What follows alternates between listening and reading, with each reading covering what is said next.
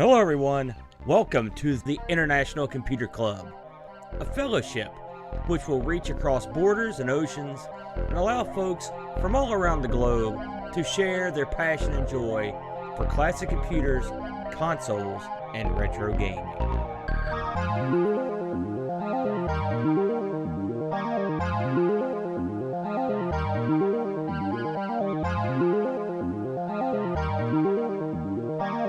Hello everyone, and welcome to the ninth gathering. Can you believe that? The ninth gathering of the International Computer Club. Your good buddy, your good pal, and the MC for this evening, Amigo Aaron, joined by, as usual, all the luminary figures in the world of retro computing and retro gaming. A big, happy group of good-looking men ready to entertain and delight and to drop a knowledge bomb right down top of you. Should be a fun few hours, and we appreciate you coming in to join us this evening. I'm going to go around the room real quick and introduce these fine fellows. If you're watching at home, to my immediate left, a well-renowned repairist, a lover of classic computing, and a man with a straight-up man's beard. It's Josh, a.k.a. 48K Ram. What's going on, Josh? Hey, Aaron. Hey, everybody. It's going good. It's a beautiful day here in Virginia. And so I've decided to stay out the rest of it inside watching with you people. I don't know what I'm doing. That's why you are a world-renowned super nerd and all-around good egg. To my immediate right, a man that has been on, I think, every one of these bad boys, straight from his menagerie somewhere in Arizona. It's Dave. What's going on, Dave? Hey, guys. It's a little warmer here. Right now we're at 88 and headed at 93. So man. Summer is here, folks. Good times. That's too hot for me, Dave. I'll be honest with you. It's a dry heat. It's yeah. a dry heat. I can tell you there's a guy I know who's in a much cooler place, I would wager, from an unknown location, deep in the man cave. Give it up for Edvin. What's going on, Edvin? Nothing much. I was going to actually present something today, but of course it didn't work out. Hey, listen. I tried to fix something and it broke. Just presenting yourself is more than enough, my friend. You're a striking figure there with your huge mug of beer. Now, this is a treat directly below me on the grid here. A fellow who we've had him in one other time, I believe, and this guy is one of the popular hosts of Retro Asylum. A great guy. It's Kitt. What's going on, man? Hey, what's up, guys? The Yankee from the UK's #1 retro gaming podcast. Very good. You know, I'm very pleased that you've hooked up with those guys, because someone needs to set these suckers straight. Every time I hear this show, one or two of them they're off the reservation. So I'm glad to see someone in there taking care of business for these fellas and shut them the right way, man. Now, groove. Right. You see a guy over here grooving to get some idiot right. I mean, he's dancing, he's prancing. I don't know what he's doing over there. It's Pajako. What's going on, man? Oh, my floor's on fire. No, actually, I'm on the exercise bike because I haven't really done anything today. Hey, everyone. So I won't be doing this the whole show. This is not like a marathon for charity or anything. So I'm just trying to stay in shape. Now, hold on. What's going on here? Look around you. How do you think that you can get away with doing exercise? I don't like that. That's not the geek way. Stop it a minute. It's fine. It's fine. Are you Chris Folds? Did I miss a memo somewhere? No. That guy is like, there's me, and then Chris Folds is so far. He's like upstairs, like that. We love Chris. Well, thank you for coming in. Enjoy your little dance there. We'll just sit back and enjoy you moving around. At the very bottom of the grid, but certainly at the top of my heart, it's our good friend Petzel. He's been globe-trotting and roving these past few weeks. How's it going, Pets? It's going good. It's nice to be at home and do some retro finally. But yeah, I've been in Michigan 2 weekends ago, Indianapolis last weekend, and again today, and then here on ICC. and you've brought us some great footage. We can't wait to check that out. We'll see that a little bit later on. We're going to let our good buddy Josh lead the dance this week. Josh has been up to something, as always. Josh, what have you been doing, my friend? Well, I've kind of been doing a lot of what I've always been doing. Well, it's funny. I'll get into this on the slide deck because I'm the kind of guy who has to put together a slide deck for ICC. You know, that's. But basically, what I thought I would talk about is the thing that it's been a periodic topic that I've addressed on my stream, and it's basically just my. This is best really described as the sordid tale of Josh tries to get a good video scaler, and I felt the need to give this a subtitle to let people know that this is not actually a talk. This is a cautionary tale, right? But well, all right. Thanks for letting me go first. Clearly saving the best for last. No, this is good stuff right away. So, I have to start with just a little bit of background. I'll try to keep it as simple as I can. This isn't intended as a technical talk. It's really just intended to address a whole bunch of questions. And these are questions that do often come up every time I do the stream and people ask about the devices that I'm using. The scaler, everyone can see this slide, right? Let me just pop over to Twitch and make sure everything looks right. Yeah, all right, good. So when I say scaler, I'm talking about something that accepts a signal. In our case, you know, we just care specifically about vintage computers. A lot of people care more about consoles, but I think most of our audience here leans more computer-y than console-y, right? It converts the signal to some other format in my case, I want HDMI, and I'll get into that. Then it also transforms the geometry of the signal, and it transforms it either in space or in time. And when I say transforms it in space, I mean it fits the picture to the output format. There's many ways to do that. Arbitrary scaling, line doubling. Some people like integer scaling because they want that pixel perfect approach, and I'll talk about pixel perfect a little bit later. But it also can transform the signal in time. So it can deinterlace frames, or it can do an inverse telecine, which is where you recover 24p from original film stuff.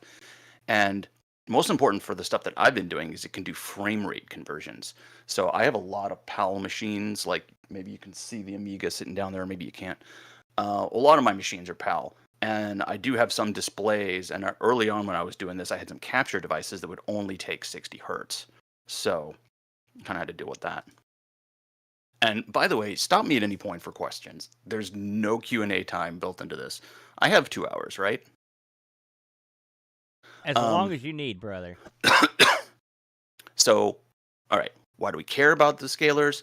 Well, increasingly, we want to display our machines on displays that they weren't designed for, right? These were originally designed to drive the scanning electron beam in a CRT, which I'm pretty sure everyone is aware of how CRTs work. This electron beam paints a line at a time across the screen, and the phosphor decays slow enough that the persistence of vision effect in your eye sees it as a full picture. These machines that we have are based on obsolete video standards, you know, RF, composite, S-video. I have a few old LCD TVs that I've been collecting that accept these old things, but increasingly TVs just don't.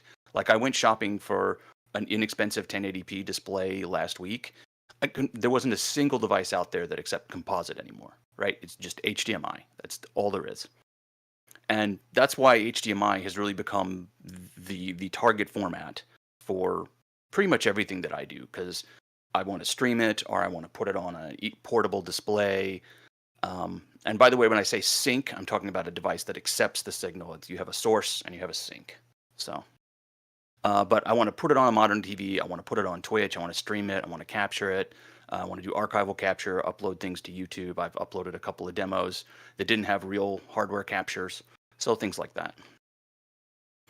And so now that we've talked about scaler, I want to mention transcoders real quick because it's another thing that comes up. Transcoders are things that convert a signal from one format to another, but they don't typically change the geometry or the timing of the signal. So you can think of like an RGB to component transcoder or a S-video and composite to component transcoder. You may have seen, like, there's a device called the CoreU, which is typically used in conjunction with an OSSC, open source scan converter, to allow you to use video, standard def video, S-video composite into a device that doesn't normally affect it. So that's transcoders. Those are mostly out of scope for this talk. I'm just going to be talking about devices that I call scalers. Yeah, and Manic Weiner points out that, yeah, in that case, a transcoder is taking one encoded digital format and turning it into another encoded digital format, possibly affecting the geometry because it will scale down, things like that. So yeah. Line doublers, another side note, does what it says on the tin, right? It gets in, say, 480 lines interlaced, which is 280 line field, and it doubles every line to 480 lines. Or if you're in PAL, it goes up to 576. 288 to 576, I think is the PAL. These are useful in a couple of different places. There's a couple of devices out there that do this. The OSSC specifically is a line doubler. It calls itself a scan converter, not a scaler, because of that. So you feed it in 480i, you're going to get 480p. You feed it in 240p, you get out 480p, right? But line doublers can also multiply by more than just 2. And in fact, that's where the RetroTink 5X got its name, because it could quintuple the lines to get to 1080. But one thing that a true line doubler or scan converter can't do is it cannot output an arbitrary output resolution, right? It's always going to be an integer multiple of what it receives. So if you want something like 720, it's not really a good way to get directly to 720 with a line doubler.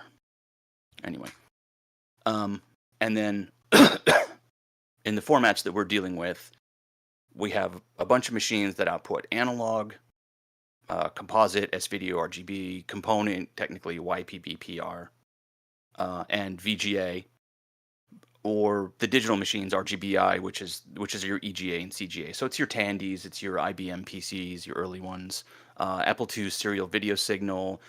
If you have machines that output DVI, like maybe you have an F18A in your TI, you're going to get a digital signal out of that. But again, it's typically a low resolution digital signal because it's just line doubled from whatever the internal chip can handle. So why is this not easy? Because most of these machines, or I don't know if it's most or just a lot, or maybe it's just most of what I own, they play pretty fast and loose with the video signal timing. And CRTs were just totally cool with this, right? They don't care. But, you know, if I try to feed something into a modern HDMI TV and it's not the right timing, not the right number of lines, it's either going to look like garbage or the TV's going to say, "What's this, Willis?" and, you know, tell you to take a hike. The built-in scalers. So when you put something on an LCD TV, it has a built-in scaler. And those scalers are typically designed for movies. They're not really, all they're intended to do is take your ancient DVD and blow it up to 1080. So they have a lot of problems. They can introduce a lot of latency. They can cut off the tops and edges. If you've ever played a game on a TV and, you know, the score bar at the top is like missing. Amazingly, this is not easy, and a lot of devices just do a really terrible job at it. And just a quick rant about CRTs. Yes, I know they exist. Those of you who know me and were at Boatfest last year know that I sold my last CRT last year at Boatfest because I decided that I just don't need them in my life. A lot of people do, and if you're cool with that, great. You can stop watching. But for my purposes, I just wanted to head this off. Like, yes, CRTs are a thing. If you love them, great. If not, keep listening. And finally, this is the talk, but it is not the talk where I tell everyone to go out and spend a lot of money on a RetroTink. not everyone has these sorts of budgets. A lot of the reason I wanted to do this was to figure out, is there a way to do this where I don't have to spend a ton of money? So I'm not telling you that you have to spend a ton of money to do it right? The point is just to have a setup that you're happy with. Yeah, exactly, Pajako. So getting into that, we will have a brief history of me and video scalers.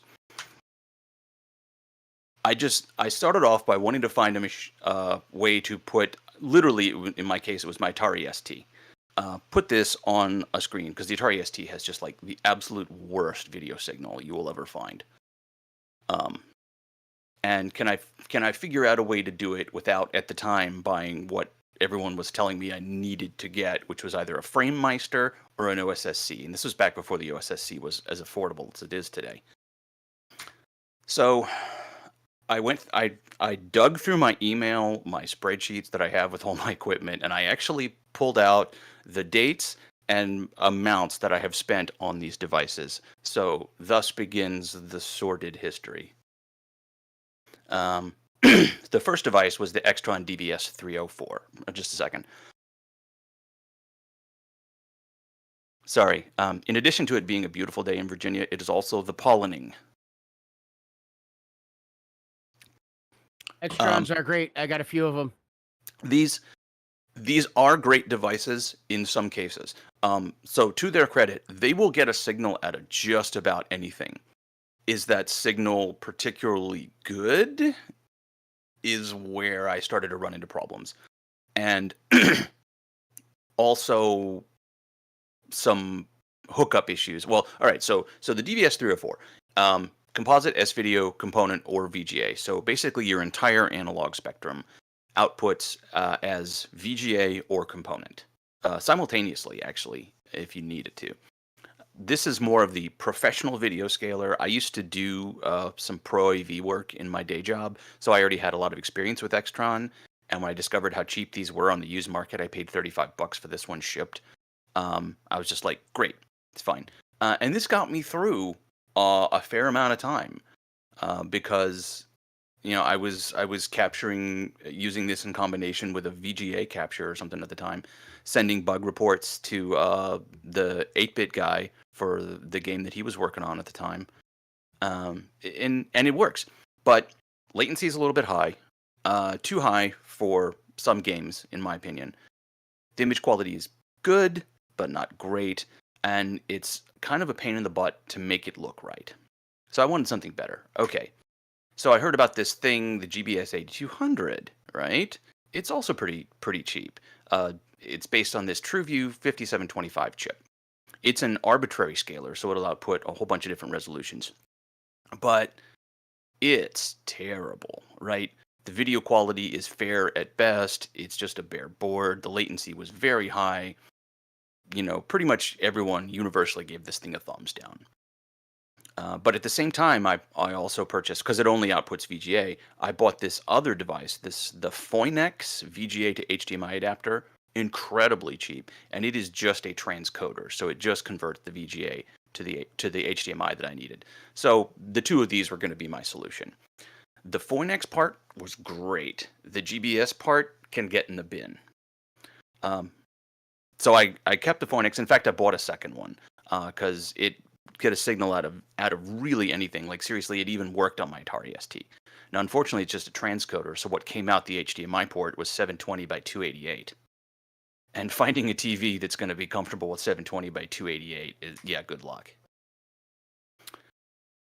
So finally, I said, screw it.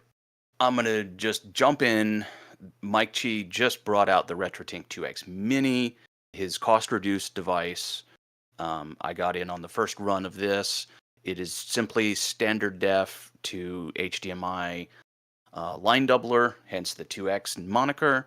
Extremely low latency, captures the overscan, doesn't cut off any part of the image, really good output. For standard def, this was the bee's knees. And in fact, I bought a second one later because Mike made it pretty clear from the get-go that this was liable to be a time-limited device. And of course, it is, because he don't make them anymore. I'll get into a little bit of why in a bit. So that was great for standard def, but I needed something that can handle SCART, because around this time was when I got my first Amiga. So of course I have to jump down the Amiga accessories rabbit hole, right? I'm contractually obligated to by owning an Amiga. So I didn't really feel like ponying up for something like an OSSC. Again, still kind of expensive, or maybe they had gotten less expensive at the time, or it was an availability problem. I don't know. But anyway, I said, okay, $36. I'll get this thing. Everyone has one of these things. I'll use it, and it works. Like it does the job. But the latency, I could really feel it on the mouse. Yeah, everybody has this box, some version of it. People call it a whole bunch of different things. I call it the Flylink, but it looks exactly like this. It's perfectly square. SCART and HDMI in on one side, HDMI out on the back. But the image quality is a little bit garbage. When I'm moving the mouse on my Amiga, there's lag. It's tough to hit a pixel. That on-screen display that comes up, you see, you know when a streamer is using one of these things, right? Because they turn on their console, they reset their console, and you get this giant OSD, and it just hangs around for like 15 seconds. Super annoying. Yeah, and that's the thing, Aaron. You know, none of this is revolutionary. I'm just stepping through all the things, going, okay, somebody's done this, let me do this. Somebody's done this, let me do this. Let me see how it is, and you know. It's eerie how similar our paths are right up the scale. My journey here is not unique. The path of my journey is not unique. The length of my journey may be. We'll see about that. So I didn't like it, but since I bought this, I have discovered that, you know, there are people out there who are using these things and playing games with them on Twitch, and I'm like, how are you using this garbage? And finally, I sat down with one of them, either on Discord or something, or maybe someone had a different one of these in person. I looked at it. It's a completely different board inside from what I had. So there are multiple versions of this device out there. You may have one that is very low latency compared to mine. You may even have one that's higher latency than mine. I don't know. But as far as I can tell, there's no way from the outside to identify whether you have a good Flylink or a bad Flylink. Like, are you a good Flylink or a bad Flylink? You don't know until you turn it on, try it, or open the case and look at the board. I would love to actually figure out what the difference is and see if there's any way to make the bad ones less bad. Yeah, I think there's one guy in China who makes the boxes, and there's 10 million companies that makes the innards. Because I have bought a couple of these from Amazon, and although the exterior looked exactly alike, when I opened them up, it was entirely different innards. Yeah, and that's exactly what it is. Exactly what it is. Yeah. And I was looking to see if there was a way to identify it. Like, you know, some of them have a slightly different color audio jack. Does that matter? No. There's no way short of opening the thing up or testing it to see if the one you have sucks or not. Mm-hmm. Sorry, just get some windows back here. Yeah. I actually even bought a good one so I was using the vendor on Amazon, right? So I bought a good one on Amazon, and I bought a bad one on Amazon. Mm-hmm. And then I wanted to go back and buy the good one again. But by the time I bought the good one from the same seller, it was already a different product. Yep. Right. When I got it home, they're crazy. Yeah. It's an absolute crapshoot. Let's see. Yes, the AliExpress lottery. That's a good way to put it. So finally, I did the thing. When the RetroTank 5X came out, I sat there with my finger poised above the F5 key and pounded that sucker until I bought one. This was the original first release price, $275 plus shipping, so I paid $284 for this thing. They're more expensive now. They're $325 plus shipping. He's raised the price twice. But this is a universal arbitrary scaler, so pretty much every analog input you want. Originally, he was not going to have SCART on this thing, but the community convinced him to. Yeah, eBay scalpers, they can also get in the bin. And please, no problem with interrupting. I'm happy to answer questions. You know, Let's make my journey worth it to someone else besides me, please. So it's an arbitrary scaler, multiple output resolutions. It can do just straight up line doubling to 576 or 480. It can do 720 output. It can do 1080 and a bunch of different flavors. So it can actually do a 5x integer where it overscans 1080 a little bit. So you cut off a little bit on the top, a little bit on the bottom, but it's an integer scaling. And for people who want integer scaling, it looks, I mean, it's pixel perfect, right? That's for the pixel perfect crowd. The latency is almost non-existent, way subframe. So people who don't know, a frame of video in NTSC land it's 16.6 milliseconds. In PAL land it's 20 milliseconds. By about 40 milliseconds, you humans start to be able to detect audio being out of sync, and I think after 3 frames, 50, 60 milliseconds, you start to feel it in a game. So anyway, I bought this thing. It is a console first device. And like, okay, I knew that going into it, but what I didn't expect was it to have severe issues with a bunch of the particular European vintage computers. Like, it didn't work at all with the Spectrum when I first got it.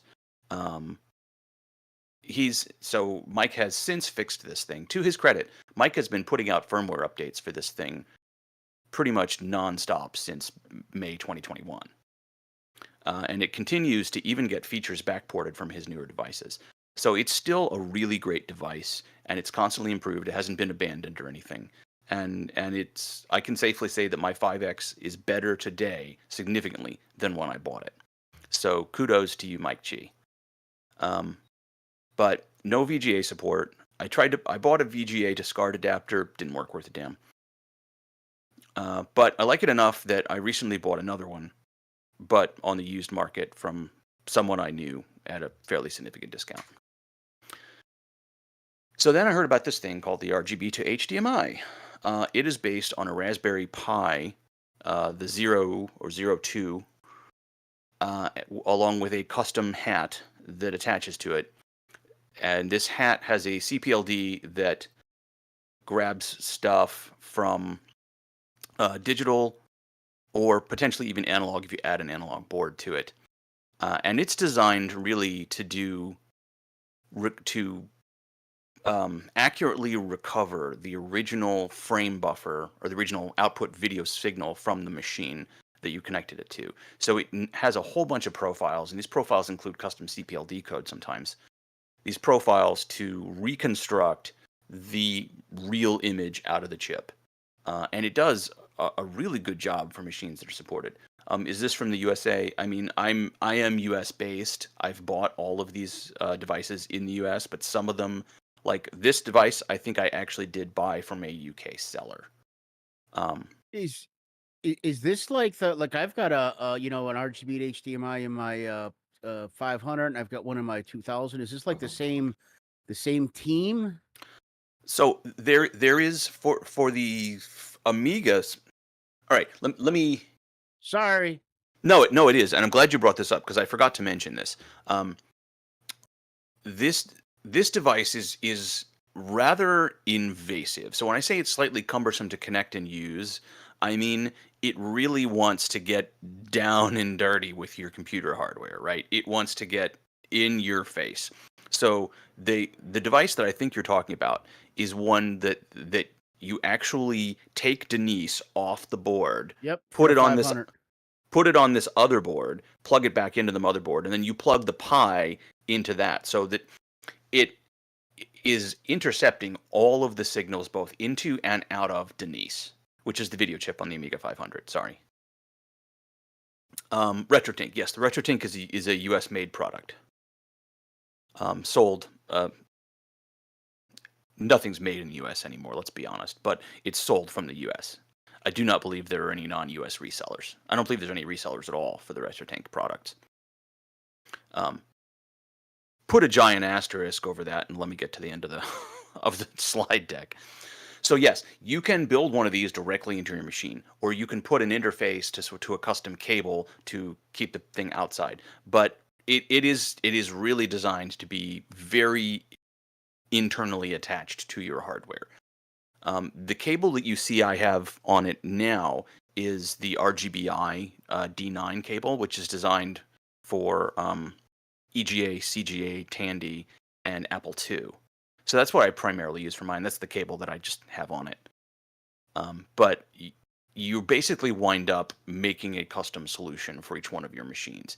It is not a universal device. For starters, I don't think it can handle composite or S-video at all, right? It has to be either analog going into the 3-bit converter, which gives you RGB 333 decoding, so up to a total color palette of 512 colors.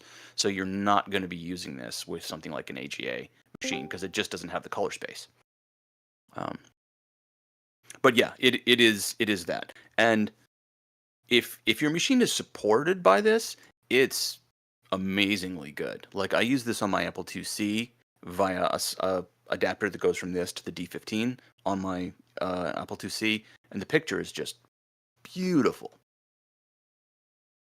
So I'm actually going to purchase another one of these soon because the CPLD that they've used on this board is now end of life. So I need to get another one before that board disappears.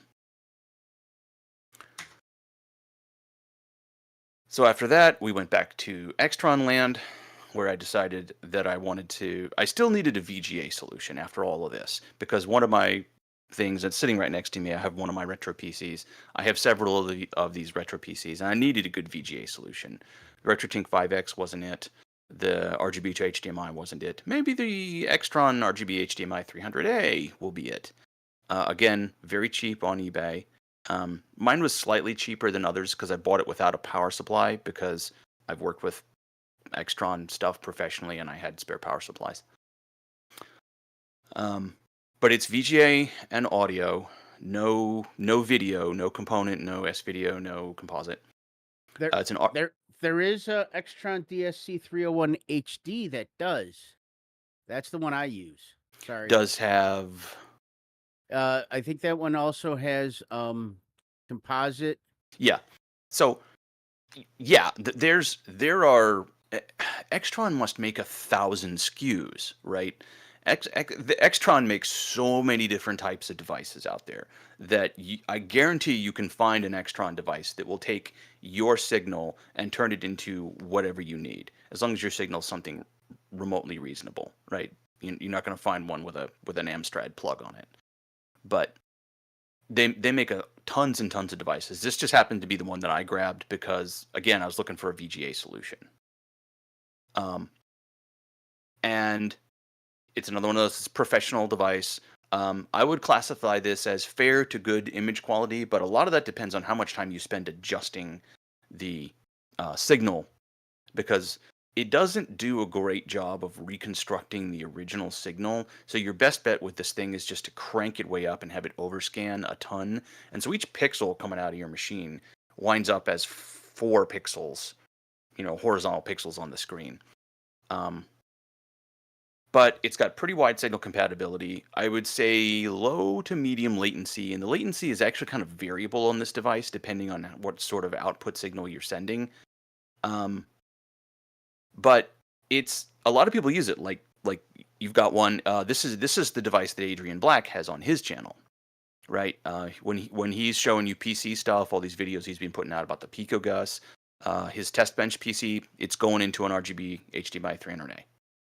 All right, lots of people use these things, and there's a ton of them on the market, and it does a fairly decent job. And particularly if you're going to split your computer out into a VGA splitter, route your gameplay to one monitor and stream to another, you don't care about the latency, right?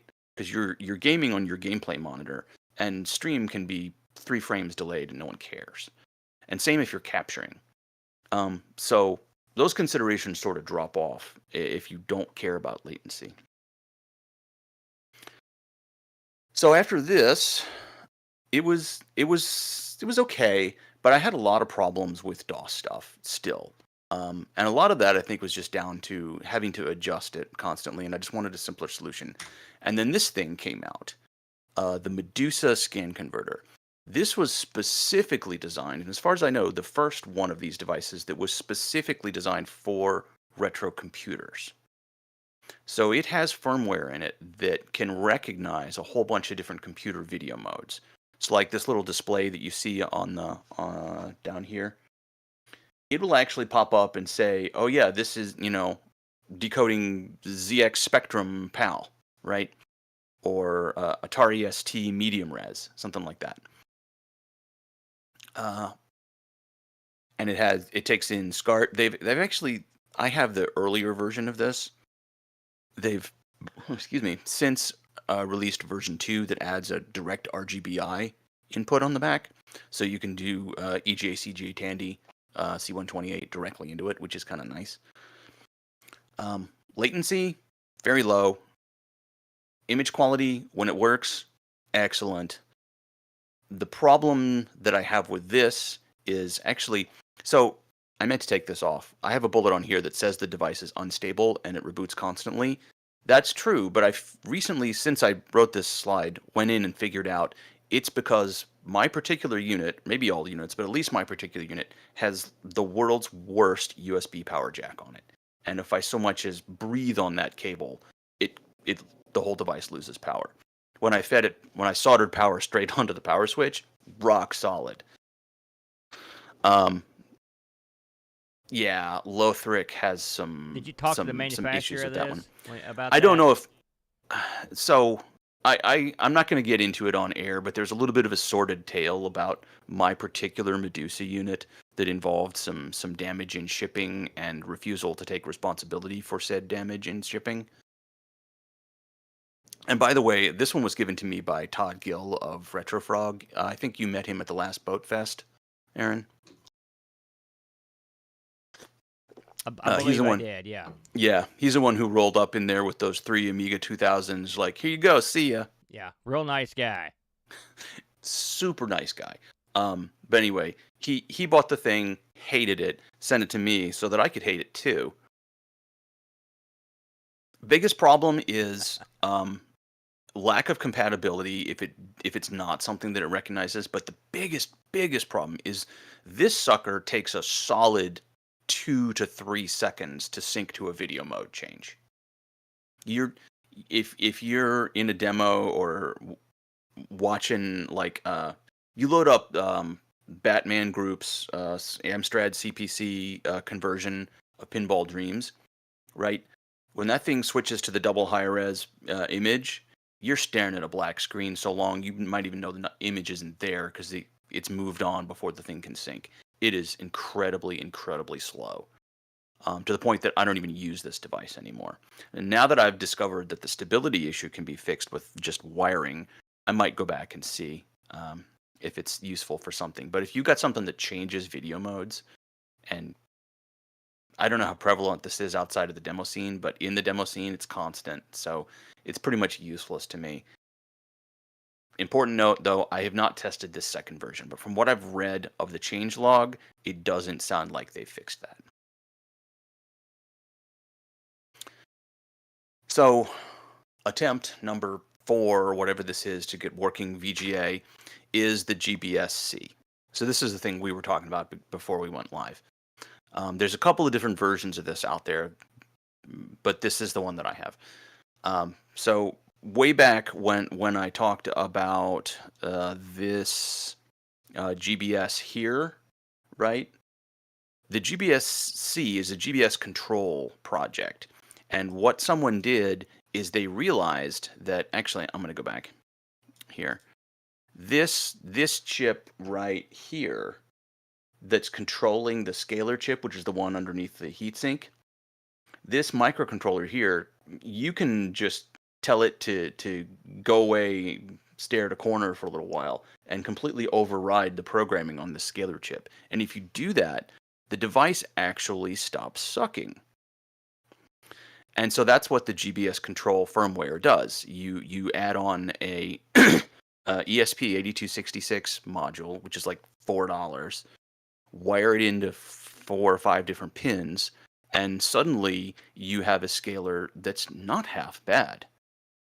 I bought this one completely, already done, integrated on AliExpress for 63 shipped. They're a little more now. Everything is.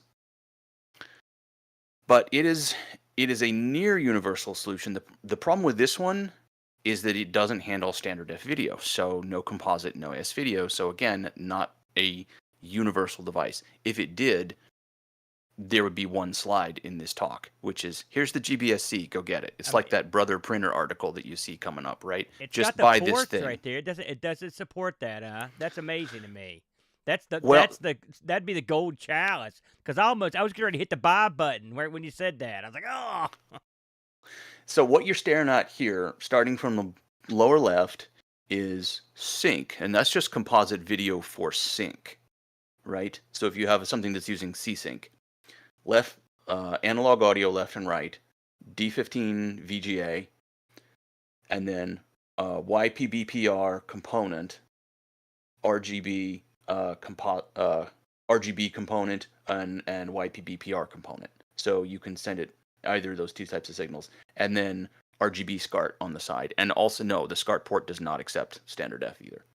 The chip physically can't do it. It doesn't have the hardware to decode standard F video. It can only decode component and RGB and YPBPR. But for the devices that it works, it's great. Like my complaints with this device are down to the web-based user interface, right? That's the only thing left I have to complain about this device. It's inexpensive. It's available everywhere. If you have a SCART-based machine and don't want to shell out for RetroTink stuff, anywhere between $60 and $90 gets you one of these things, or less, if you happen to find one used somewhere. Hi, Petzel. They're just great if it does what you want it to do. I had this device at Boatfest last year, connected to the and it wasn't the NABU. It must have been the Atari ST, and one of the weirdest machines out there to handle is Atari ST video, and the GBSC is like, nope, bring it on.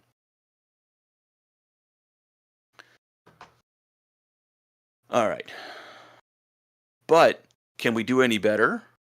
Right? I was alerted to this device on AliExpress, the modified GBSC, where someone has basically, if you see down here on the lower right, glued a transcoder into a GBS. So this thing accepts S-video and composite here, turns it into component, and feeds it onto the rest of the GBS board. So I'm like, beautiful. They've finally done it. My prayers have been answered. Unfortunately, the transcoder that they glued on is made of cheese.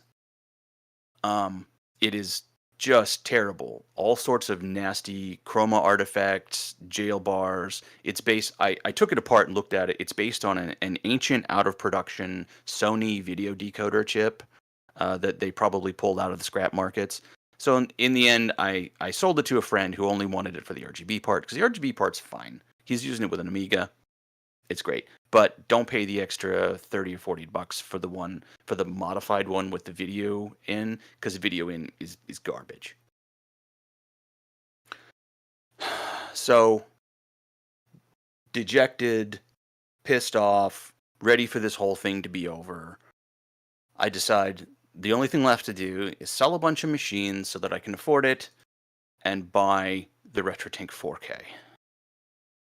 So, a moment of silence, please, for my wallet.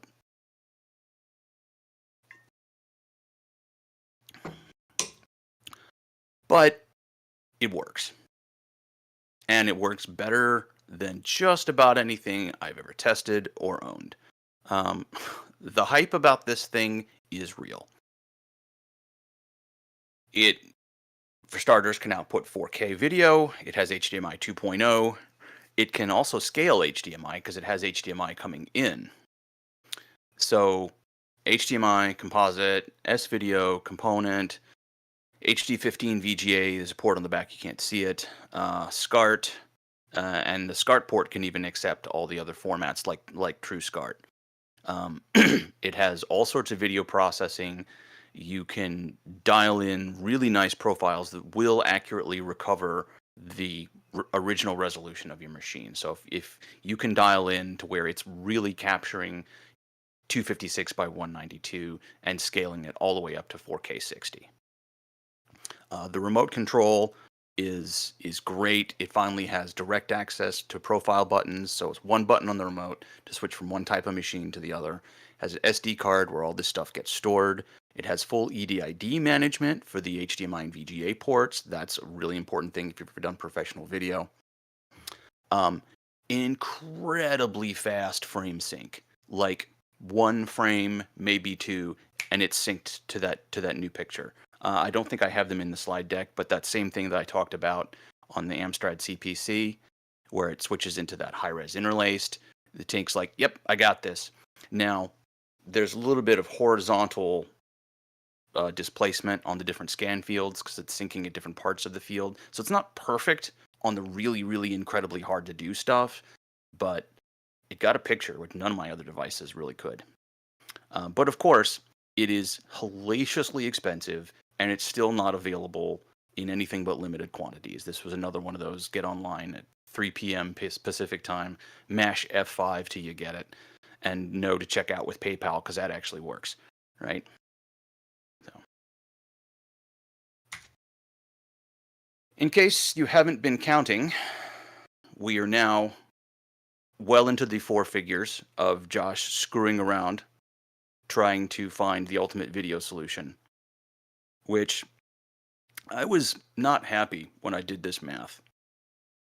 But you know, I'm here to save you all from having to go through this too.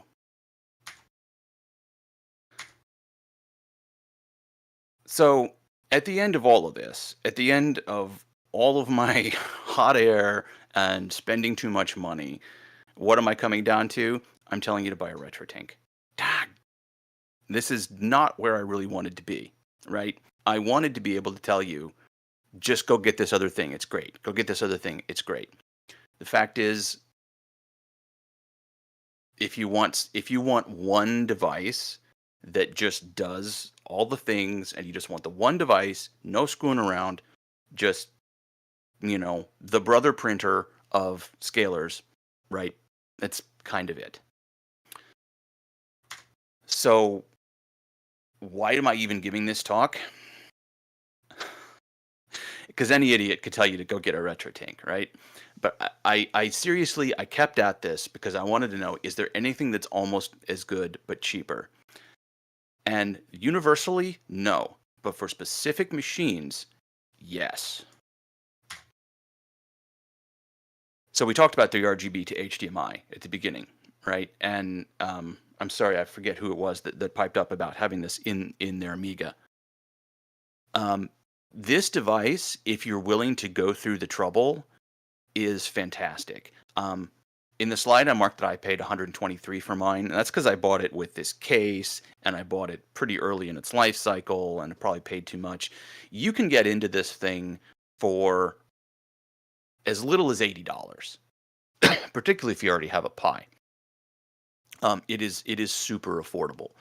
But like I said, pretty much everything hooking this up requires modifying your machine in some way, or dealing with some other limited RGB. Like if you're willing to use the analog input, you're going to get the 512 colors. And it's not the 512 colors that your machine outputs, it's the 512 colors that it can decode. So you're going to get the closest one. It's not great for analog, but for digital, beautiful. And we talked about the fly link. And the fact is that you have a non-zero chance of getting one of these things and having it be just fine for your purposes. People use these things. You might have to buy maybe 2 of them, maybe 3 of them. I don't know, but they're so cheap. You know, you're not even a RetroTink 2X Pro by the time you bought 3 of these things to find one that's good. So if what you have is and I forgot to mention that its SCART port actually does accept composite and S video, so it is a multi-format scaler. So you can plug you can get that cheap little SCART adapter. I think I have one. Yeah, here we are. Just one of these that gives you composite and S video to SCART. and it works beautifully. The other thing that's interesting to know about this device, and you didn't hear this from me, but that HDMI input right there, when you have it selected to the HDMI input and using it basically as a pass-through, I don't know how it does this, except for Chinesium, it breaks HDCP. So if you're trying to stream a game from a game console that's outputting encrypted video, PlayStation, and you feed it through one of these, it will actually strip the HDCP. But, I didn't say that. That's its best feature, Frank. It's kind of amazing. When it was pointed out to me that it did that, I'm like, no, you must be confusing it with just, deauthorizing. But I hooked it up and was like, nope, it's totally authorized. It's totally breaking the HDCP. I don't know if anyone out there remembers the HD Fury from back in the day. Anyway, the GBSC, if you don't need composite NES video, here you are. Just buy one of these, hook it up. I've had 3 or 4 of my different friends buy one of these things now, and they use them with all their UK machines, BBCs, Spectrums, Amstrad, Modulo, weird Amstrad issues. How does it go with like a DOS computer? For DOS, it is complete and utter fail. Yeah. And that is because, I'm sorry, I forgot to mention this back when I was talking about the device. That VGA port right there will not handle anything higher than 60 hertz. And for those of you who don't know, if your console DOS stuff is 70 hertz. It's 70 hertz at like 640 by 400 or something. It's really weird. The Extron will do it, but you have to dial in the settings for it. This one doesn't even try.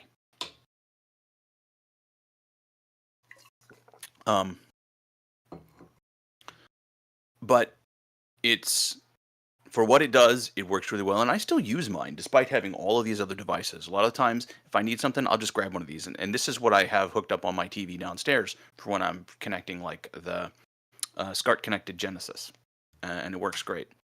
But you don't even have to buy one, right? You can just build the thing. I literally built one on my stream last week, and this is it. So what you're looking at on the left is a little bit of a different type of board. Remember, this firmware is a scaler for. Let me try again. This firmware is designed to work on TrueView 5725 based scalers. There is another board I've recently discovered, the VC9900, that actually has, you can see it here, it's got an HDMI port. So this solves the problem of having to transcode the output from the GBSC.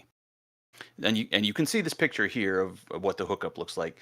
You have to tack a wire onto one of these PLCC pins on the original microcontroller, and then solder over here to the serial lines and power. It's not what I would consider particularly difficult soldering, but it ain't like beginner level either. But you can see it is, in this case, it's hooked up to my Spectrum Next and plugged into a variable frame rate monitor. And it's like, yeah, this is a 52 hertz video signal. I'm cool with that.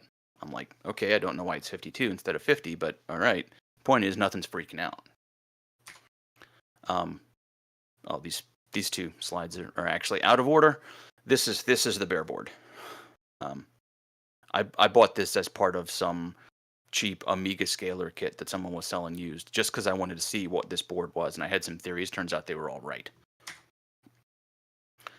And then finally, I almost didn't put this slide in here, but case 4 are the knockoff devices.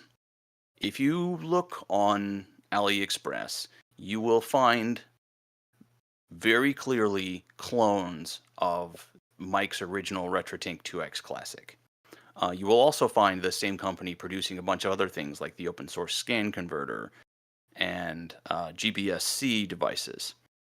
But the only reason I wound up leaving this slide in here is that I want to say, I'm not going to call them out here on your stream and court the chaos, but if you want to know more, talk to me. These are cloners, right? They stole Mike's design. They have stolen other people's designs. They produce them and pawn off support onto the community and the original manufacturers, the original hardware designers. As I say in the slide, they don't support the designers, they don't support the community, don't support them.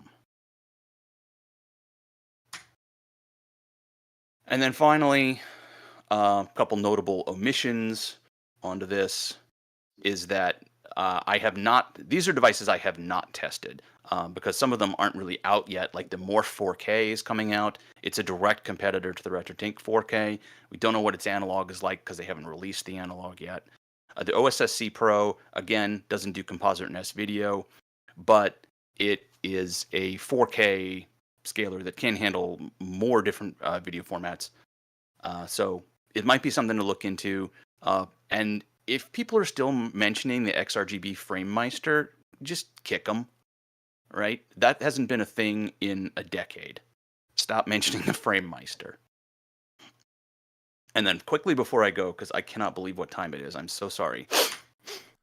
The case for 4K from vintage computers is actually fairly significant, but for two reasons. One is that 4K TVs are a thing now, and like I mentioned at the beginning, when you're feeding into the TV and relying on its internal board to scale up the picture, you can wind up with all sorts of artifacts and latency. Whereas if you're feeding it directly 4K, you don't have to worry about that, and you're basically bypassing its internal scaling. And then finally, this is something that I've really come to love since buying this device and seeing the updated firmware for the RT5X, is CRT simulation. For those of you who remember the old scan lines on emulators, they have matured. So what you're looking at right now is a comparison, and this is an actual photo of my 4K Ultra HD monitor here. A photo of the output from the Retrotink in bilinear sharp on the right and using a CRT slot mask filter on the left. And my personal opinion is that it is beautiful. I'll leave this up here just a little bit longer before I move on to the next one, which is comparing to an actual Commodore 1084.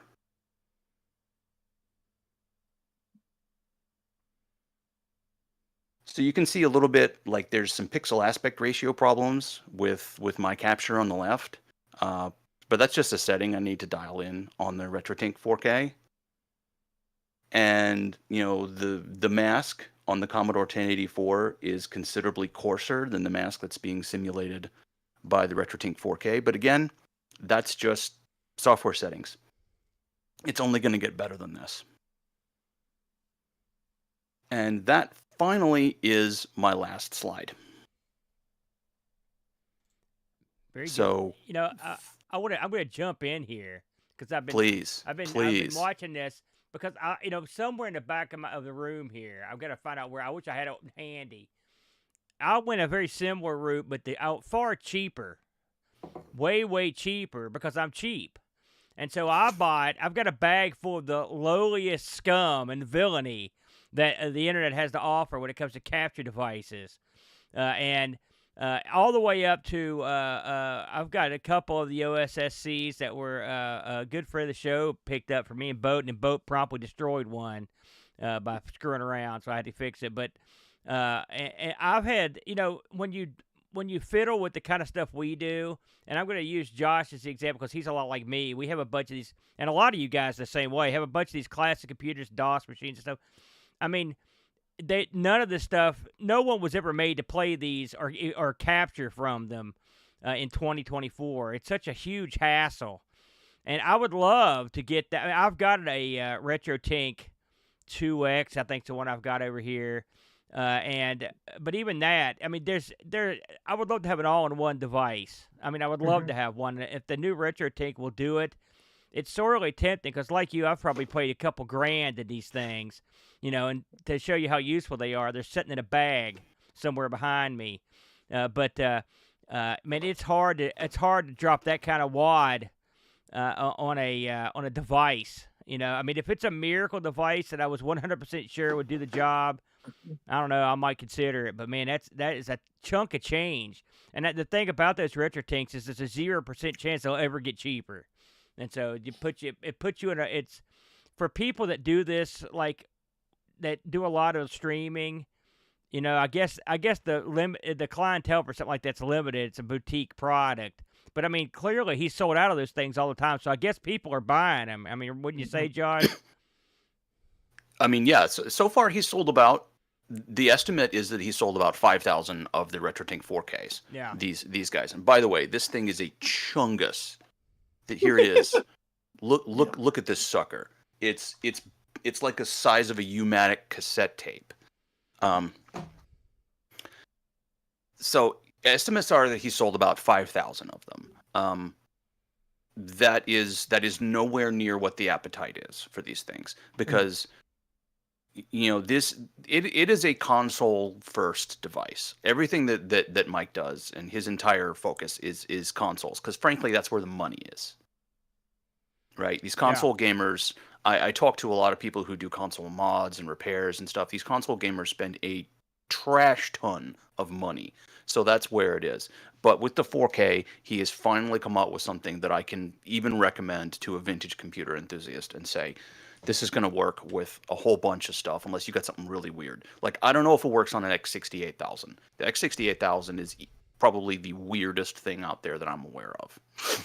How is the DOS support on that thing? Fantastic. Really, with multiple frequencies and everything, switching the whole 9 yards? It takes about 1, maybe 2 frames to change resolutions. Wow. It's just bam. Because it's so It's hard. And you know this. Anyone that's tried to capture from a PC, holy smokes! I mean, you could try everything. It's so tough, to do it. I mean, that's sorely tempting. So if you caught any of my streams where I was playing the Journeyman stuff from the Retro PC, we ran some demos before that. They were all run through this. All run through this. I was kind of wondering how you were doing that. I meant to ask you when you were doing it, because I did catch some of those. Yeah. That looked solid too. It looked real good. But the other thing I will say, that VC 9900 board, this one right here. Yeah. When I hooked this up to the Retro PC, it also handled DOS console mode. Huh.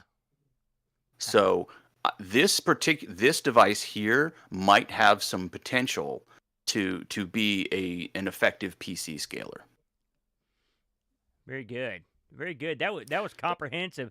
I like how you went through your history, because it made me feel slightly less dumb than I did before. Because I'm sure I'm not the only one out here. I almost didn't do that. Go ahead. I do have a couple questions. Sorry. This is a project near and dear to my heart, right? One of my issues too is I have a lot of machines, right? And every time I want to play one, I gotta buy 10 RetroTinks or 10 of these things, right? Have you ever played with the Kramers? I got a Kramer VP729 that I'm in love with. It'll do all kinds of stuff. I just wondered if your thoughts on that. If you'd ever had the Kramer, thoughts. I have used Kramers professionally, and my opinion of it is that I would take a dump on a Kramer, except that it's too unhygienic. Wow. But don't hold back, Josh.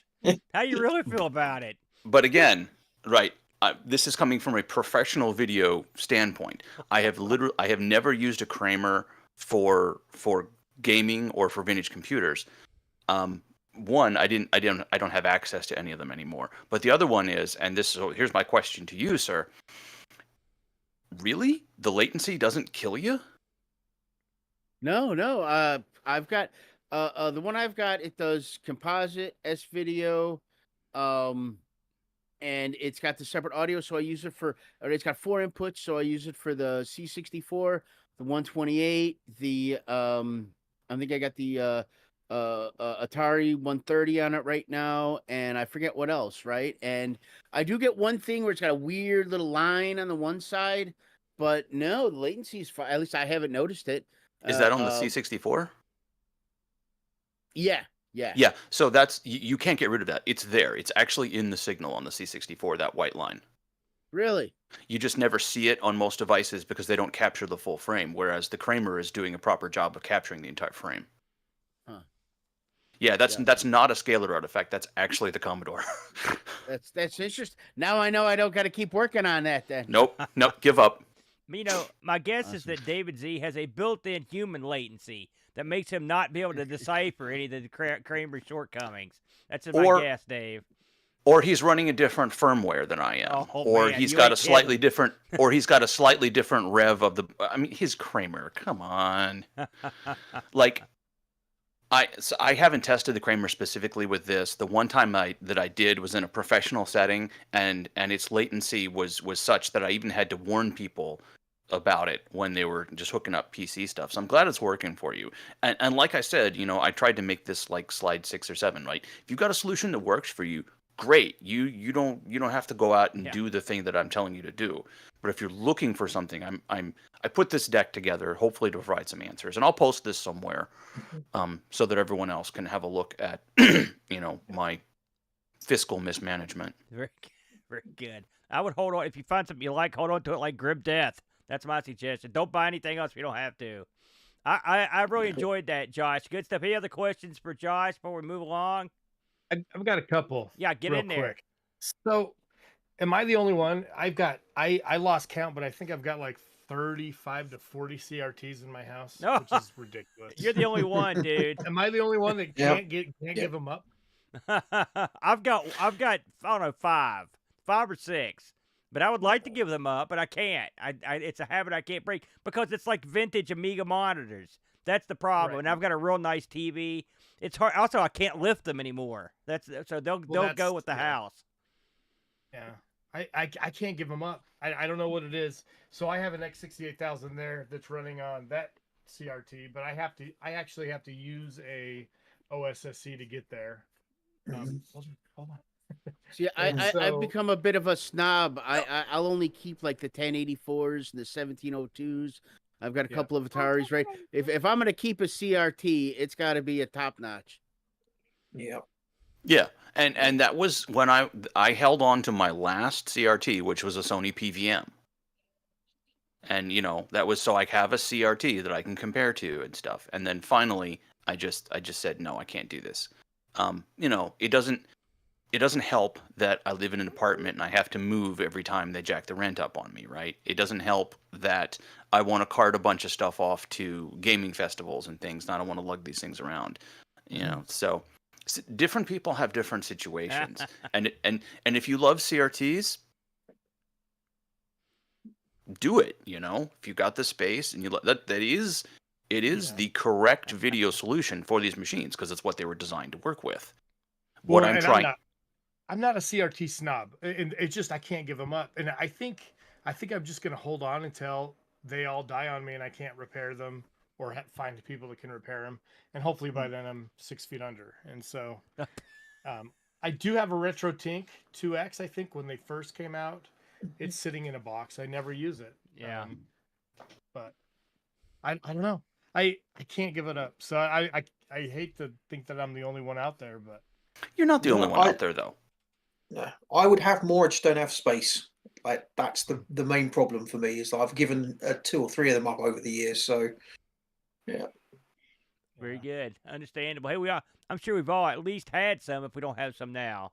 But listen, I'm going to look into a couple of those things, Josh. You probably cost me some money just now with that with your speed. Yeah. So I will say I will leave with 2 things. One, the 5X, the 4K, the GBSC will all be at Boatfest this year because that's what I'm using to run my stuff through. Beautiful. And the other thing is that VC9900 GBSC that I put together on stream, that's going in the auction at Boatfest because I don't need it. There you go. Look, if you need any more provocation to come to Boatfest, you can load up. I want to check those out when you bring them over, so that'll be great. Yeah. Thank you very much, Josh. That was excellent. Very informative, man. That was good stuff. Yep. We'll go ahead and switch gears here. First of all, we had a couple people sneak in during the presentation. Let's give a hearty hi-ho to our good buddy. The doctor is in. It's the drone doctor. What's going on, Doc? Big howdy-ho. And then also I saw down in the corner, he snuck in. It's our good buddy, Mitsuyama. What's going on, Mitz? Hi, everyone. Good to see you, man. let's change gears here and keep it in England, brother. We're gonna go talk to our good buddy Pajako, who's put together something. HappyCoding just made his appearance. What's going on, Happy? We gotta say hi to you before we move along. Hey, boys. Pajako, explain to the crew here what we're gonna be doing here, and then I'll throw it over to Dave. He's gonna show your video. Okay, cool. Can you hear me okay? Because I've switched mics since I joined. Is that okay? Yeah, sound good. Sweet. Yeah. So this is one of these projects that just kind of scope creep is probably the best way to describe it. It started out as I'll just do this little thing for fun, and before I knew it, I was knee deep in Photoshop and buying stuff on eBay. But it turned out to be a lot of fun. I'll tease it a little bit. Basically, I took these and made them smaller. That's all I'll say. There you go. That's all you need to know. So yeah, Dave has got a video that Pajako has prepared for us. Dave, do you think you can get this thing trucking over there? Let me get Dave set up here. All right, here we go. This is Pajako's interesting tape project. Be sure to let us know if there's any problems with the audio, if you want it up or lower or whatnot. There you go. Fire it up, Dave.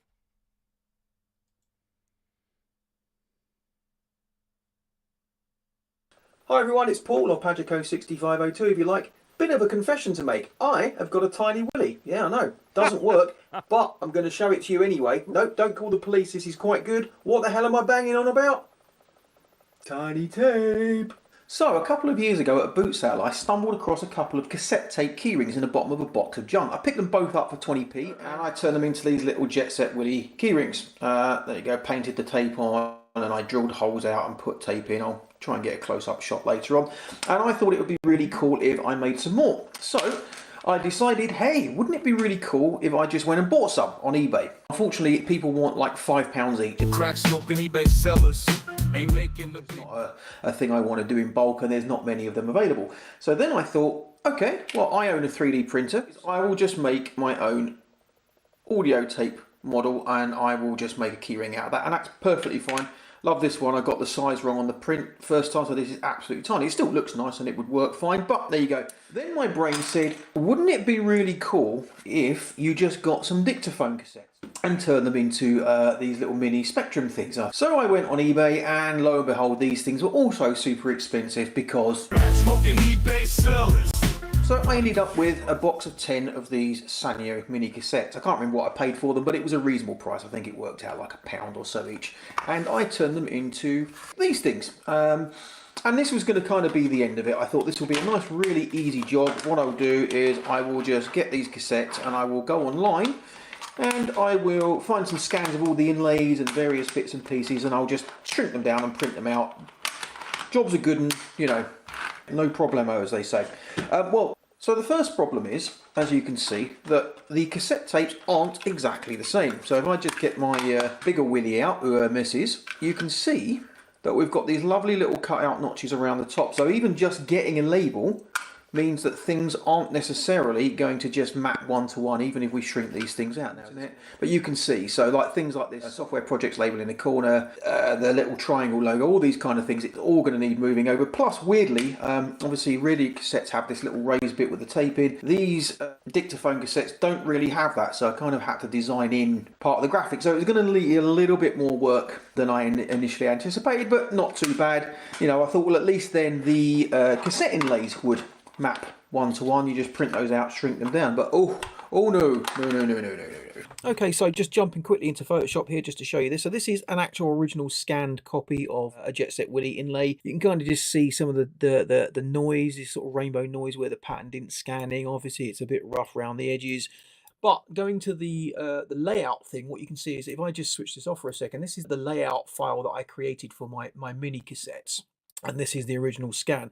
So I'll just turn the opacity down a little bit, just so you can see this. But if I now scale that down, and even if we take just the front cover, the Jet Set Willy front cover, and try and get it to about the same width-ish, you can see that basically there's a bit in the top and the bottom that's missing. You can now see that, okay, just about the spine fits, but now you've got that bit on the edge that doesn't fit, and then that doesn't fit. So then you kind of got to chop everything up and then effectively just get it all kind of laid out in a way that it kind of all fits. Some of the images were quite bad quality, so I had to then find a decent version of this and then use some generative fill to kind of fill in the top of this and tidy it all up a little bit. And then I think I mentioned, or I may mention later on in the video because I'm post editing, is that a lot of this text I had to then find, and this is all actual text, so that I could kind of move it around and line it all up.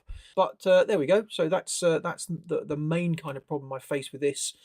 Just finding decent quality scans and finding text actually when you start rebuilding that is quite difficult. As I'll get into later on, some of the fonts are quite problematic. This is quite easy because it's pretty much just like Arial or some fairly standard font, but we get into some wacky stuff later. Good. So what I ended up doing was completely pretty much recreating all of this from scratch.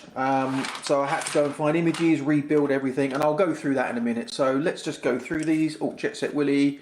I did actually find a decent quality scan of that, so that was able to be printed out and shrunk down. Let's have a quick look at these and we'll get into some of the digital stuff and some of the fun. So we did Jetpack, which is kind of cool. Oh yeah, and also I even printed out tiny kind of little price labels, and even that was a little bit more trickier than you'd think it was, because just trying to find photographs of these online wasn't exactly easy either. So I did Ant Attack.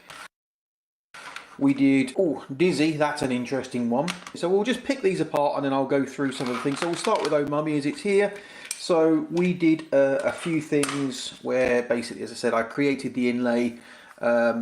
So Future Paul here, just having a quick look at the Mummy one, and I realised this was probably the only one where I didn't actually need to do all of the text and everything. The scan of that was actually pretty good. No, it wasn't one of mine from my massive collection of Mummy cassettes. Actually, the only thing I did need to do was find a better version of this image, because in the scan I had, it was quite grainy and quite horrible, so I found another one. But we still needed to kind of chop it up so that it would fit kind of into the template. So there's still a little bit of work, but not quite as much as some of the others. And then some of these, I don't know if you can see that there, basically I had to glue some bits together. So it's not perfect, but it'll do as a quick kind of little shelf trinket kind of thing. Actually, what I did was I forgot to do the side 2. So at some point I will go back and reprint that, but it's there. But you can kind of see that one of the things I tried to do was match the colour of the tape, because these are clear. But if we look at the original kind of Mummy cassette inlay, and then we take a look at my tiny miniature bin in the wash version, you can kind of see that everything is pretty much roughly the same. So Future Paul here, as usual with these things, I'm starting to run out of time, so I'm going to basically show you some nice pictures of the cassettes up close, because that's really what people want to see instead of listening to my stupid voice. But I do want to go through the process of recording the audio samples onto these little cassettes and playing them back into a Specky. So here's some nice pictures, and I'll speak to you in a second. Tape rewinder, Specky tape game loader.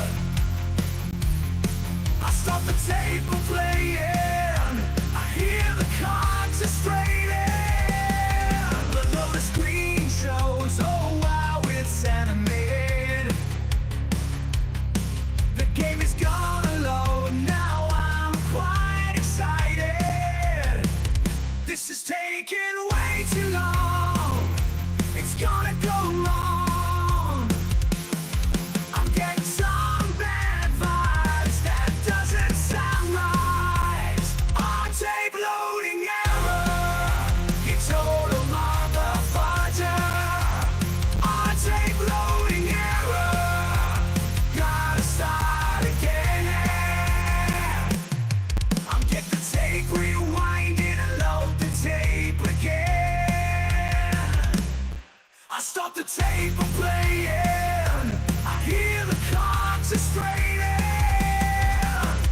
Load it shows again. There are those animations. Is it gonna load now? I got some anxiety. Yeah. On tape loading error.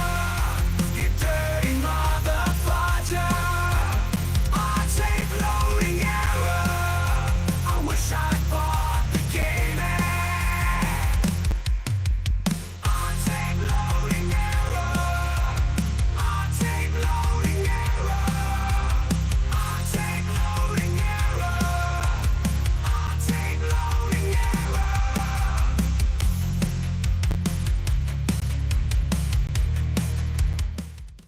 And so the next part of this puzzle was, well, could we get the audio onto these cassettes? So I basically converted the files from TZX to WAV and then recorded it onto the tape. And here we go. And you can hear how noisy it is. Believe it or not, it actually works. But the problem that I found with some of these cassettes is that they are a little bit tight. So what's happening, and it's not the batteries, is that some of the cassettes are wound quite tightly, and it just means that the cassette recorder, dictaphone cassette recorder, doesn't play at a smooth speed. I guess it's fine for voice recording. Initially I thought it may be the tape belt, so I got a tape belt to fix it, but in the meantime I wanted to validate that, and I bought another one, and it has the same exact issue. Some of the tapes are incredibly tight, so I built a hand windy thing and basically go back and re-record everything. But I'll cut away in a second, and I'll show you the recording process. So what we're going to do is I've actually rewound Jet Set Willy, as I alluded to in the intro. This didn't work, so what we're going to try now is we're going to try and re-record the audio back to this cassette and then load it into my Specky Next. So here I'm using a piece of software called Tapier or Taper, I'm not quite sure how you pronounce it, but basically open your TZX file. In this case I'm going to use BombJack because I had already done all of the others, just to prove the point. And then you basically play to WAV, select a frequency. I just left it on defaults. Give it a file name, which unfortunately you can't see here because it got cut off on my screen grab. Hit save, and then it just bombs out the WAV file. And then in Fuse, the Spectrum emulator, I'm just going to validate this WAV works. And Fuse actually opens up wave recordings. And as you can see, it's loading the BombJack file just fine. It does it fast, so you don't get to hear it, hence why I played the sample. But you can see what it works. So I know it works, so now I'm ready to record my WAV to the dictaphone tape. So fairly straightforward setup here. This is just my Windows laptop, Windows Media Player playing the WAV that I'd created for Jet Set Willy, not BombJack because I wasn't recording BombJack. And then the setup here is just a standard Spectrum audio cassette lead with the mic and ear thingy. I had to get 2.5mm jacks to go to the dictaphone, and if you listen carefully you can hear it recording. And that's it, basically record it to tape and then plug it back into the Specky and go. We've got the cassette loaded up ready to go. That'll do. Right, let's go to more. Tape loader. Going to go for 48K mode. And now we are hopefully going to start the tape. Might not work. I might have not recorded it at the right volume. So let's go.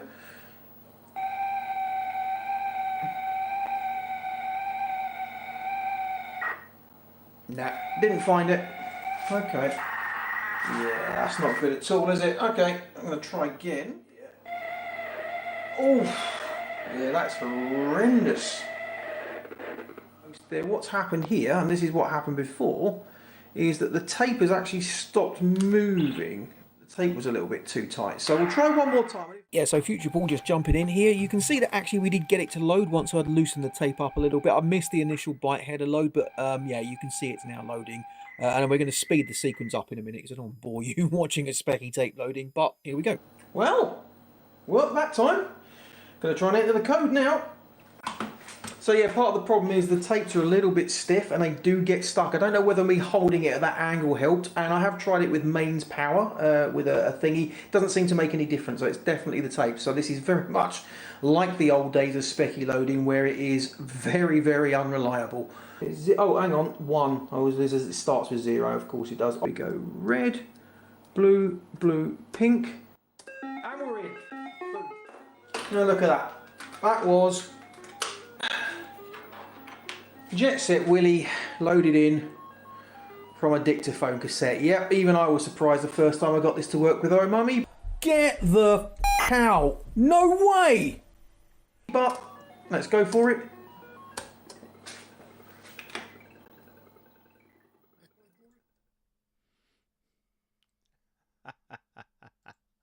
Well, that was something. How much time do you figure you sunk into that project there, Jocko? Oh, hours. I mean, basically, as I said, it started out as I'm just going to quickly grab some stuff off eBay, sorry, online, and just shrink it down and print it out. And then me being me, once I got some of the scans, I was kind of like, oh no, that text is too grainy. I mean, it actually doesn't matter at this size. It's so small anyway that it probably wouldn't have mattered. But I literally went and found all the texts, typed some of it in, probably over the course of a few evenings. It was 3 or 4 months maybe worth of work. So I would probably say, you know, several hours. And then you've got the cutting up. I mean, you can't really see it with the naked eye and probably here, but like I cut everything with a scalpel, so the cuts aren't perfect. But like I said, it's mostly just shelf trinkets and a fun thing. So, you know, there's finders keepers, and then kind of finders keepers, and then silly thing I didn't mention. I mean, because I ended up that video was going to be like 3 days long, my first cut. There's silly things like Chucky Egg, for example. Like there are so many different variants of Chucky Egg with like different labels and different cassette inlays and different color versions of this A&F logo. And it was like, well, which tape label do I put with which inlay? You know, there's a load of stuff like that. So yeah, I might be getting committed. I'm not sure, but yeah, no, it was a fun project.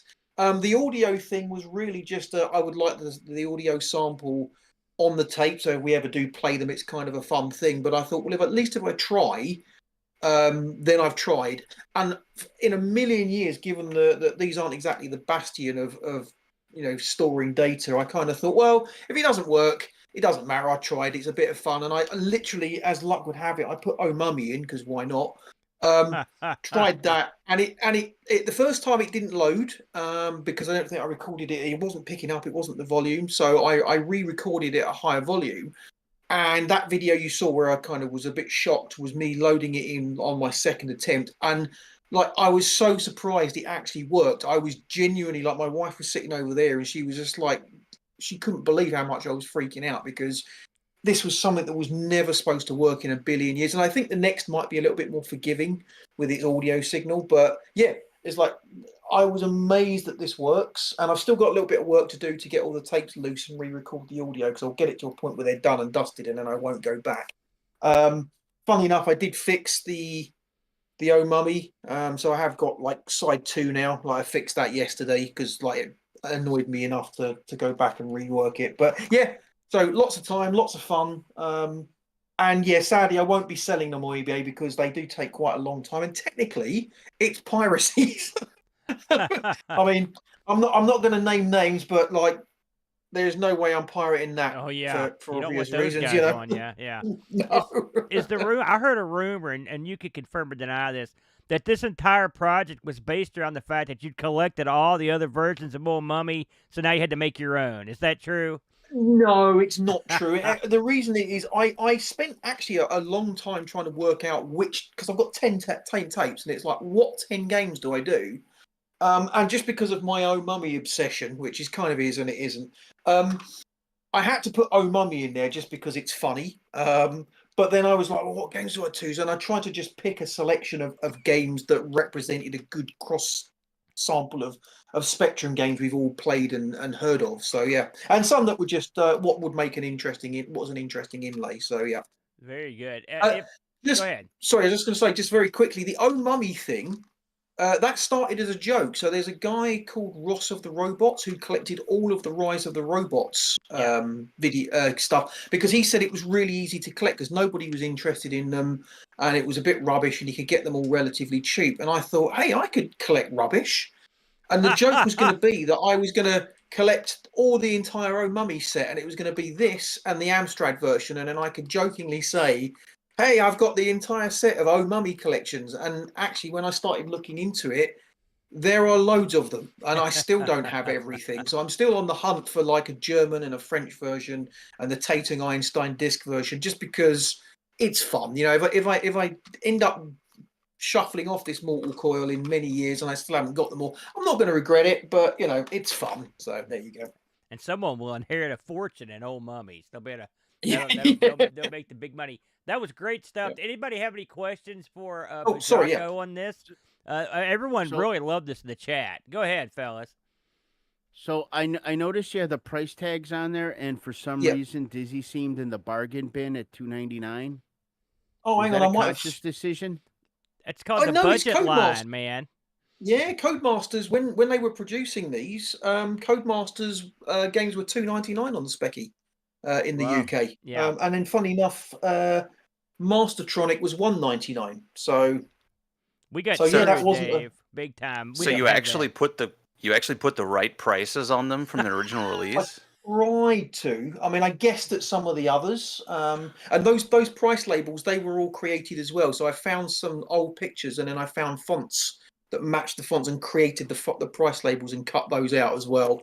It's a lot of work for just for poops and giggles, but yeah, it was worth it. I feel so. That's brilliant.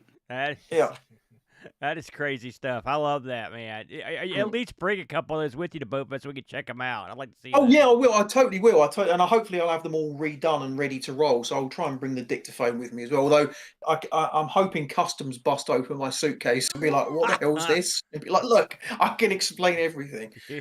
Beautiful, excellent work. I see we've it's just staggering in. I guess the nation must have just shut down. It's our buddy. Oh no, they're not Curtis shut down. Boyle. They're continuing on the game on stuff right Oh, now.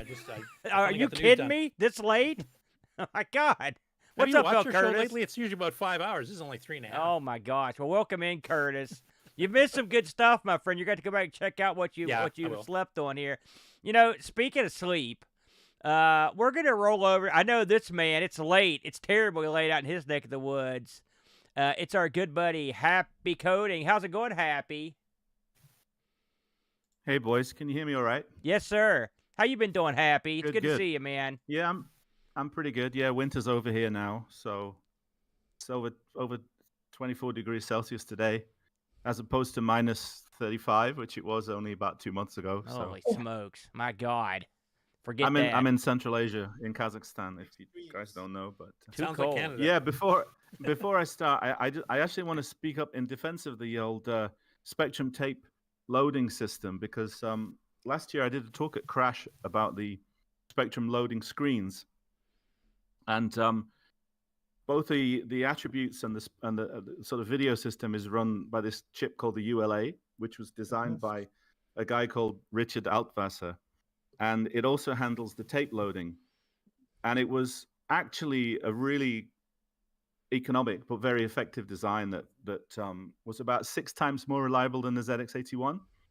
Okay. But the Spectrum does have a really bad reputation for loading games, because as we know, 95% of the time when we were loading games, we weren't loading original tapes. So we were loading copies of copies, and obviously that's when you start to lose some of the integrity. But actually original tapes, even these days, you can get, when you buy original tapes, a lot of them, 40-year-old tapes, and they'll still load in first time, So I'm gonna speak up for that. It's a bit of a fairly slow system, but nevertheless a beautiful design in terms of the price and the economics of it all, So Yeah, and I also heard as well, a lot of the problem with the early cassette recorders people were using were just garbage that were meant for music, not for data. So you had that to throw into the mix as well. So and the tapes themselves right, too. There was crappier quality ones that they eventually replaced with computer cassettes were a bit co-op. Yeah, well, the whole thing, I mean, that was the thing I when I did my talk at Crash, I was saying that the whole machine, the beauty of it is that it was really designed to reach the maximum number of people, So there are parts of the design that make it work that it looks nice on black and white TVs as well as color. That it would work on cassette players, cheap cassette players that they knew that parents could probably afford, and various things like this. So it gets a lot of stick, the Spectrum, for being a real kind of cheap machine, but actually the cheapness is very much built in order for it to reach a huge number of kids like myself growing up especially in the north of England. We couldn't afford Commodore 64s and things like that, but we could afford the Spectrum, and that's a big reason why the whole kind of especially up north, we a lot of us became really computer literate because of that, So and it's better having a computer rather than none fantastic sort of economic pressures and stuff like this, because anyone who grew up in the north of England in the early 80s will tell you that it was it wasn't wine and roses, it was pretty tough. So yeah. Beautiful. Probably not too different to West Virginia, I would imagine. Well, I wasn't gonna say anything, but like I was mentioning in chat, I used to pirate all my CoCo tapes on the most generic. You get them like a 6-pack hanging on right up beside the register at Kmart. they didn't even come with cases. They were just these generic. And then you'd fill both sides up with as many games as it would hold, and just hope for the best. You know, yeah. that's And what then we you Still just have some write of those them back here. with the old tape counter. You know, you'd write the number roughly on the tape counter where your game was. It's exactly right. Hope for the best. Happy Coding, I was going to ask about that concerning Sure. the tape counter thing, because we had different tapes, like there's CTR series, CCR series. I imagine there's multiple tapes for the Spectrum. Did you guys have the same problem we did where the counters weren't the same? Like it'd be like 42 on one tape and it's like 51 on the next one, so that when you lend it to your friend, they'd just get eyewares because it's in the middle of the file? Well, to be honest with you, if you lent a tape to your friend, he'd probably just copy it anyway, you know, so and then do his own number, and I would imagine, you know, it would be copies of copies. But yeah, well, I mean, the thing is, I do remember. I can certainly remember that you'd have a rough idea where the next game was. I mean, you know, the game size of the games is usually fairly similar anyway, so you just use the sort of fast forward with the. You know, when you can press fast forward at the same time as Then you can hear it squealing by. I remember, I remember my tape player didn't have that feature, but I figured out that if I actually sort of held press the play button just gently while it was fast forwarding, you could make it work, you know, and hear the tape sort of playing through. But yeah, we all had our little tricks, I think. Adjust the tracking with the precision screwdriver, right? Exactly. So Happy, do you have not the tracking? I don't remember what it was called, but it wasn't tracking. It was something else, some kind of tape alignment thing, wasn't it? Yeah. I know what you're talking about. Yeah, you got something you want to present with us this week, Happy? Yeah, well, I mean, you know, it's not. I know the last time I was on, I was probably talking for about an hour. I'm certainly not going to do that today, but I thought you guys might be entertained a little bit because over the last 40 years, I've been trying to figure out a way to write a version of Pac-Man on the ZX Spectrum. You know, it's like a long-standing quest that when I first started learning BASIC, I tried to do it and I was never happy with it. And then I tried other things. There was a program called the HERG. I don't know if you guys know that. The Spectrum was like a games creation machine, and that really didn't do what it said on the tin. And then more recently, I tried to do one with ADD, which actually I can show you. In fact, I think I've got this is just like a little potted history of my history with Pac-Man, you know. So let me just see if I can do that. It does have a happy ending, by the way. I do more or less have one now. So okay. Let me see if I can. So the big problem that there are two main things that.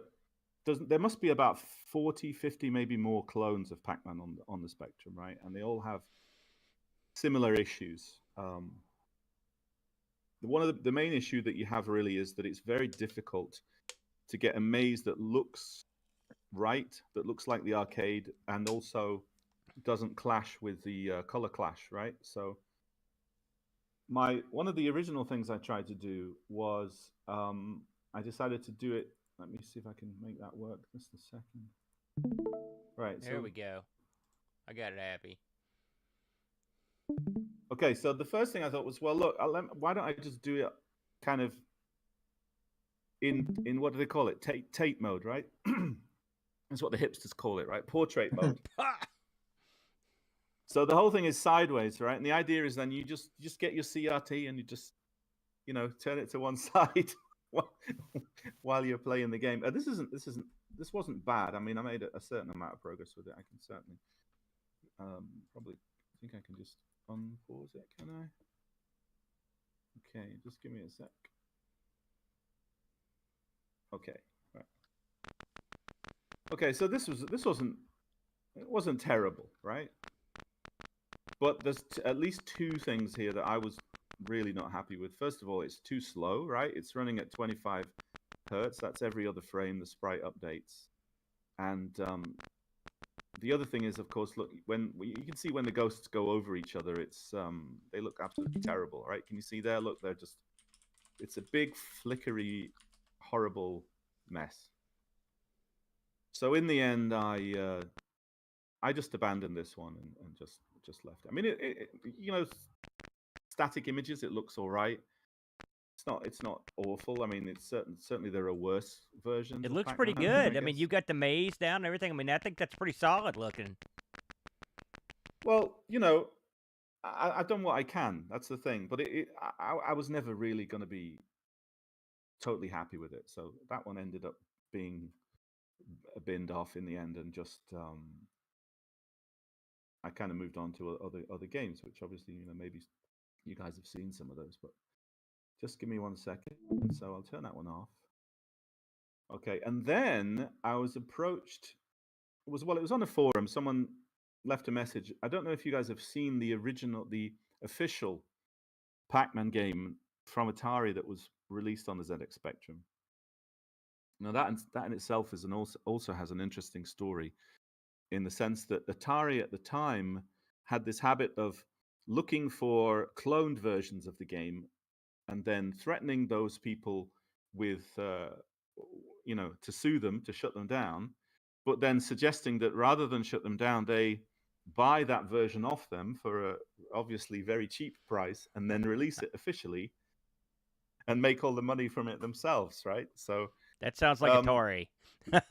So basically there's a game called, I think it's called Z-Man or Z-Man, whichever you prefer. And it's not a great clone of Pac-Man, but somebody asked me if I could take a look at it and maybe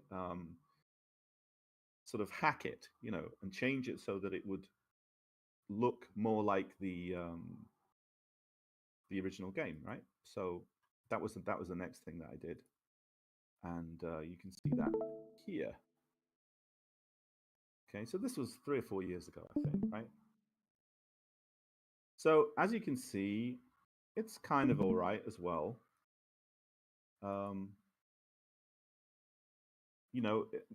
The original maze was a lot bigger than this, and I scaled it down. I basically had to hack into the code and disassemble it a little bit and make the changes so that it would come a little bit closer to the original.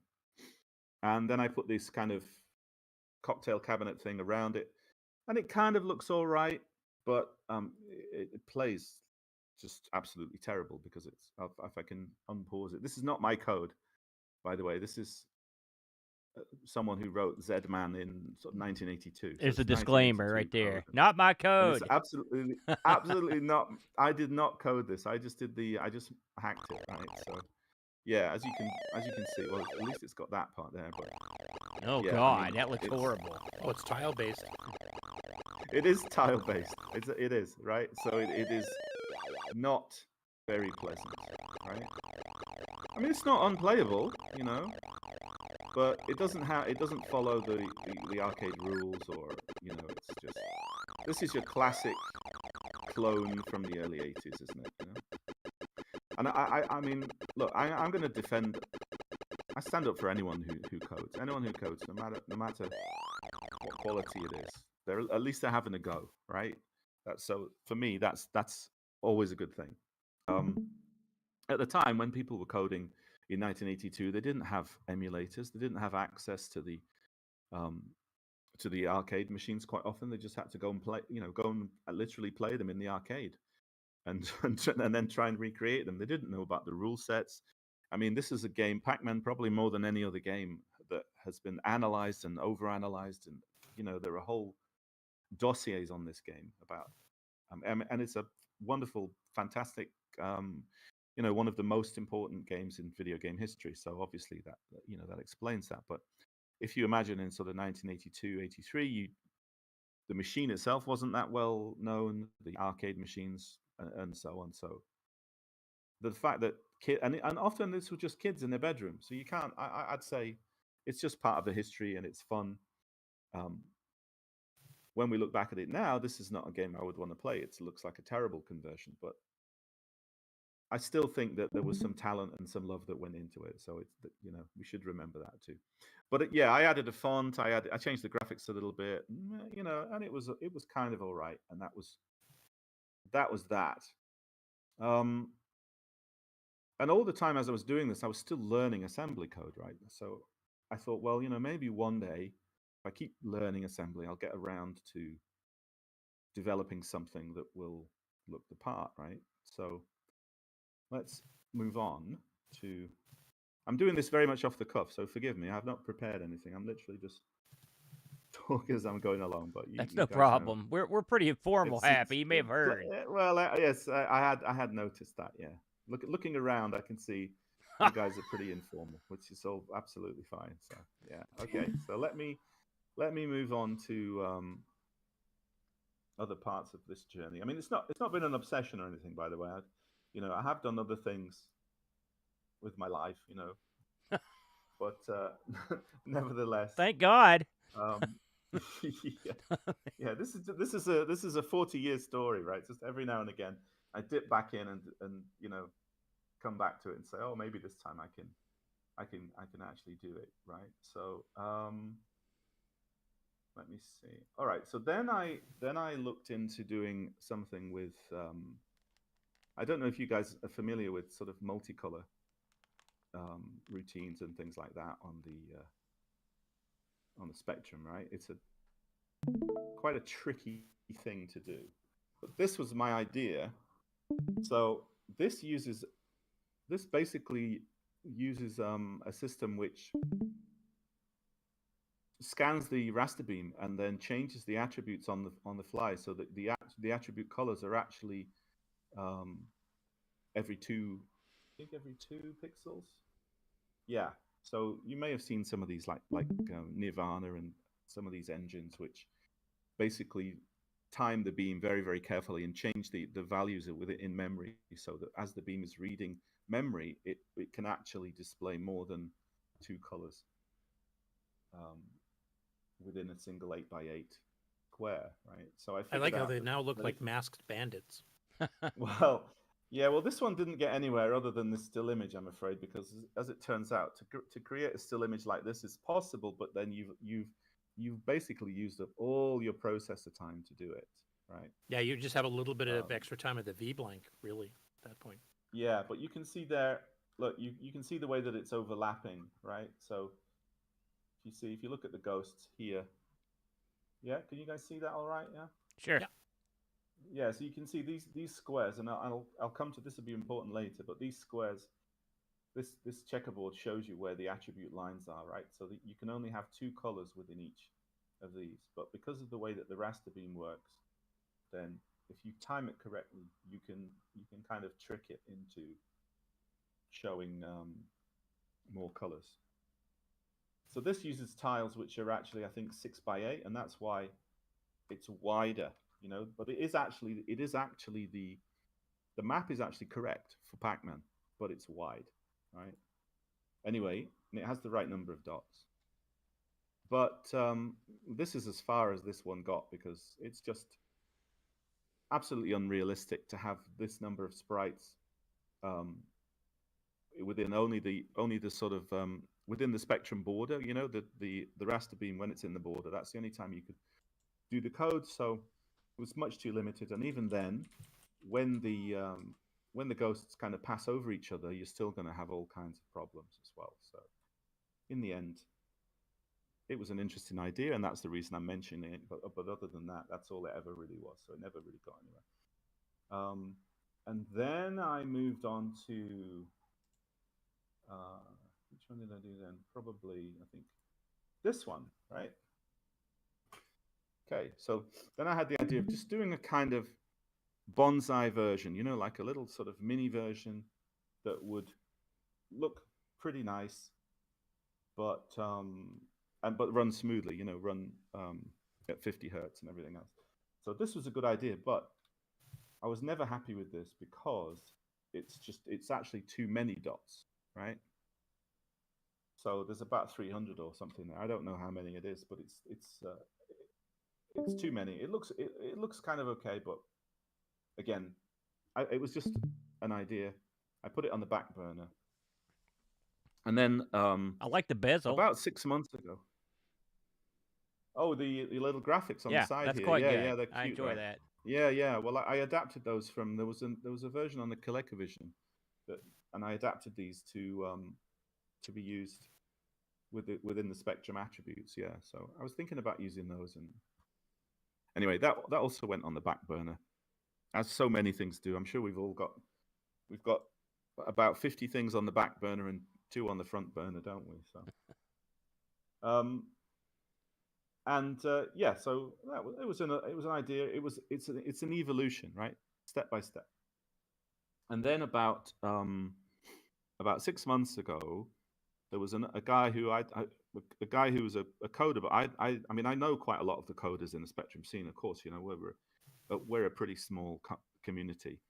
But there's a guy called Marco who's Portuguese, but he lives in New York, and he created a new version of Pac-Man with all the rules, and all the rules were correct. He was really, really sort of meticulous about getting all of those things right. I don't have it here to show you, but suffice to say, it looked really nice, but it wasn't the correct maze, right? Because again, if you look at the overlap with the dots, it's very difficult to get the maze to work with the right proportions of the arcade, right? And I actually thought that it was going to be impossible to do that, but then because of Marco's, I kind of had a long chat with Marco, and we talked about collaborating on another version together with some of my ideas and his. In the end, he really wanted to keep his maze. I wanted to kind of make this new maze with all the correct number of dots. So, you know, we happily disagreed. He's actually been helping me with this new project anyway. So it certainly wasn't there was no friction at all. It was just a case of we couldn't agree which things to compromise on, right? Because you've always got to compromise when you do these things, and different things we felt were more important. So I said, it's fine, I'll do my own thing. And he said, yeah, no problem. And if you need any help with the game logic and stuff, just let me know. So we've become good friends since then, and that's great. So then, eventually, I came up with this maze, which I'll show you now, right? So let me see. Okay, let me see if I can bring this one up. Just bear with me.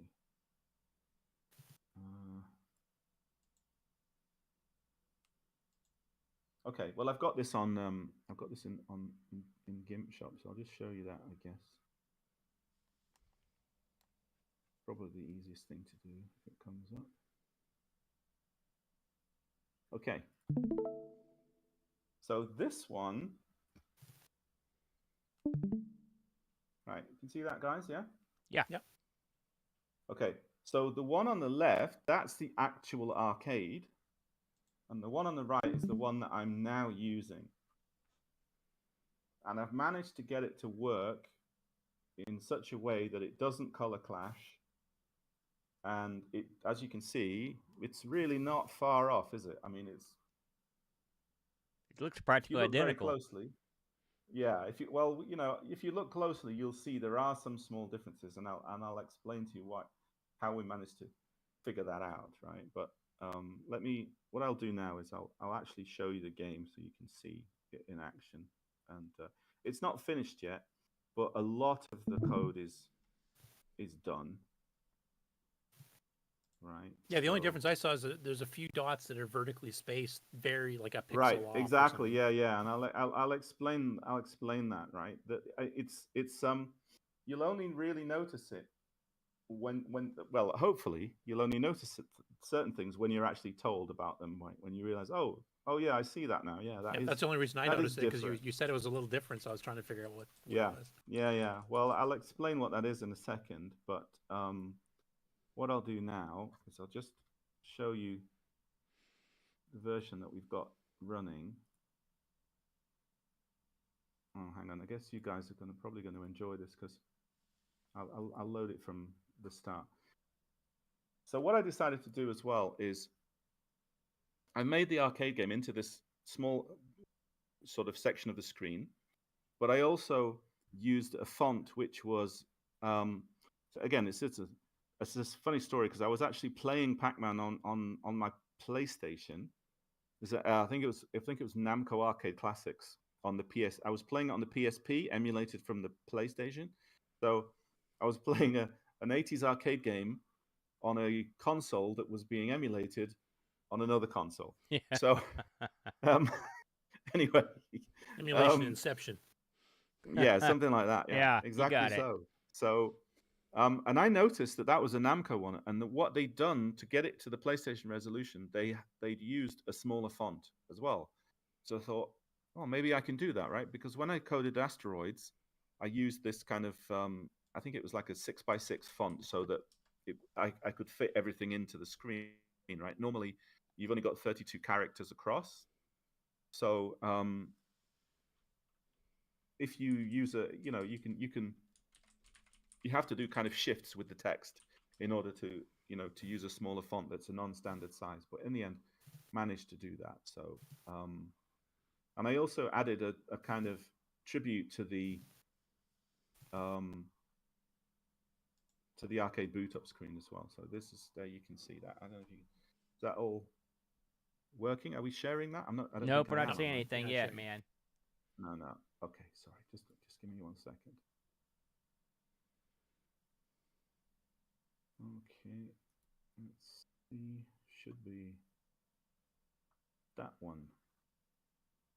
Will this have audio as well? Because this does It have should, audio, yeah. so should do, right? Okay. Bingo. Right, we just got the Sinclair research thing up there, yeah. Yes. There we Okay. are. So this is This is in 128K, so it uses the AY. Although the beeper sounds actually also I'm really happy with. So anyway, there we go. Oh. Oh, you've actually got the ROM self-test code in there too. It's a fake one, but it's fun, isn't it? There's a whole other story I could tell you about how I sort of managed to get that number of characters displayed on the screen quickly. But suffice to say, it can only happen at the boot up because it's using a huge big chunk of memory. So anyway, there you go. And here you can see the we have no audio. No, we got it. We can hear It's it. there. It's faint, but Oh, it's you can. Yeah, you we can- heard it. You can hear it. Okay. All right. Yeah, so. Oh yeah. So this is running at 50 hertz now. So everything is super smooth and fast. Obviously, I'm not dying, right? Because I haven't enabled that. Oh, I want this version. But you can see it's nice. It's super fast. There's absolutely zero flicker, no tearing. You know, everything is really as you would want it to be. And when the ghosts pass over each other, they don't.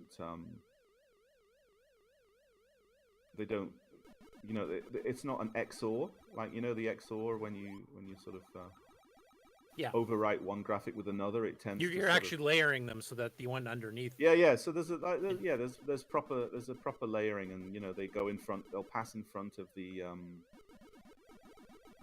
they'll pass in front of the cherries and stuff really well, and all that kind of thing. So yeah, you can go and get the cherries And you have 2-channel sound. It sounds like too. Like you have the woo woo woo background sound that always plays. Yeah, well, the AY AY chip is 3 channels, so it can handle it quite fine. If I remember rightly, I think Pac-Man, like some other early arcade games, it has its own specific chip, so it's very difficult to get the exact sound. But oh, there's one. I've missed one dot, haven't I? Look right up there. I was wondering what happened.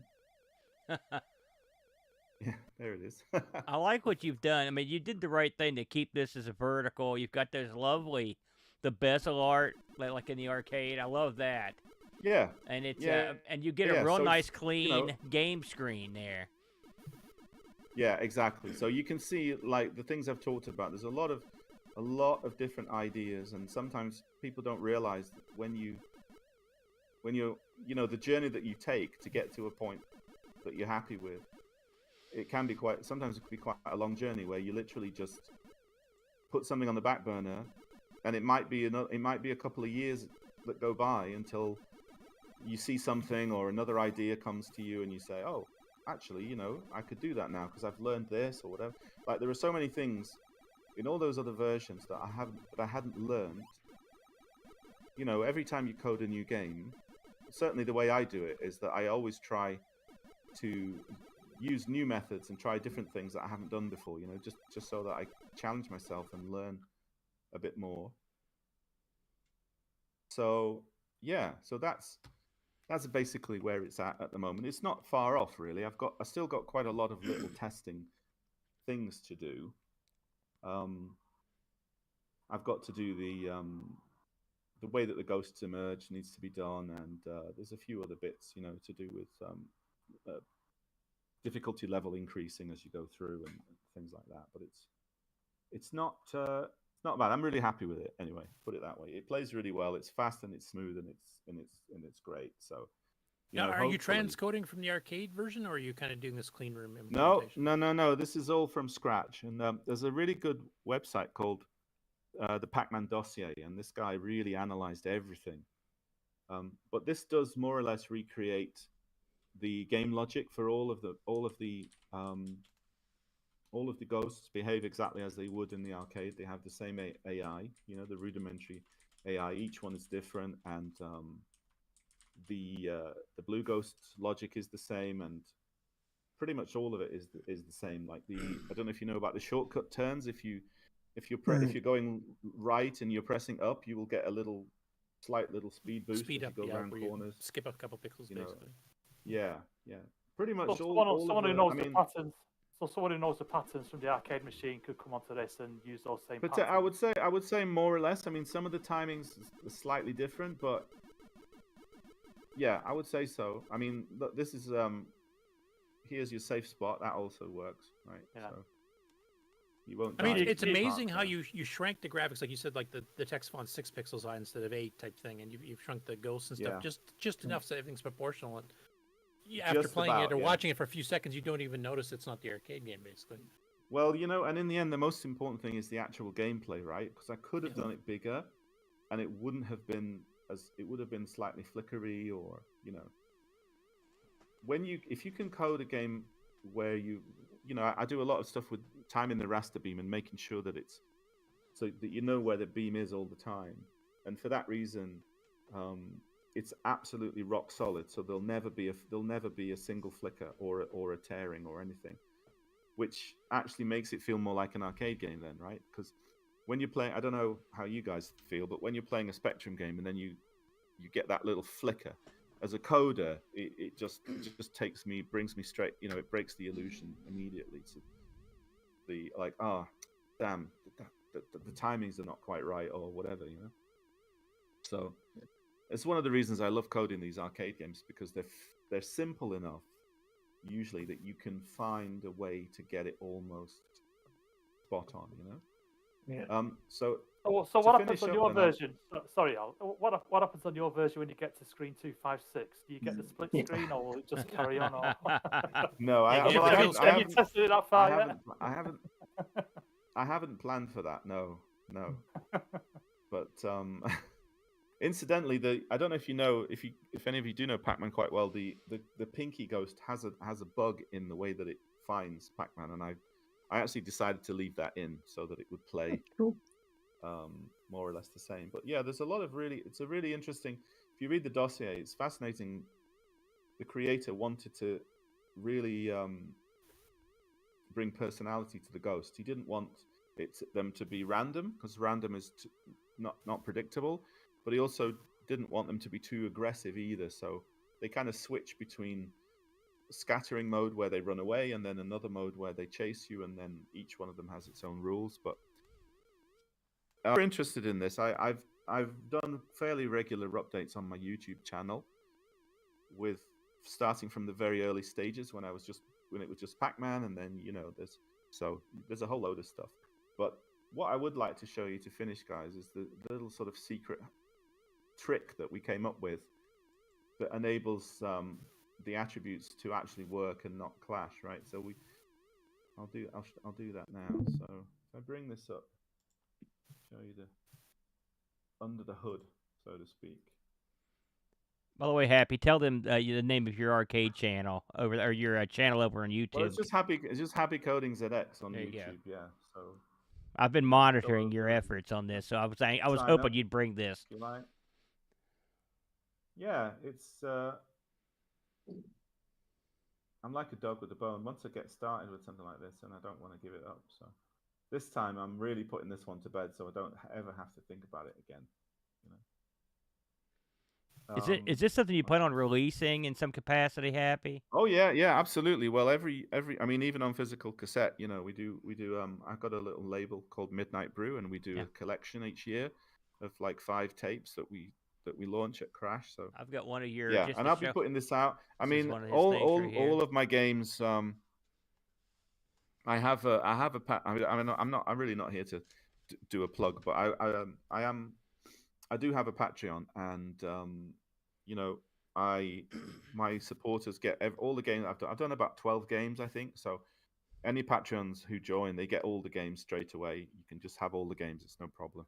Even if you stay for 1 month, it's no big deal. You know, stay for a month, stay a while, stay forever. You know, well, anyway, you can stay whatever. It doesn't matter to me as long as if you chip in a little bit, then it's all fine. The longer you stay, the better it is for me. Obviously, it frees up my time. But yeah, and they actually get you can actually play these betas if you like as a Patreon. My patrons get sent them, and they can play them and give me feedback as well. So that works quite nicely too. So yeah, let me just show you what we came up with.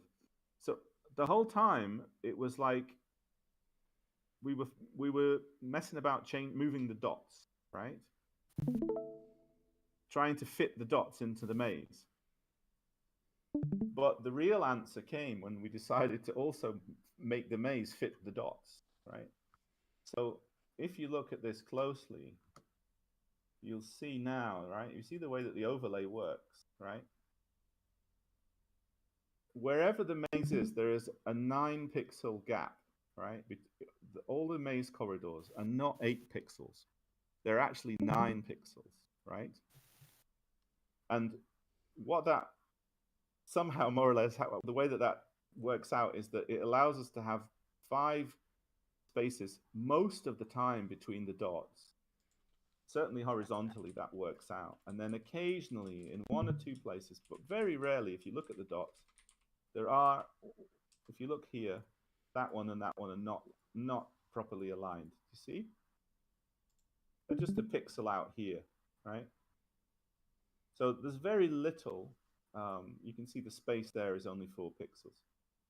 But there are very few of those, and part of the reason for that is if you look at the actual maze, you'll see that some, like if you look at this one here, you'll see that this maze here is actually much thinner than this one here, right? So that one is actually 8 pixels wide, and this one is only 6. And this one over here is 7, right? So there's this little variation between 6, 7, and 8, and it's just enough when you sort of line everything up that you don't really notice it, right? So you now I've told you about it, you can see it, right? But that's the way. That's how we were able to get the. I'd say my friend Andy, who does a lot. He does some of the graphics work with me and stuff. He's also a coder, and he was also quite instrumental in coming up with this kind of little trick. So yeah, with a little bit of jiggery pokery, so to speak, you can see here. So for example, this one here is a single 8, and then it's got 1 extra this side. But if you look at it on the other side, it works in the opposite direction. And then, so depending on where you are in the maze, if you look at that square, for example, you can see the dots are not central. But because we adjusted the maze, they look like they're central, right? It's like it's an illusion, but it works. So what I had to do is, when Pacman and the ghosts and everything, when they move around the maze, they actually have to know. So if I think I can I do that? It's not letting me do that. Well,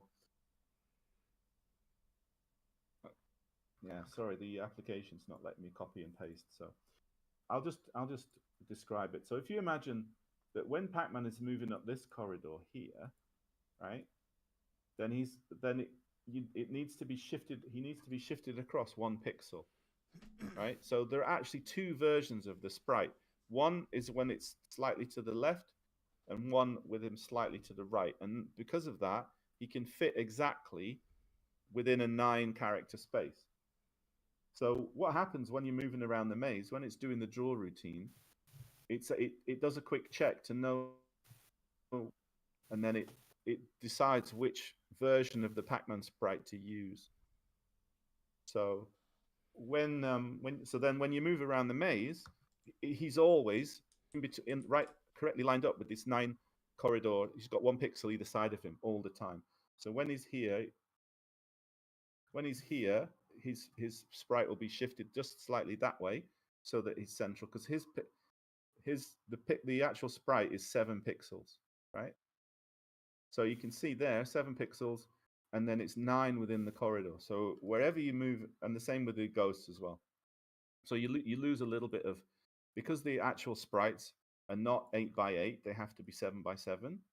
You lose a little bit of fidelity, but it kind of helps in a way, because it does mean that inside the ghost house they can move just very slightly, right? Which they wouldn't be able to do if they were 8 by 8. So that also worked out quite nicely. But yeah, I was so happy. Once we figured that out, that's when I realized that we could actually do a version of the game with a nice maze that actually looked the part with very little difference. But it was that one little trick, the sort of 9 pixel width instead of 8 on the maze, with Pac-Man being 7 pixels, and just making micro adjustments all the time while he moves around. That's the thing that ultimately meant that it works really smoothly and looks like it shouldn't be possible, but just about is. Yeah. So I thought you guys might enjoy hearing about that. That's incredibly clever. All right. I would never have guessed any of that if you hadn't explained it and pointed it out. I guess I'm dense, but I mean, how did that? Did that just come to you, or how did you come up with that? Well, when it's also my friend Andy, right? He's really good with the graphics. But anyone who does Spectrum graphics, right? You're always looking at how you can. A lot of what you do is a little bit of an optical illusion, right? Because you're always looking for how do you deal with the attribute clash? How do you avoid it? How do you make it look like there is no attribute issues? It just looks like bitmapped graphics, right? That's the idea, if you can get to that point. So when you're drawing images, or when you do loading screens or anything, there are lots of little things that you can do. And yeah, I mean, the basically Andy came up with the idea of the shift, left to right, and I came up with the idea of changing the widths of the maze just a little. And those two things in combination were how we were able to eventually get to the point, as you've seen, where it actually the illusion is almost perfect. So yeah, it's quite remarkable. I'm really impressed with that. Now, do you have an ETA on when you're thinking this is going to be ready to go? Well, I just started a new teaching contract, so I'm actually a lot busier than I thought I was going to be. Pleasantly so, nice problem to have, but yeah. So it does slow me down a little bit. I tried to finish the game before that contract started, but I'm still managing to put in more or less the same amount of hours as I did, but it's difficult to say exactly. But I would have thought, well, you guys have seen the game. I mean, it's not far off. It's probably. I would say certainly by the end of May, maybe at least. That would be for sure. I'd be confident. Well, I've got to have 5 games ready for Crash in November, so I better finish it by then, because I've got another one to write after that as well. So you better get on your horse. The Monty Mole one, actually. I showed you that last time. I don't know if you guys remember the engine. Yes. Yeah, with Monty Mole. Yeah, so that's going ahead, and so we'll hopefully be finishing that one as well by September.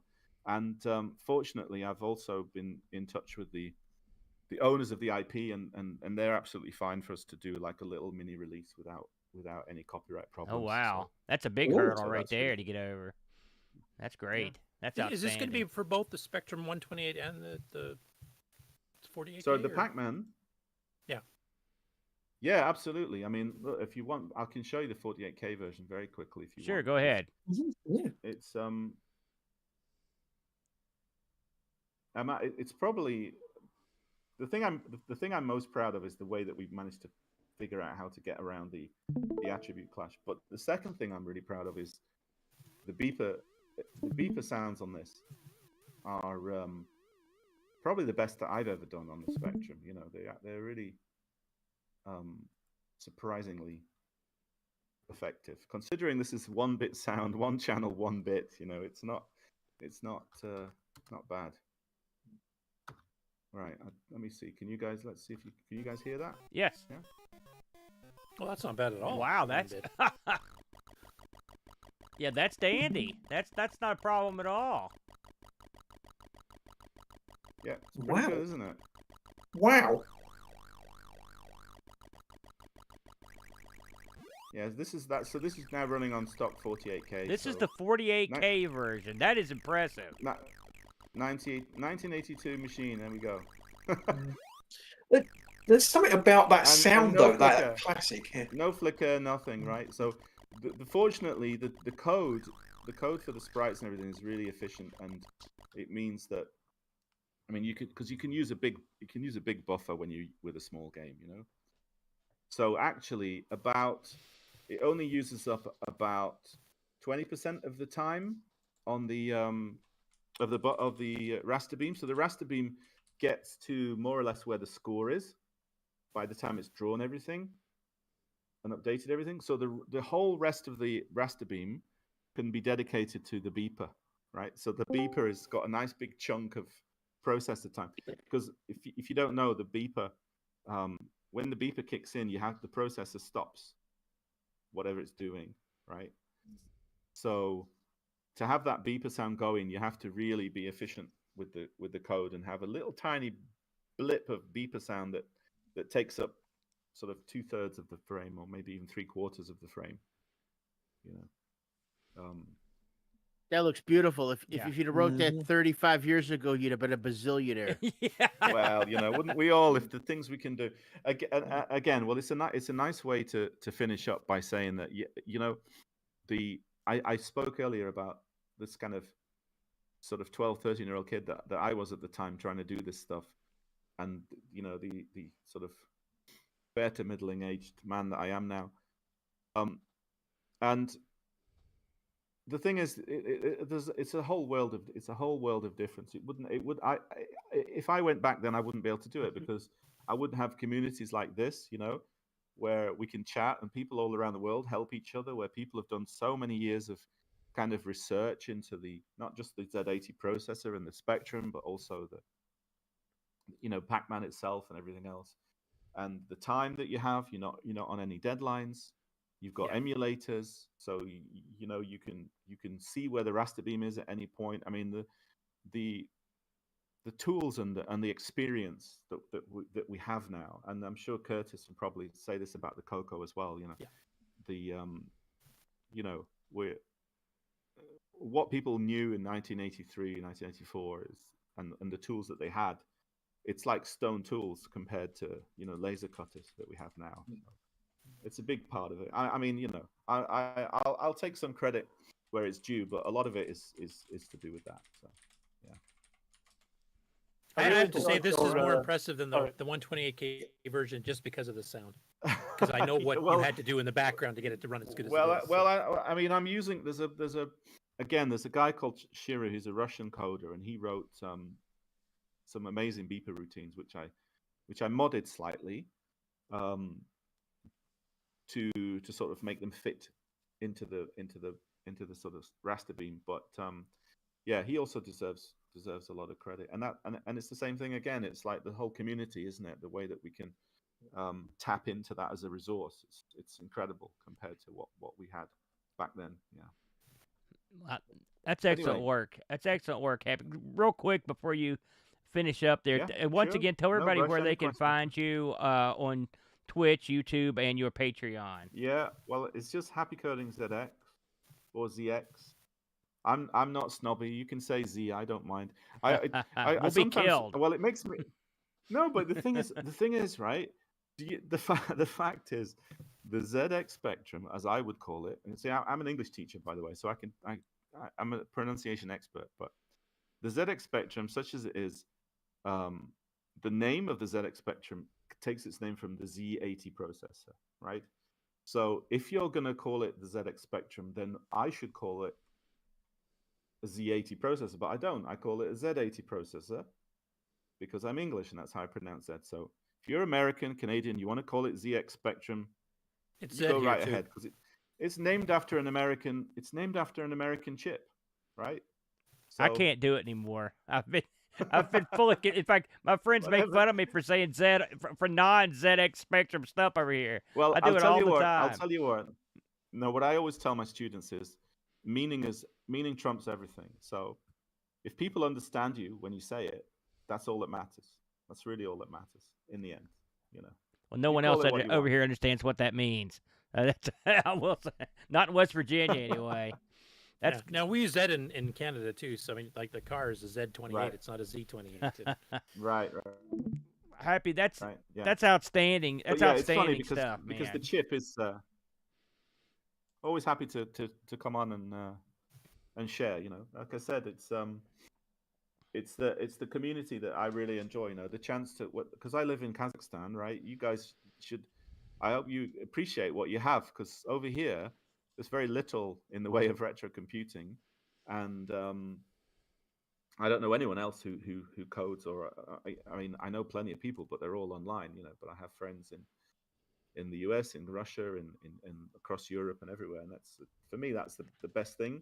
To then come to the UK once a year and meet everybody, it's fantastic. You know, that's hey, really it's the perfect. That's the fun exact bit, reason why we do ICC right there, for people just in your position, man. So it's gratifying actually to see you do this stuff, because it gives you an outlet to kind of show up what you've been up to. We always enjoy it. Exactly, and you know, and a lot of the time, you know, sometimes we forget that, but we think that it's all about the machines, and sometimes we get very precious about it, but it's really all about the people, you know, for me anyway.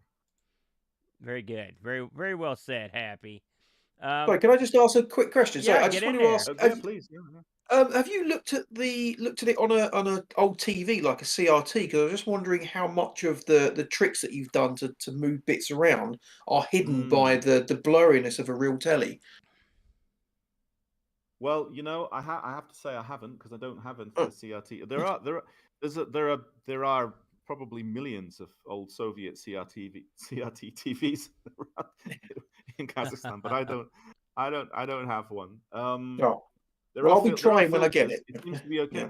I have to say, I mean, I suppose that the dots are actually single pixel, right? So I imagine that I mean, I don't know. You might actually lose you might not be able to see them, all of them, but I would hope that you can. Yeah, I'll give it a try, because yeah. That's it. Hey, listen, I'll send you a copy whenever, you know. Just you angled your way in, Podjam. Well done. Oh, dude, you have no idea. I mean, I love Pac-Man, so this is so far in my wheelhouse. It's not funny, but yeah, I mean, I'll be buying it anyway. But it's great. I mean, it's just, I love seeing stuff like this. So yeah, there you good go. Stuff. That's excellent. That's excellent. And you got somebody to troubleshoot your image there if you need one. So you're in business there. Well, I mean, I don't know if you're on Facebook. I have a group called HappyCoding ZX. Oh, I'm on it. I'm on it. Yeah, I kind of lurk on Facebook. All right. Well, then just send me a PM on Facebook. I'll send you. Will do. Fine, no problem. Brilliant. Thank you very much. You did it. Cool. You pulled it off, dude. Officially a beta tester. Another angle secure. I do. Although I sell my games, I always you know, voluntarily just give them to anybody that does bits and pieces for the community. You know, it's, for me, it's like you. Yeah, I've fooled with a lot of his betas over the years. You can take it out. You know. Yeah. Beautiful, outstanding. We'll be looking for that sometime in the near future, man. All right, guys. That looks good. Yeah, we'll see. I'll see you in the next one. I'll stick around for a little bit. Beautiful. It is now. It's 3:30 a.m. here. So it's early days. Early days. You and Edmund could go all night. Second. There's no worry. Can you see Alice is in the background? I think she should come and say hello. 1 second. All right. Who's Alice?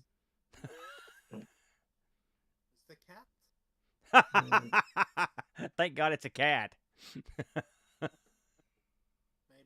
She was on the very first computer club when she was a tiny Hey. kitten, but here she is now. Look at her. She's got She's big. a little bit bigger, but as you can see, she's still pretty small. She's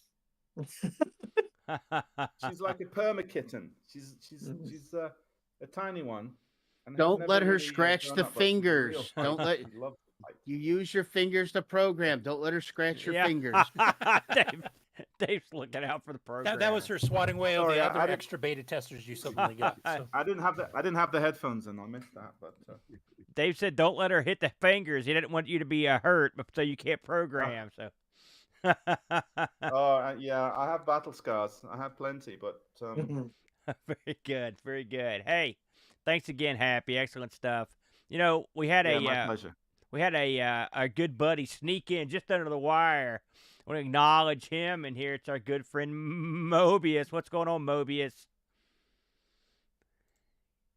Say hi. He's been struck. You're muted, my friend. Yeah, There technical it is. difficulties. There it is. It's funny how all these technical geniuses never can get their mic to work. Have you ever noticed Well, that? I'm used to Microsoft Teams, not Discord, so. Very good. I'm glad you can make But it sorry, in. I thought this was tomorrow. No, it will So be I've been- soon. So I've been working on my deck, and I'm about beat. Oh so. man. Well, listen, I'm gonna give you a few minutes to get settled in here. it's 'cause tomorrow where I am. Yeah, I've got a man on deck here that has put in a sterling effort here. I'm going to throw it over to our good buddy. It's Petzel. What's going on, Pets? Oh, hey, well, I'm just enjoying International Computer Club so far. It's nice to sit in my office and participate and not have to travel hours to do it. I mean, you could have came over if you wanted.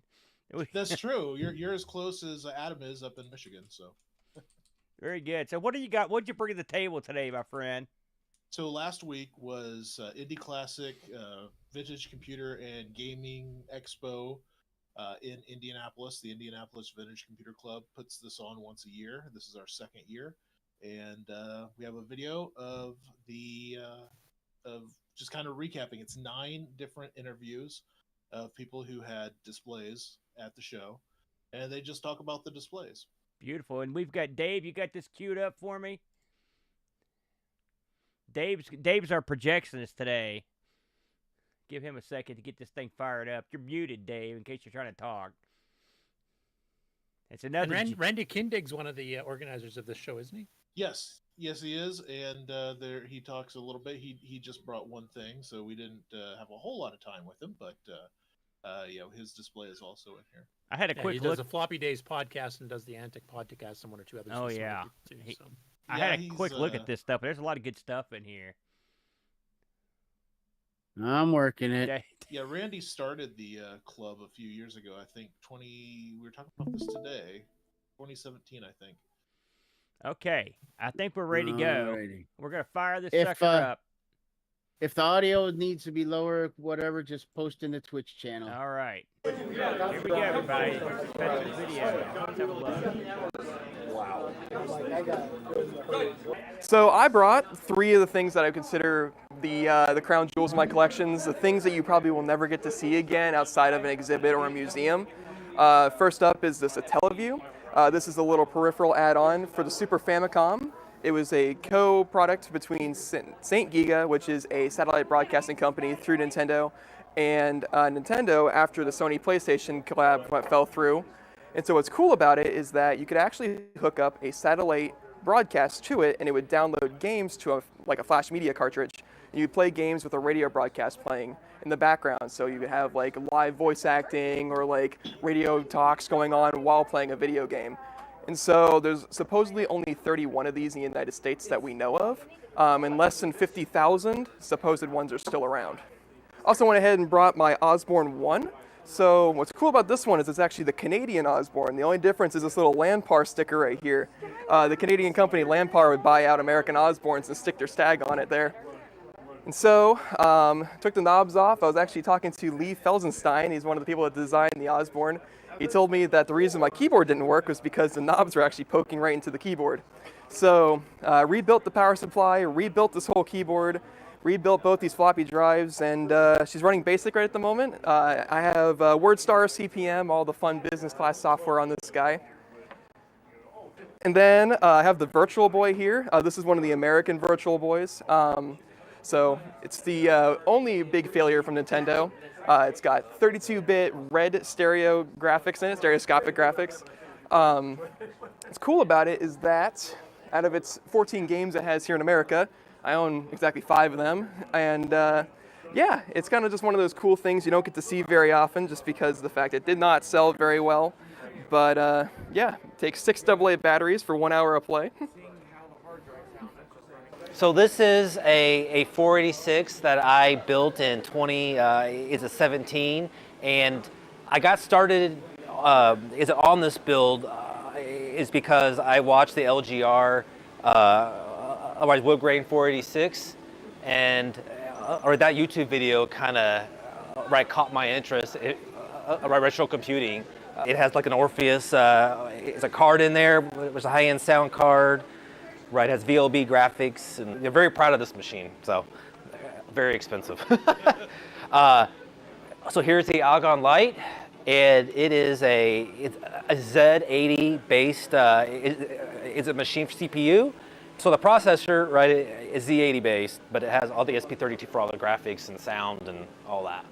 So it's a really cool little, toy. Not very expensive either. So over here is Commander X16, made by the 8-bit guy. It's his project, and this is it's a board 47. The original batch of boards made, made the start of 23. So yeah, this is a great computer, and yeah, as you can see, it's all based off the chips. Off the ICs, microcontrollers, and yeah, it's a great little computer. It's a lot of fun and has a growing community for it. And then lastly, here is my newest addition to my modern 8-bit machine collection. It is running at 6502, but it's using the Pi, Pico, for the RAM emulation, the video and all that stuff. So yeah, that's an exciting computer that is just been around for about a year now, I believe. And then my display here. So what I've got is a remake of the Atari 1090 XL expansion unit that was announced by Atari but was never actually released. So it was recently remade. I've got a couple of cards for it. It actually takes, it's got 5 card slots in it, and it takes special cards. There's a 320K RAM card in here. There is an 80-column card in here as well. They're working on a FujiNet card and some other cards as well. You can see here I'm getting an 80-column display out of my Atari, and it's really crisp and clear. My first computer was a Texas Instruments TI-99-4A.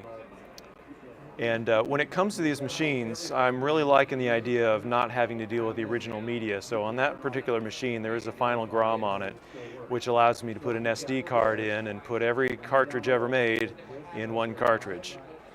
So I've got that on the Atari as well, and I'm going to be doing that on the Intellivision.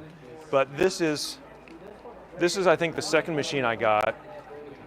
I don't have a big sentimental attachment to it, but this has always been kind of a cool machine. The Atari 1200 XL came out as the first of the line of Atari XLs. And I think they decided that they needed to come up with more of a hobbyist geared model and also maybe better pricing. So they ended up with the 600 XL and the 800 XL.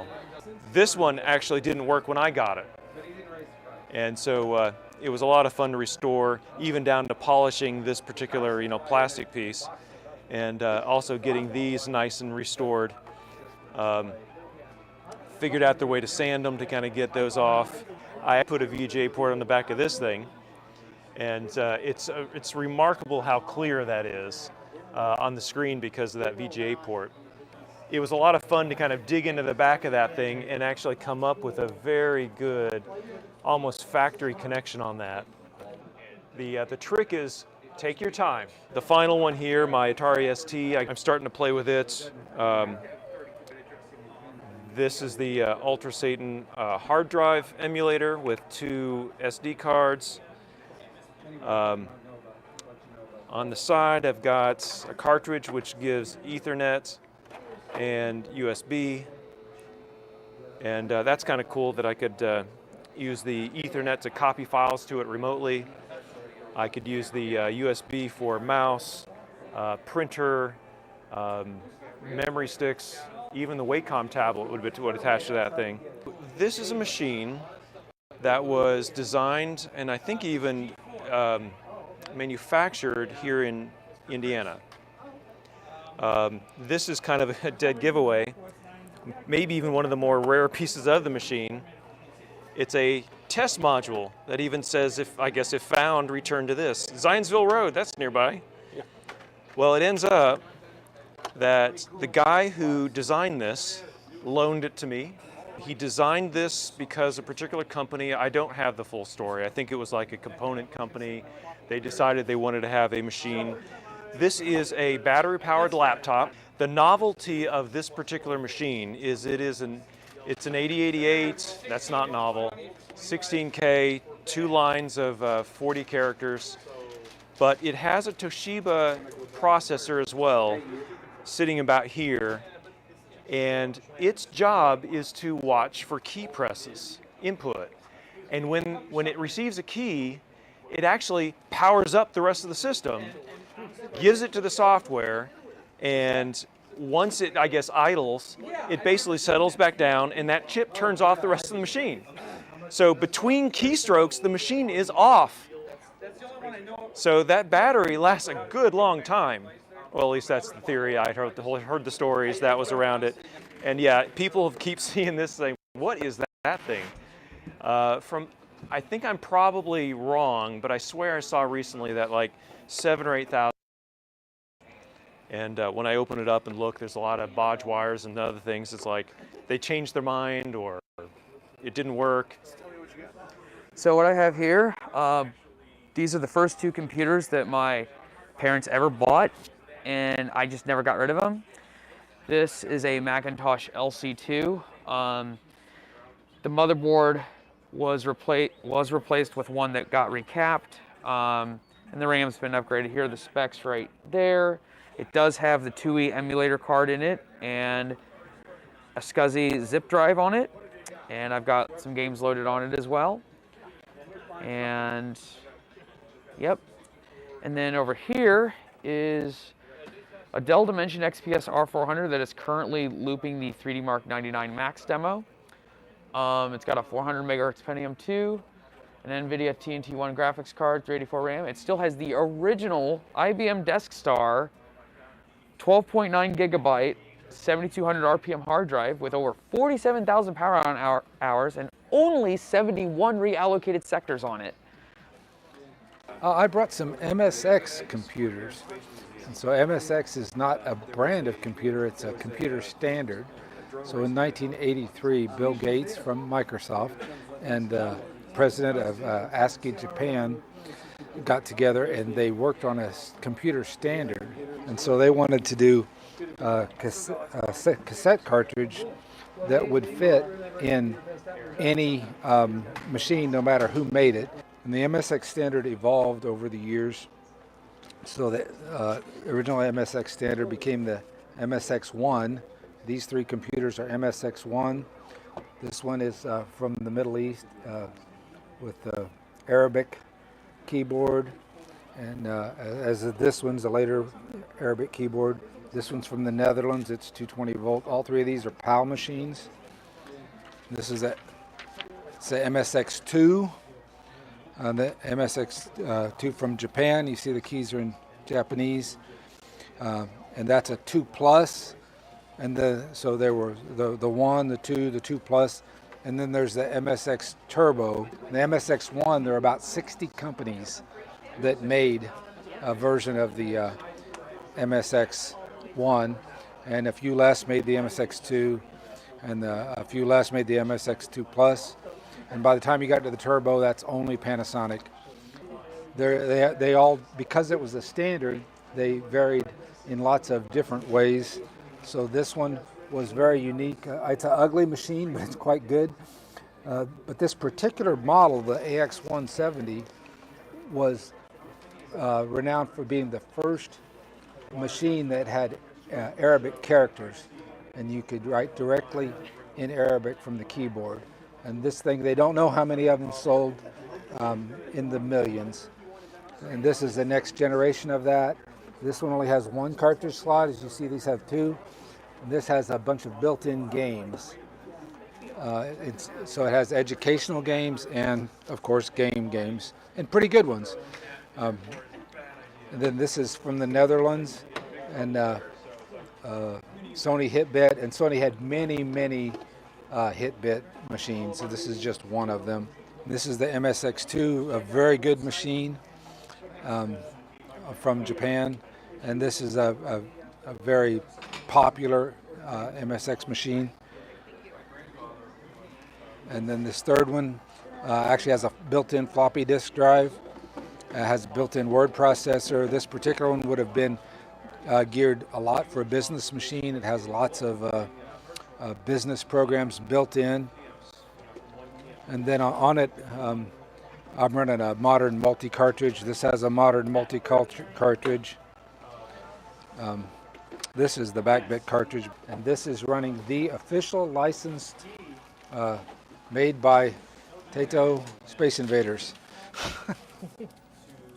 Have a TI-99 4A here with one of the more, well, they're a little more rare, but the Texas Instrument PEB, which was an expansion box that TI released that allowed functionality for hard drive functionality, additional memory functionality, and they had RS-232 cards you could put in here, etc. The big thing for me about this was when this came out, it was pretty much unobtainium for a 8 or 9 year old little kid. There was no way I was going to mow enough lawns to get this. But now I have one. So we were able to successfully get this thing up and running this time.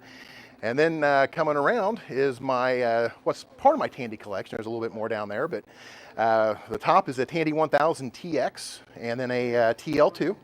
The TX for me was one of my particular ones. It was one of the ones in my retro journey. So it's special to me. I ran my first bulletin board, FidoNet 1:231-280 on a TX. And then, of course, TL2 just being a newer version of it. In my more modern retro days, if you will, the TL2's kind of become my daily driver because it had a date chip in it. Next, we've got an Apple II. This is just a generic, plain old Apple II Plus, I think. Apple II is new to me, so I'm learning, and that's, again, part of the fun of this. When I brought this in here, when I bought it, it had no cards in it whatsoever. We've added a Disc 2 card with a floppy EMU, and then we've got the VGA card that'll actually give me VGA out on here. It's made out of a Raspberry Pi Pico, which is very cool. The next machine we got is just a Tandy 1000. We ran out of monitors, so it's just kind of sitting here. But this HX was my first IBM PC compatible that I ever had. I went from a Commodore 128 to this guy. Bought it at Radio Shack in Muncie, Indiana. It had 720K floppies in it when I bought it. And I got this thing home, and at the time I was into role-playing games and that kind of thing, and so the SSI Gold Box series, Dungeons & Dragons, I got with my HX. I get home, fire it up, get the floppy drive in there, boot it up, run the program. This program requires 640K. This thing came out of the gate with 256. I was coming from a Commodore 128. I'm thinking, this is twice the memory I had before. It should be great. Oh, no. Yeah, 640K ought to be enough for anybody, right? Brought several machines with me. We've got the Apple IIc. This is on loan from the two gentlemen over in that booth over there, trying to get something just to play on here. So this is trying to run Pac-Man on the Apple IIc using a micro SD card plugged into the external floppy disk port. This is the Newton eMate 300. This particular system was used primarily in schools. Kids could type up word processing. They could hit the send button, and using the IR port on the back, they could position their eMate towards the teacher has her unit, can hit the receive. Students' work can beam right over to her particular device. And it had a backlit display. This particular machine's an Apple III. Currently does not work, but there's a few users that have never seen one in person. So I brought this from the private collection, of course. This is the Apple II GS. We've got this loaded with a booty card inside, and then this little tether to a USB drive boots a hard drive image. And we've got this machine running. It's running the Apple II GS System Software 6.0.4, and it's got an 8 meg card in there that installs over here on the side, on the inside. We are also printing banners for people if they want to print banners out with our image writer too, and a completely rehydrated ink cartridge. It has all 4 colors built into it, so you've got yellow, you've got your magenta, cyan, and your black. And to literally rehydrate these ink cartridges, I used mineral oil, and it seeps in, and it through a capillary reaction, it reanimates the cartridge. And I've printed out quite a few things today. We've got our Quadra 700, also known as the Jurassic Park PC. If you remember the you didn't use the magic word. This was the system. It's typically displayed upright, but for space, it can also be laid down. It's based on the Macintosh 2CI, 2CX platform, but features an 68040 processor at 25 megahertz, as opposed to its previous machines running a 68030 processor. And we've got a bunch of games in here. This is running an internal Blue SCSI with several hard drive images on a micro SD card. And then this is our Macintosh SE30, which is a 16 megahertz 68030 processor. This is running an external Blue SCSI with a micro SD card, and we can load up different OSs using, there's a very simple app called System Picker. If we run System Picker, it scans the hard drive for viable system folders, and we can hit the pull-down menu and select any one of these operating systems for this computer to run off of. The Quadra 700 also has that same feature, but with a lot more operating systems since it supports a lot more. What we have with us primarily here start with an Apple II, and this is a replica of an Apple II Plus Revision 7 board. This is one that I hand built during COVID when I had a bunch of time available. And what we have in it are cards that, for the most part, I have made, with the exception of the 80-column video card and the 2 disc controller cards. I build everything that's in the machine. The slot extension cable that comes down goes to a VGA adapter that we build that let us use inexpensive VGA monitors on our legacy Apple systems. We also have a ProDOS hard disk 4-partition controller or emulator that we build. We're using floppy disk emulation, true full upper lowercase keyboard, just a number of the boards that we manufacture and provide to the hobbyist. We also have 2 other Apples here, an Apple IIc, and we're running the ProDOS 4-partition hard disk emulator on there. And for the Apple IIc, because this is the Apple IIc that I had in college, I never actually bought a mouse for it. And since the mice are so expensive, what we did is we decided using a standard 8051 microcontroller to build a USB adapter to go to the 9-pin Apple Quadrature mouse. So we have those available to other hobbyists that need to use a mouse with their Apple IIc or their Apple Bus mouse card. Apple IIe, we had people all day who have just been drawing in Dazzle Draw, which is a double high-res graphics program for the 2E and 2GS. And we're using that with one of our home-built mouse controller boards and with a VGA adapter. When I was just out of college, I also worked for an Atari service center for a while. So we brought two of the Atari home computer line with us. The 800XL, which is kind of the second generation, and then the very, very early Atari 400, which was a 16K Atari with a flat membrane keyboard, kind of your entry level, excuse me, for the Atari computers.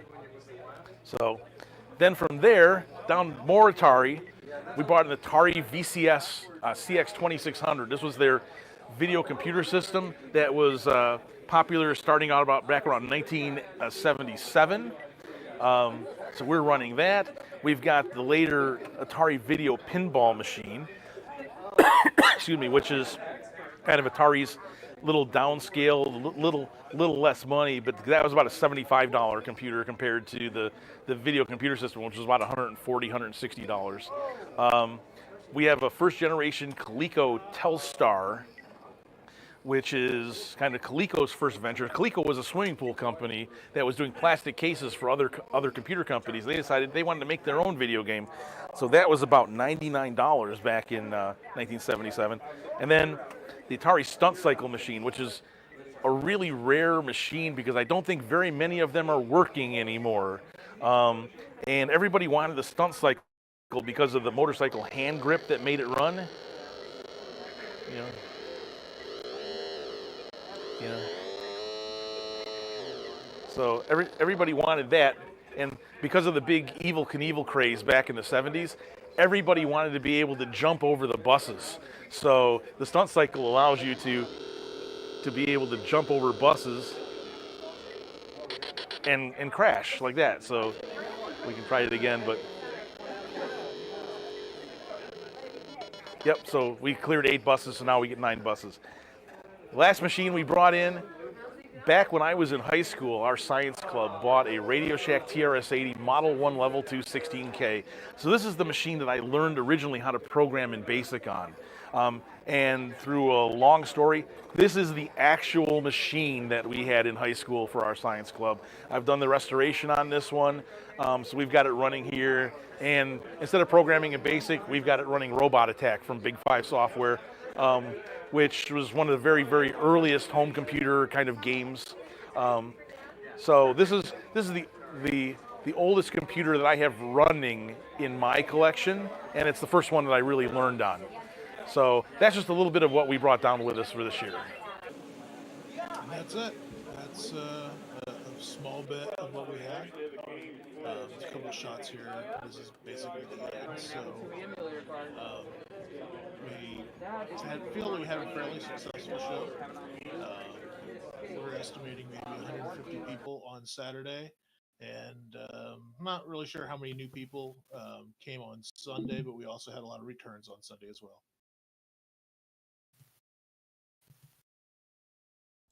That was outstanding. Yeah, that looked awesome. Yeah, I like that one game with the Joe. Yeah.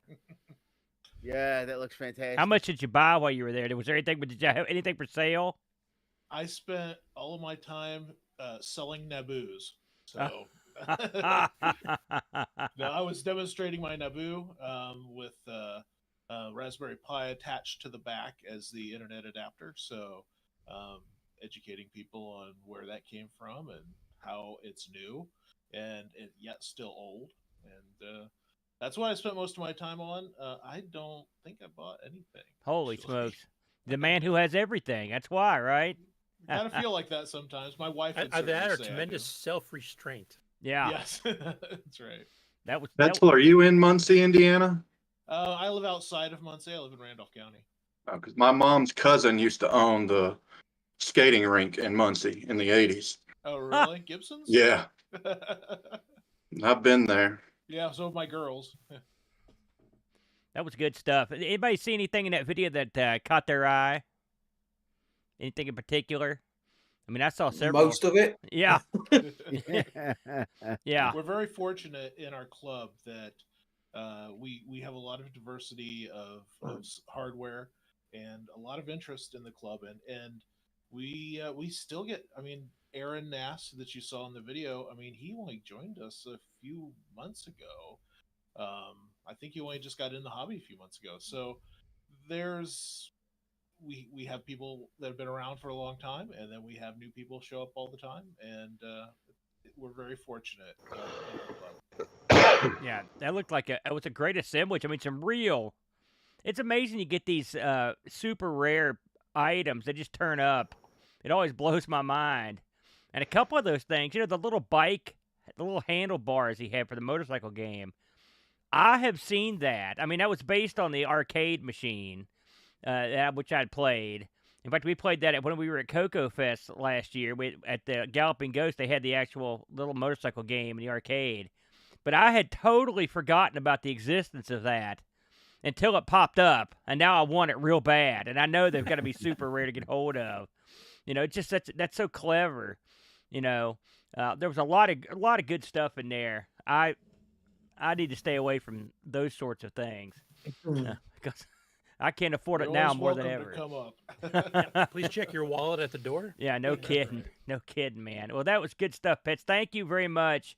I'm sure that we'll probably either myself or Pets will probably put up that video and all of its full HD glory on YouTube. But somewhere down that line, since that was obviously hamstrung a bit by the bit rate, but that was good stuff. And Petzel has a really good copy of it too, so probably do that to both those videos. We'll talk to the boys afterwards and see what we can do about that. We had a sneaker come rolling in here. Now, I'll let you know. This man is world famous for being featured on This Week in Retro, and he was also on some shows that they'd never heard of called, Tech TV. They never heard of Leo Laporte. They're vague recollections of those guys, but he showed up in a big way, and that's our good buddy Frank from Retro Rewind. What's going on, Frank? Hey, I spent really good money in therapy trying to forget those years, and you guys keep bringing them back. You should move to the UK because they clearly had no idea who those guys were. Yeah, we were talking about this Australia, morning. Canada, and the US. Those are the only 3 countries that we aired in, unfortunately. How was to meet everyone? Morgan Sorry for being Webb? late, guys. What's that? Sorry. Did you get to meet Morgan Webb? Yeah. I Okay, have I hate met you Morgan now. Webb. I've got her in my contact list, actually. Holy smokes. Sorry for being late. It's been a bit chaotic here. You can't be late for this. You but- just show up when you do, man. That's a Canadian tradition. But let's see, you guys are what? It's been 3 hours in, so you guys are only about a third of the way through the show. I will say, we're Is not that going to the way it make works? my usual 3-hour goal. But, considering this is the halfway point, since you're here, freaking traditionally, I like to throw to you about midway to hear what's going on up in Canada at Retrorewind.ca, what the hot new business is. So give us a scoop, Frank. What's the new coolness up in your neck of the woods these days? Right now, we're undergoing some structural changes. There'll be more to come on that. I can't really elaborate, but it's some fantastic news. So I've been quite busy. I've been quite busy dealing with some family issues that needed to be dealt with. And I really I don't have a spiel. I mean, I can answer questions if people got any, but I'm kind of like, I feel like a chicken with my head cut off. I'm actually thankful that you guys are doing this because it's actually giving me a minute to stop and breathe. No, I'm not buying Hyperion at all. Even though people seem to misunderstand what's happening with Hyperion. It's not going bankrupt. No. Nothing like that is happening at all. It's just undergoing some restructuring. I was surprised to hear that brought up on This Week in Retro, and it was funny that you had the inside scoop. And I can guarantee you're going to get a lot of action just for the few comments you made on Hyperion, because there's always mouths and tongues aflutter when it comes to those guys. So changing gears a little bit, how repair wise up there, how are we doing? What's the new incredibly difficult super repair that you wanted to kill yourself over this time around? I always like to ask. We're not doing much. I'm gonna. I think I showed it off on the episode.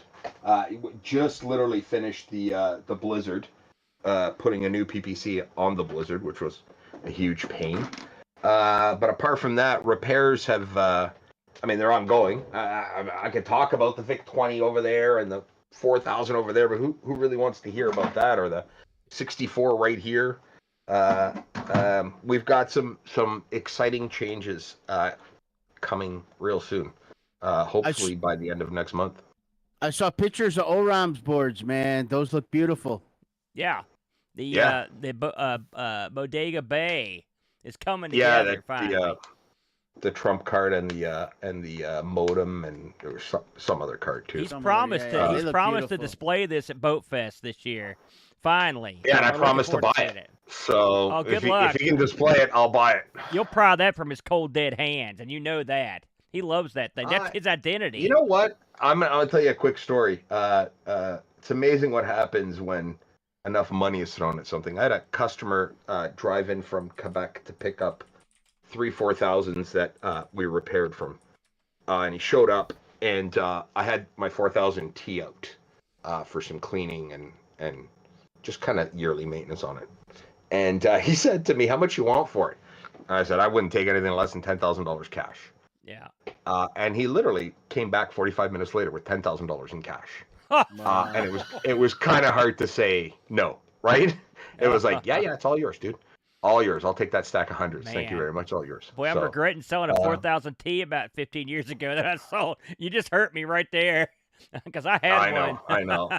I'm feeling a bit of seller's remorse still, but another one will come across my hands eventually. What would help is when you go swimming in your huge vault of cash, like Scrooge McDuck. Yeah. That should get you over that situation. Now listen, I got to ask you this too. When it comes to repairs, what's aside from the Blizzard board? What's the most exotic, wacky thing you've been asked to tinker with? Exotic would be so the University of Waterloo has a computer history museum. They're like Canada's MIT, and I've been working on something called an icon, which was it's funny. I think it might have been Curtis. Curtis and I were talking about this maybe last year. It was the computer that was used in schools here, in elementary schools when I was a kid. It was made by Unisys. It didn't last very long, and it kind of wasn't really widespread outside of the province I live in. So I've been working on restoring 3 of the boards for the university's computer museum. That's pretty exotic, considering I can't find schematics. I can't find anything. Everything is literally just sit around and trace and X-ray and use backlighting to figure out what goes where. So that's been an interesting challenge, and frankly, one I'm regretting taking on because of the sheer amount of work involved. Presumably, there are very few people in Canada that could even attempt to try to figure that out. You're a specialized individual, so really you're doing the Lord's work up there. I think there's no one else very doing few it. stupid people in Canada that would take it on. I'm sure there's quite a few people who could take it on. I just think a lot of people would look at it and run screaming the other way without any schematics or anything. Nobody can seem to find anything on these things.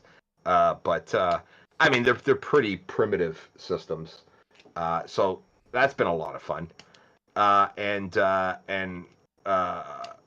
that's really it. Like I said, we've got some changes happening, some family issues that have to be dealt with, and that's kind of where I've been hiding, for lack of a better term. Very good. Understood. You've always got some kind of secret gimmick rolling in the background. Every time I talk to you, there's always something cooking. Now, before I'm just holding on to this rocket for dear life. That's all I'm doing. That's all you can do. Before I turn it over to the crew here for questions, just one quick thing. You always have something interesting to plug in terms of product, maybe a new product or maybe a product that you just seen a lot of action on.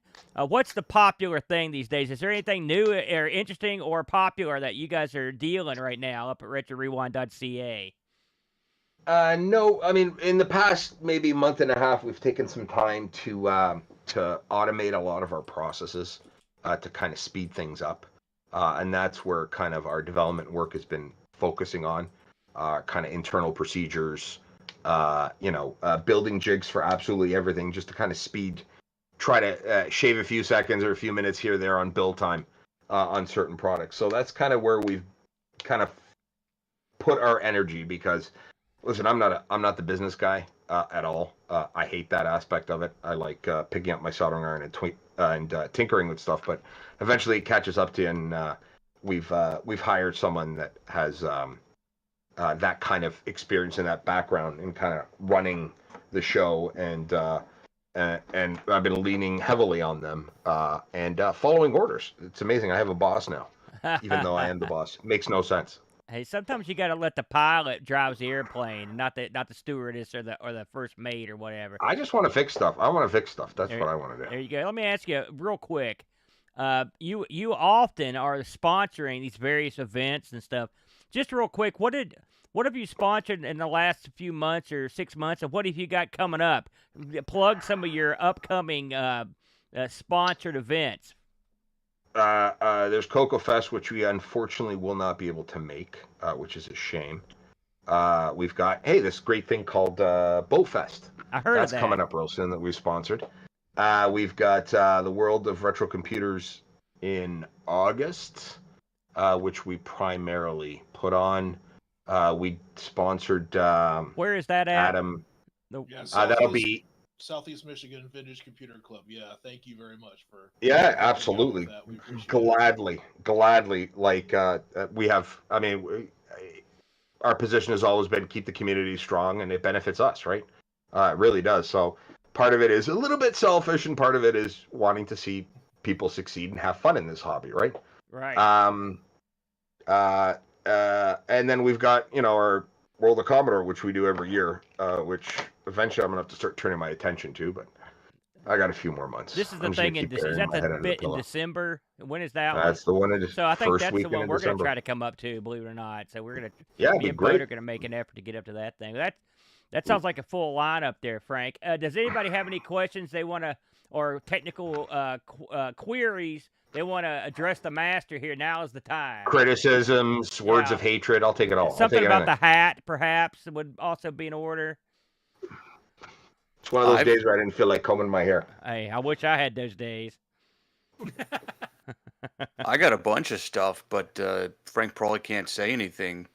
I think right off the top of them, though, is are things still progressing on the CoCo SDC redesign? They are. Absolutely, they are. Again, that's as far as I can go. Yeah. All right. Yes, they are.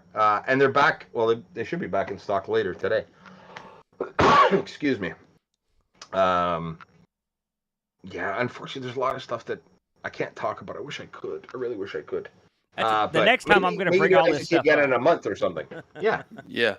Let's do another one of these in a month. Oh God, no!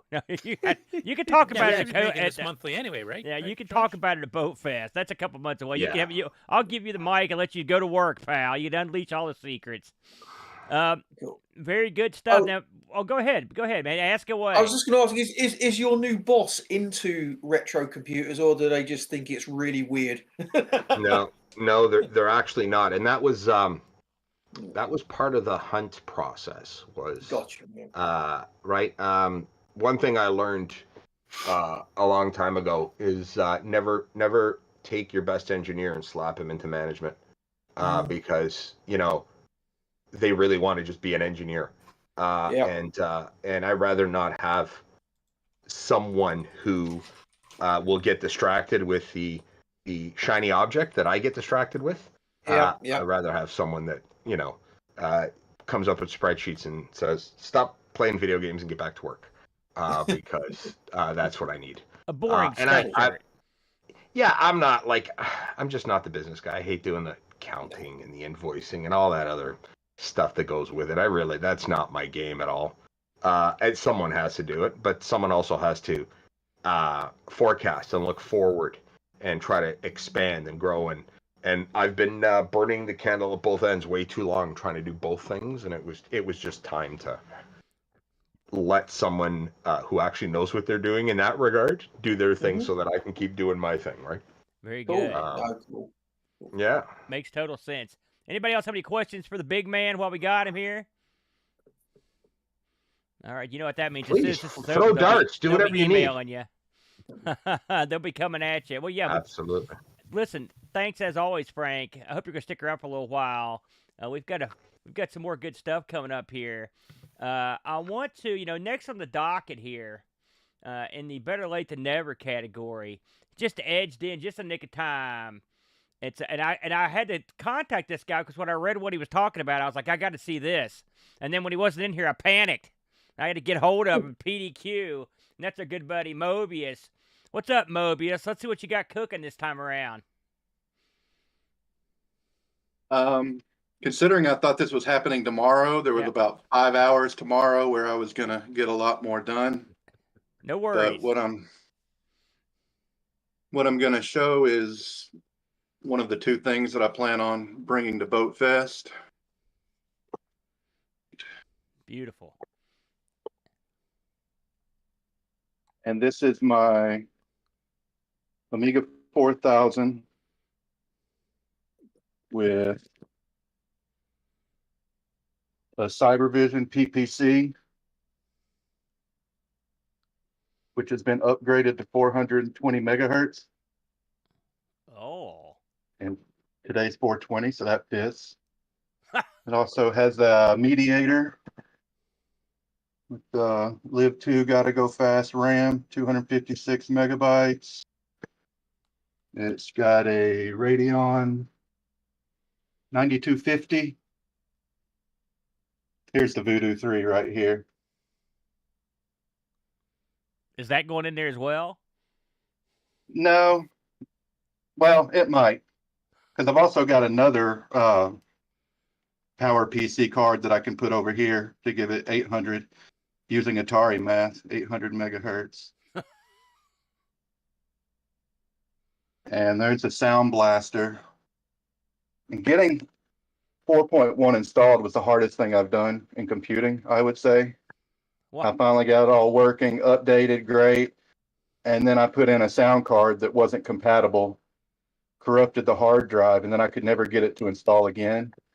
And I had to install it in WinUAE using the Zulu SCSI and copy it over.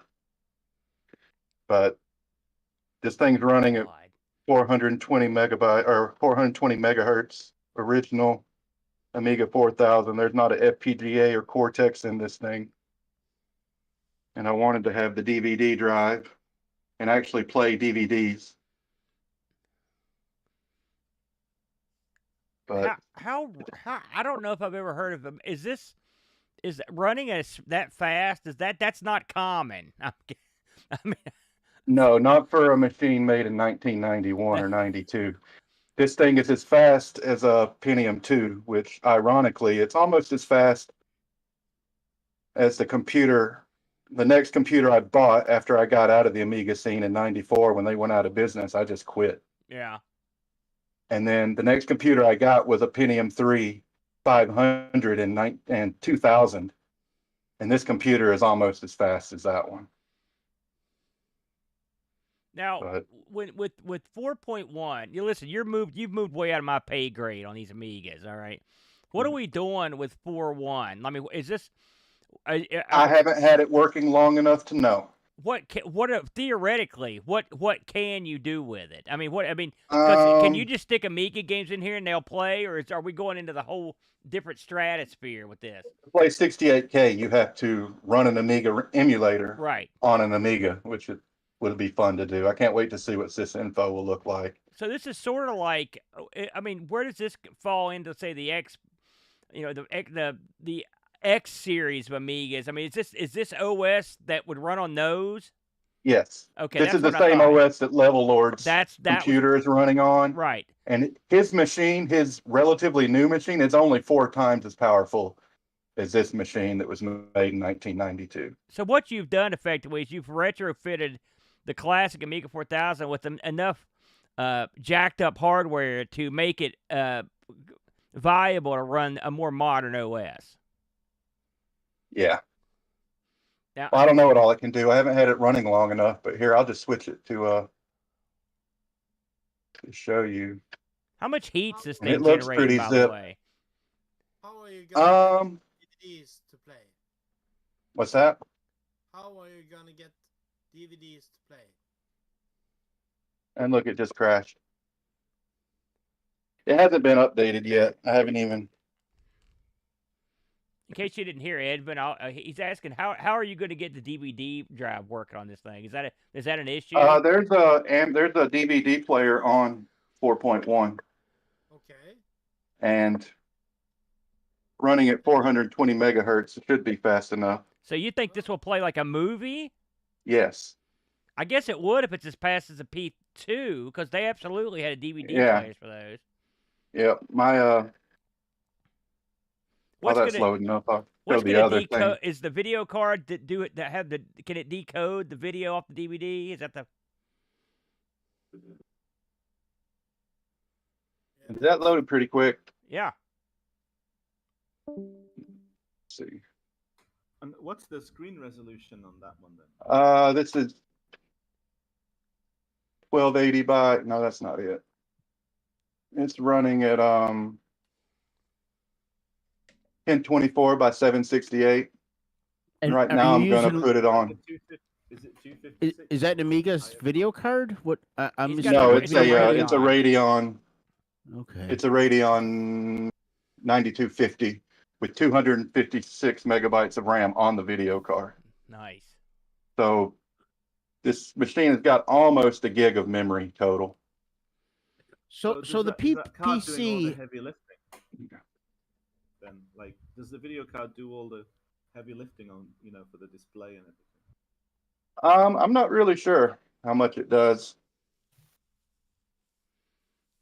So how do the PCC hertz relate to like an 060 hertz, right? Like you said, it's a 260 PPC. How would that?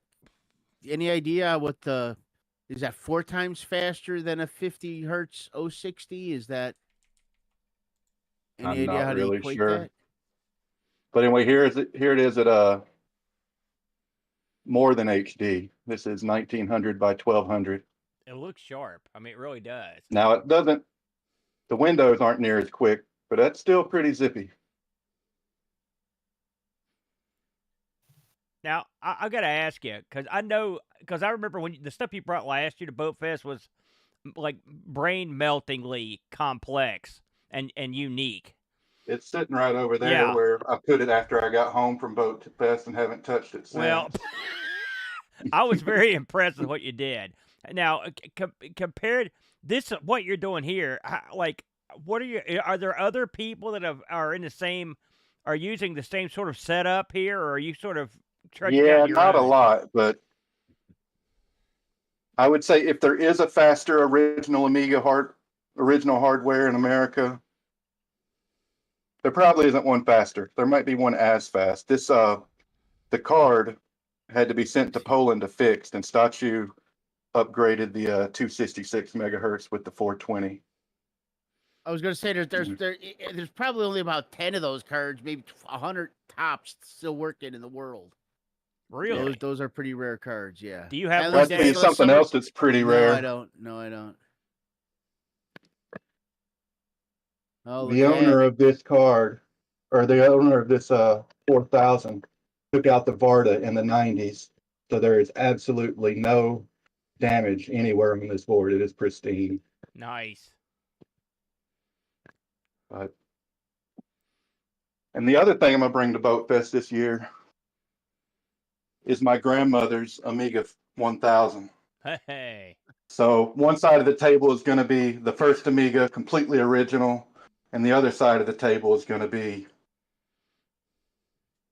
just an Amiga, just pimped out as much as it can be. It's a perfect symmetry. So that's a Gramiga, huh? Gramiga. Good one. My uncle was a hotshot software engineer for Ericsson in Dallas. So he knew about the Amiga before just about anybody. He might even have had a dentist that was one of the original venture capitalists involved with the Amiga. So he bought one and he convinced my grandmother to buy one. And then when in '87, when the 2000 came out, he bought the 2000, and then we got his hand-me-down 1000 for Christmas.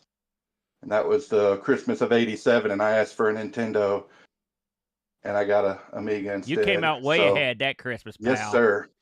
You came out way ahead. I mean, that's a heck of a hand-me-down because in '87, there weren't too many 1000s romping around in the States, even back in those days. That thing hadn't been out that long. So still got all the original documentation. Got the receipt for it, the original deluxe paint that came with it. So was that 2? Here's my toaster Petzel. Very nice. And it'd be more than nice if any of it was hooked up. Well, you can't have it all hooked up. Set up nice at least. Though, look at that. Got the recorders. Got the PVF. That's a nice setup. Let me ask you. I like this one too. Oh yes, I love that. But this is what I brought to Boatfest last year. Yes, that was that was remarkable. That's a heck of a setup you've got in that thing. Well, my next planned project is to take the motherboard out of it and put a 500 plus board in it, so that I can get a terrible fire working in it. Wow, that'll be interesting. I mean, on the current project, the one that you've got in pieces there, the supercomputer right there. I mean, obviously, you were working on it for this, but I mean, and I'm sure it's not quite there. I mean, I had it all set up like a week or two ago. Yeah. And then I tried to put in that sound card, and it basically put me back another month. Yeah. And when what I just got finished was this custom hard drive tray. The original owner took when he was taking the hard drive out to put it in cold storage or whatever, he took it with the tray. Yeah. So I had to build this tray. When you see so it? how before you put the sound card in, how long do you figure you had this thing up and running? A couple days. How would you rate the stability? Is this a project that you're gonna once it's done? How stable is this thing gonna be? With all, I couldn't believe how stable. I couldn't believe how stable it was. Really? Like I put in this this network card right here, plug and play, click through a bunch of menus, plug in an Ethernet cord cable, and it was online just like that. And like I haven't tried USB since, but I'll try the tank mouse right now. Now, while he's here, got this on camera. Anybody have any? Because some of you guys are elite level Amigites, if you will. Any questions or about this build or about what he's got cooking over here? So now's the time if you got anything. Well, I was going to say that I just plugged in that I just put in that USB card. Yeah. And it works. Nice. And look, scroll wheel. Cool. Go ahead, Happy. What were you saying? Yeah, I was going to say that kind of processor speed. You could probably have some fun with some emulators. I don't know what ones are available, but like I guess you could. Is there like a MAME for Amiga or something like that can run games? Or I'm not sure what it. I think you can run macOS on it as well. Here's emulation right here.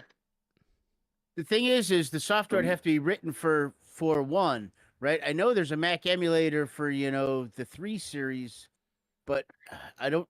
In order to get a lot of the 68K software to run, you got to emulate 68K. It's a unique situation. But it's also got an 060 right here. So for running Mac, it'd be best to just like do a dual boot with a 3.9 and run Shapeshifter from the 060 since the Mac is 68,000 code too. It's much quicker to do it that way. So that's one of the advantages. That's what I've read. That's one of the advantages of your setup. You could just change your Kickstarts and you can be running from a completely different perspective on this thing, right? Yeah, just do on that hard drive, supposedly runs at over 30 megabytes a second. SCSI 3 ultra wide. And it took me forever to get a good working ultra wide or 68 pin SCSI drive working in this thing. That's what was killing me forever, is the hard drive was not stable. So nothing was working and it took forever I had to buy like 3 hard drives before I got one working. Yeah, but you remind me. There's something I need to say that this is going to hurt y'all's feelings. I'm less than $1,000 in on this machine. That was my next question. I was going to ask you how much money you've invested in this thing. Now, your average person would be far, far further in. I'm assuming you Right. had some of this stuff that you collected years ago. Is that right? No, I got it all within. I walked into my local train shop and saw that $570. You see that? Yeah. I saw that $570 on the shelf, and that's what went into that thing I brought last year. Yeah. Was the Amiga 500 with the 570, because he tried to towerize a 500 and had already chopped it all up. But and he also said, hey, I've also got an Amiga 4000 and 2 Cyberstorms. And I'm like, what's a Cyberstorm? So he sold me the 4000, and I was just asking him what he wanted. I wasn't trying to rip the guy off. He didn't think it was worth anything. Yeah. And I was just trying to buy that box off of him, and he's like, thought it was ridiculous that someone would try and buy a box for an old computer. Yeah. But he sold me the 4000 for 200, and each of the Cyberstorm PPCs for 200 each. Oh. So all the original hardware, $600. Holy smokes! That deal with the devil went through clearly. Now the 4000 had an implant card in it. I sold the implant card for more than 200, so the 4000 was free. Neither one of the Cyberstorms worked. Sent them to Poland. Stachu fixed them both. Upgraded the one. I kept the upgraded one, and then the other one sold and paid for all of the Cyberstorm stuff. So the only thing I've really had to buy was the mediator, the graphics card, and the RAM, and a DVD player. So I'm very fortunate. Yes, you are. What a. I mean, when you said train store, you mean like a model train, or do you mean like? Yeah. Yeah. Yep. So he. It's funny because I know a little bit about model trains, and those things go for $1 zillion, especially the classic stuff. And so it's funny how he's probably quite astute in the land of model trains, but he didn't know jack squat about Amigas in terms of Well, he value. did back in the day. I mean, he had an Amiga 4000 with an implant card on it. There was never a day where a 4000 was worth $200. That day never happened. Yeah, I don't. So what a you did good. And it also had that USB card in it, the Highway, which is the precursor to the DNEB. Yeah.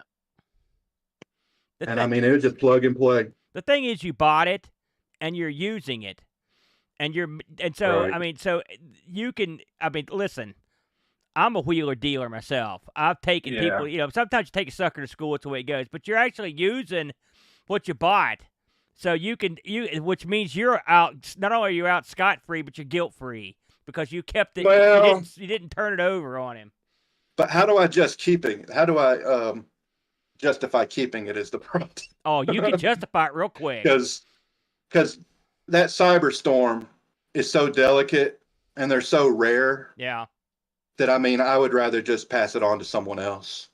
Well. Because, I mean, it's... You mean the one that's in there right now? Oh, yeah. I mean... Just at least keep it together till you get to Boatfest so we can shoot some footage of this, of this Frankenstein. Then you can go crazy after that. At least you can have it documented because I've got to get my hands on this thing. I mean, I wanted to have Homeworld playing tomorrow. Oh, wow. Because, I mean, it'll run... I mean, it should run Quake and stuff like that at over 100 frames a second. I would say so. Go ahead, Dave. But I'm sorry, I'm not sure. Anybody got anything you want to ask before we move along here? That's good stuff. Man, I'm excited about seeing that. That's awesome. The amount of time you've spent screwing with this thing, I can't even imagine how long you've sat and fiddled with that thing. hopefully it'll be a lot more impressive at Boatfest. It looks good. It looks good. I can't wait to see that. Good stuff, Moebius. Well, it's 4:30 here, guys. I'm going to have to head out. so Okay, I'm gonna say Happy. goodnight. Hey, thanks for coming in, Thanks Happy. for that. Have a good one, my friend. You stuck around guys just to take see it easy. Moebius here. Good move. Yeah, that was great. Yeah. Thanks a lot, man. See you later, See dude. you soon. Night, dude. Good. Any other questions?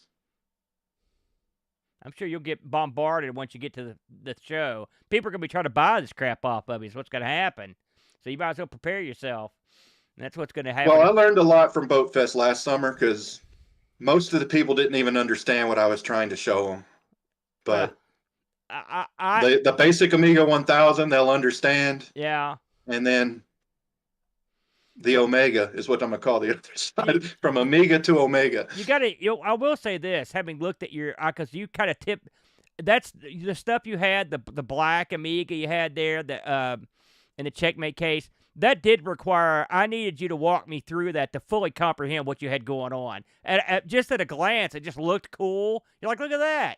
But you think you took the time to show me what was going on, and that made a big difference.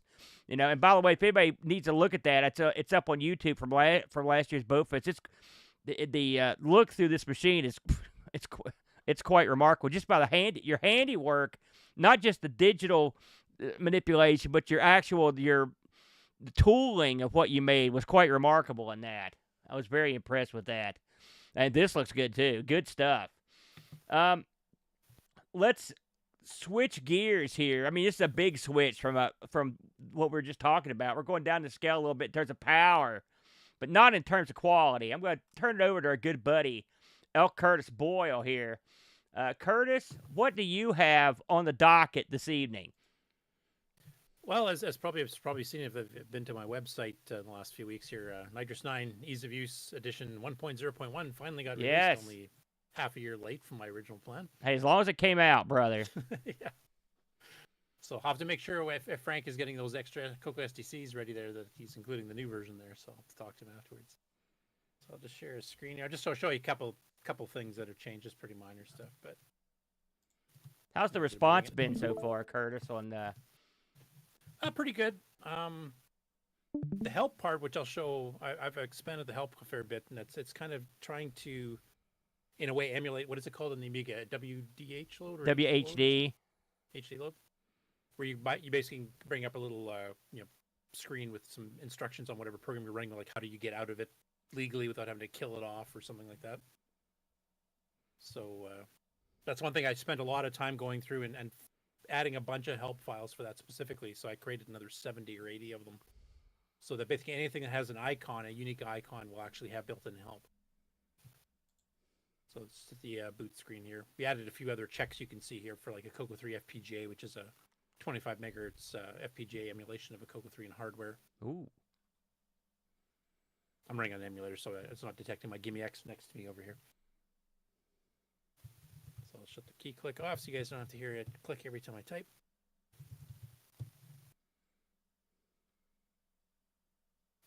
So one thing we added here, and this is a request, and I actually want to get a poll from you guys to see what you guys think here. So we've always had these icons where if you're switching between 40 and 80 column screens, it basically keeps the same ratio on the main icons, so they're fairly close width-wise. So that's what we've had for years now. Mm-hmm. Now, the original Tandy one, if you ran in the 640 mode instead of 320, it would just keep the icon data the same, so it would shrink the icon to half the size, so it was really thin. And I had a couple of requests for people that wanted that back. So this is what that looks like. So, I mean, to me, the proportions look horribly wrong. That's not bad. I kind of like but yeah, that. I was wondering, like, I've Nick Morantes himself says he prefers the thin ones, which actually surprised me because he's usually a stickler. For, like, he was complaining my trash can was too tall. No, this so I'm looks wondering, good. What do you I like guys this. think? Does it look better as thin, or does it look better as fat, or do you prefer to have the option of both? Or that. I like the option. I mean, can you just leave the option in for both? I mean, that'd be. Well, I am. I kind of like what you got here, but I mean, it's not like there's a bad choice, but I kind of like what you got there. And anybody else? I'm just kind of curious because I was surprised Nick, who's usually a stickler for keeping things in proportion, prefers the thin ones. I was really surprised. Well, if it's something you're used to from the past, you're going to want to maintain that. Mm. Yeah, I guess. But Nick never used OS 9 back in the day, so this is like his modern view of it. He never touched it. Hardly anyone used it. Come on. It was a bit complicated to set up, and it was much, much slower than this, so that was another thing. I mean, it wasn't bad for 1987, I guess, but for an 8-bit. Anyway, that's one thing. So we've got the extra option there to add that extra one. You've still got the original settings in there as well. There's a very, very slight speed increase if you run it this way because the icons are, a little bit less to draw. But what's really slowing down the display of the screen is the font because it doesn't fit on an even byte boundary. It's a 6-pixel wide font for the titles here because you wanted a little bit more room to have wider file names fit in. So it's doesn't make much of a speed difference at all. So that was one. Another thing we did is I've added a couple more, or added another keyboard shortcut. So I'll just go to, where's my demos folder here?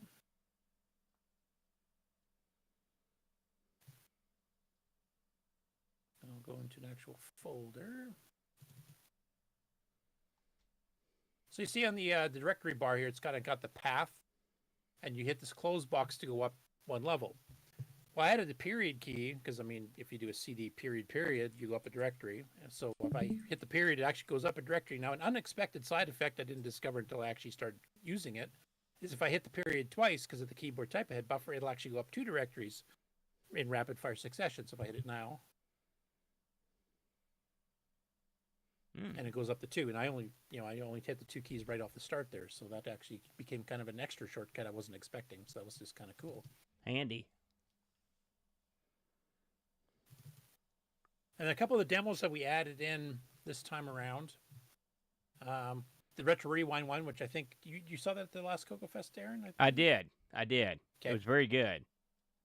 That's just a little marquee, but you can actually edit the text file here, and while it's running, add in extra lines or change them. And as soon as you save it out, the program will pick up the fact that you've changed it and actually just update itself, so you don't have to like relaunch it or anything. Just to show kind of the multitasking abilities. So I'll show you that one. I did one for Taylor and Amy too. I did one for their Halloween special, which they unfortunately never got a chance to use. So next year. Well, I'll have to change it because right now it says 2023 in it. But there's a GFX5 demo here. That's actually an alternate graphics segment. It's kind of based on some of the old Unix style, which I'll just quickly show just a little bit of. I won't show the whole demo, but it just shows that you can actually do some alternatives. You can right away see that the title bar for the menus is quite a bit different in layout, and you've got different types of window frames, etc., that you want. You get etched and carved in pictures, so that you have a fairly large border, or you can have a fairly small one like that, etc. Scroll bars, you can actually get it so it looks a bit more.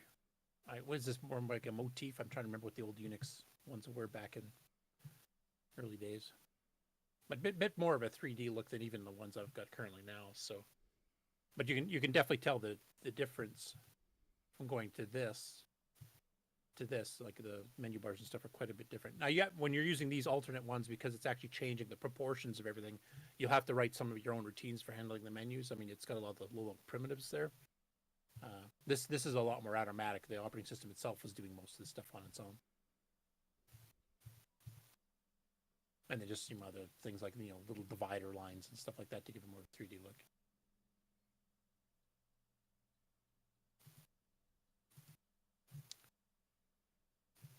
Okay, so that was one I wanted to show.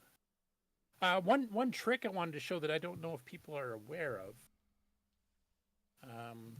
is that you can run more than one GUI G shell at once, and you can even run them in different resolutions and switch between them when you want. So I'll just run the G shell again from over here, and this time I'll change it to the 40.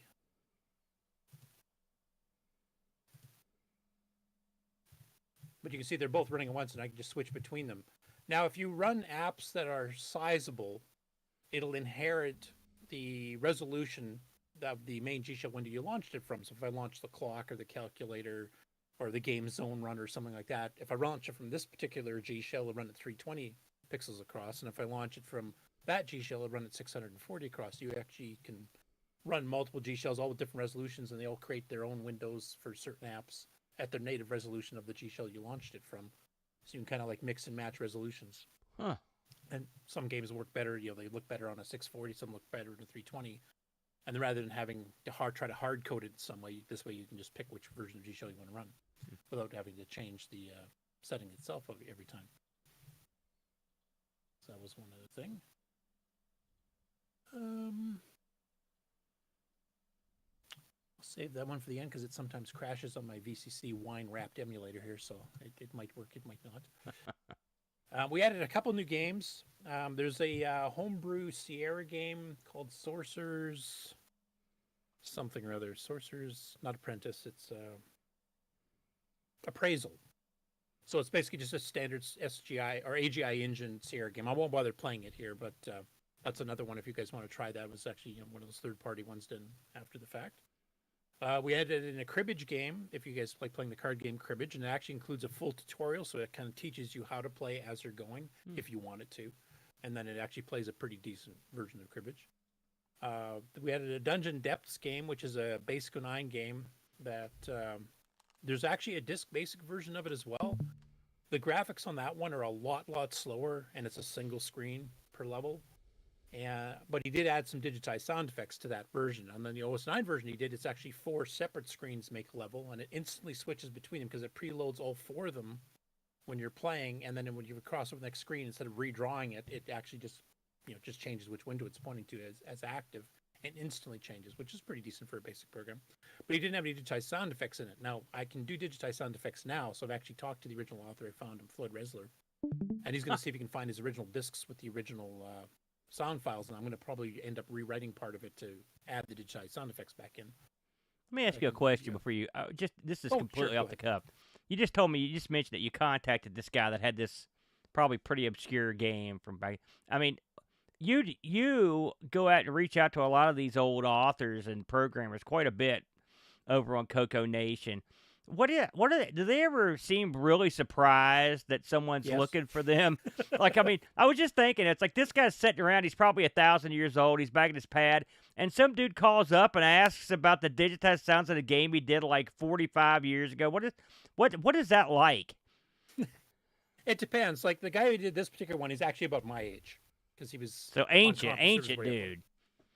Not that ancient. We are going to be doing an interview. Like CoCo Fest is on the May 4th and 5th weekend, and May 3rd, of the Friday, Ken and I are going to go to Flint, Michigan to visit Robert Kilgus, who's 81 years old now. And he's one of the people that actually had the original prototypes of the CoCo 1 from Tandy directly to actually make software for the launch. And wow. He's found some of his original documentation from Van Chandler at Radio Shack, like, we don't have the SAM chip from Motorola ready yet, so here's a little satellite board with about 18 chips on it. You got a ribbon cable, plug it in over here, and then hook this up and put this much voltage on it to get it to run because the chip wasn't ready. And he's still got all the notes and stuff from that. And he was meticulous with documentation. He's got his original contracts with Tandy. He's got printed out source code listings of multiple versions of every program he ever made. And he did business stuff. He did Scriptset. He did Spectacular, which is a word processor and spreadsheet. He did a database, but he also did stuff like the 3D skiing game and Dino Wars and Color Cubes, which is a Rubik's Cube game, Quasar Commander. So he did a wide variety of stuff, and he's got so much of his original documentation, which Brian Weisler picked up now. We're actually bringing that to the fest. One of the things he had, and he forgot he had, I can't believe he forgot. How many of you are familiar with a deluxe color computer? Josh is. Aaron, have you ever heard of it? I don't think so. Only because you told me. Heard of it.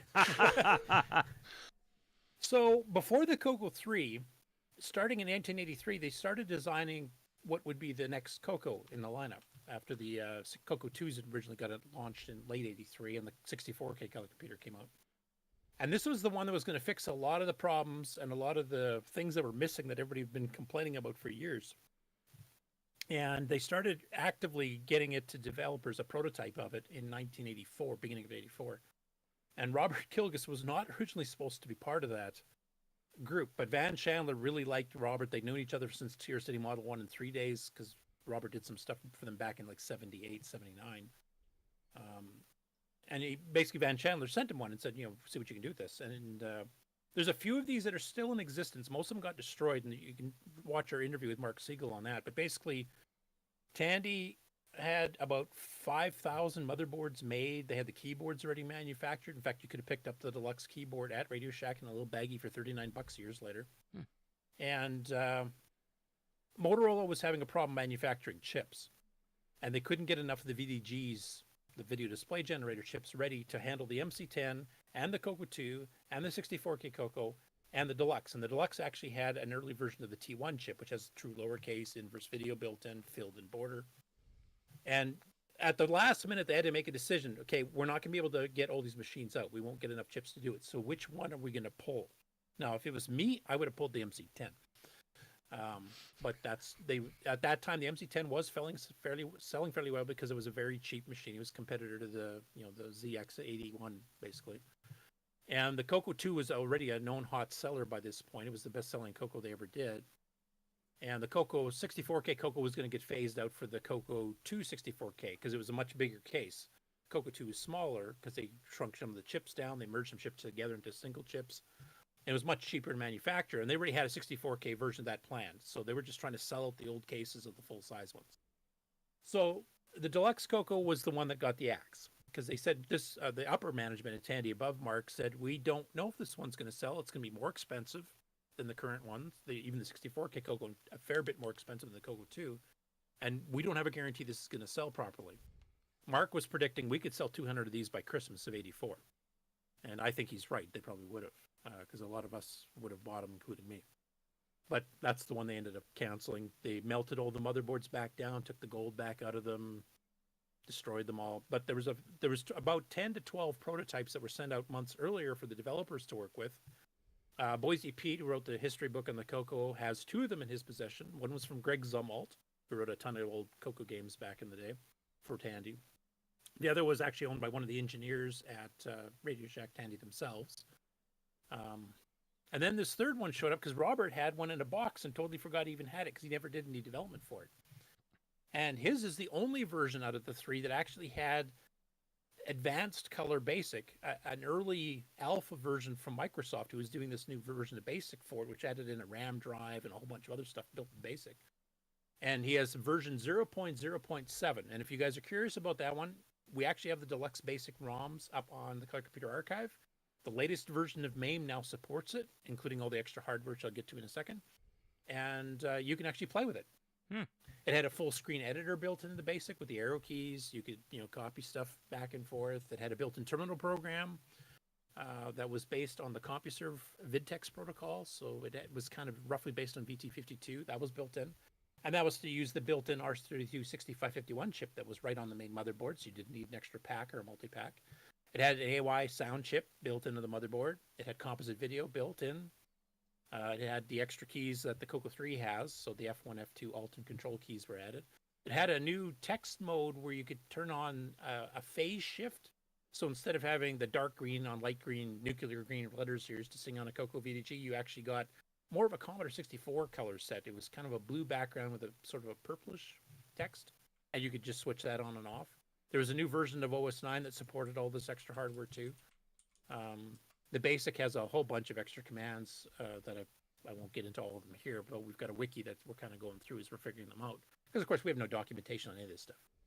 And speaking of documentation, the only thing back in the day that gave us a hint that the deluxe was ever planned is if you bought a CoCo 2 in 1984-85, the CoCo 2 basic manual had these little green sidebars. If you have a deluxe color computer, you don't want to use this command. You want to use this. Please consult your deluxe color computer basic manual. And that was the only proof of the existence of the deluxe we had up until recently. When Boise did the book, he obviously found a couple of the prototypes, and then now Brian's got the one from Robert Kilgus. So anyway, on Friday, May the 3rd, Ken and I are driving over to Flint, Michigan to meet Robert Kilgus. We're going to interview him for several hours and kind of get his background. He's been in computers since 1961 on the Burroughs B5000 mainframe, so that's where he started. And he got his initial training on that through the Army, actually. And he's been with computers ever since. And then he kind of retired around 84, 85 after he did some Apple II, IBM PC Junior, Tandy 1000 stuff. Because he kind of got burned on one contract. It wasn't a Tandy-related one, but he did a ton of work on an Atlas program that was on about 5 or 6 different platforms. They kept coming back with tons of changes, like little twiggly bug things and just minor changes that didn't really make sense. But he kept doing them dutifully. He did 2 years of work on this project. And then it sold like maybe 50 copies. Oh, man. On all the other things combined. So he really got burned out and kind of didn't want to touch programming anymore because he really got upset about that. And to give you a bit of scale here, 2 years for him working on a program is insane because he did stuff like Dino Wars and skiing in like 6 weeks each. Like he was a master programmer. So anyway, we're going to be interviewing him. He's one of the guys. He he would submit stuff to Tandy. He'd get his royalty checks. He did very well. He was making 6 figures a year off CoCo stuff for several years going in the early 80s. He never got feedback other than getting paid. He didn't. That's the get important any feedback feedback from right Tandy there. on how well the games were doing, or how people liked them, or any feedback from customers, because nobody knew where he was or what his full name was, because he always signed his stuff RG Kilgus, just his initials. So he had no idea how popular his games were or how well they were liked. And when we got a hold of him, if you remember at the show, Aaron, we had that big Dino Wars, the giant one, yeah. Which actually, that wedding party came in and got the pictures taken with it because they thought it was cool. Yes. I remember that. But we're actually gonna surprise Robert, because I'm probably pretty sure he's not watching this. We're actually gonna take the banner with him and get his picture taken beside it, because he's never seen any of this stuff before. I love that. That's awesome. So, and what now is this interview you're gonna do? I'm assuming you're gonna put this on the Nation at some point. Yeah, now we're going to be doing some editing on it afterwards, because there's some stuff we're going to be talking about that he no longer has, because Brian has it, and Brian is staying to set up stuff at the fest on Friday. So Ken and I are going to be gone all day doing this interview. So we're going to record all the stuff with Ken. I've already sent him a list of questions that's probably about 6 pages long, and he's actually just responded while I was on the show. I haven't had a chance to read it yet. We're going to kind of cement, what order we're going to put stuff in. Is there anything he wants me to skip because of personal reasons or whatever? But once we get back, we're going to be editing and stuff like pictures of the Burroughs 5000 computer that the mainframe he used back in '61, and kind of go through some of those other stuff too. So yeah, it'll be going up eventually, but we got some editing to do first. But I'm really looking forward to it, because he was reaching out of the blue, and I mentioned skiing was one of the first games I ever bought. It's great and too. It was 3D. I love that game. You guys have seen Night Driver, right? But this actually has hills and perspective and stuff in it too. So when I was a kid, I played that, and I was like, "Holy smokes, this is great!" Yeah, I love that game. He's quite proud. He's quite proud of that, and he's like going through. I've seen some shots of the source code listings where he's explaining why he did certain decisions on the programming and stuff too. So he's done quite a bit of stuff that's it's really interesting. Like he's a fascinating guy just on his own, and he's been there since the beginning. Like when the first 3, the holy trinity of home computers in '77 came out, the Apple II, the TRS-80, and the PET. He was trying to figure out which one do I want. And he gave his explanation why he eventually picked the TRS-80. The Apple II, of course, was just too expensive. It was twice as much as the other two, at least. And the PET, for some reason, he thought the PET was, in '77 when it was first launched, he thought that's too limiting. Maybe because of the expansion interface the TRS-80 had, but that's why he decided to pick up the TRS-80. And he actually picked right for that time, because by the time 1980-81 rolled around, I think, if I remember correctly, the TRS-80 had sold 200,000 units, which is double what the PET and the Apple combined had sold at that point. And I think a lot of people forget how well the TRS-80 sold at the beginning. Of course, then a bunch of others like the Victorian stuff come out and totally trounced the sales figures of the TRS-80. But yeah, no, I'm really looking forward to the interview. He seems to be a really nice guy, and he's smart as a whip, still smart as a whip. Yeah, his wife, who passed away sadly just a couple of years ago, was actively involved with some of the stuff. She did some of the business dealings, and she contributed some of the sound effects to Dino Wars. And if you guys want a sneak preview from the interview with Robert about that, I've actually got the story about that on the Dino Wars page on my games page. You can actually read a bit about. They were wondering what their neighbors thought with all these screeches and yowls coming out of their house. That's good. That's good stuff, Curtis. That's good stuff. So we'll be looking forward to that big time. I can't wait to hear that. I'm sorry I sidetracked you from Nitro. No, that's okay. That's, I'll get. I do want to promote that. I'm not sure when the final version of that video will be coming out, because we haven't recorded it yet. But I'm really looking forward to it. I'm really looking forward to his reaction to seeing the banner too. Yeah. Because like I said, he got no feedback. He had no idea kids were playing his games at all. He had no clue. Love it. So I love it. So I guess I'll just run a little bit of the game, Dungeon Depths, just so you can see what it is. It's I think it's an arcade, isn't it? I guess I could have ran it from the 80 column too.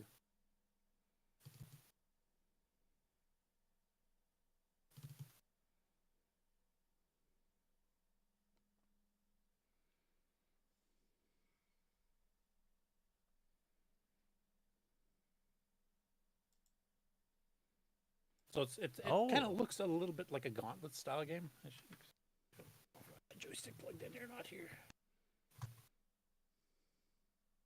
Nope, maybe I don't. Just a moment, please. I was swapping drives and stuff out here, so I might have unplugged it. Does anybody else have desks that are way too crowded with crap so you can't even tell where cables are going? We all have that. All Or is the that just time. me? No, everyone. Everyone in this room right now has that. You should see what Boat's got cooking over there. I mean, it's a madhouse. Look at that. There you go. And of course, USB being USB, I'm plugging it upside down.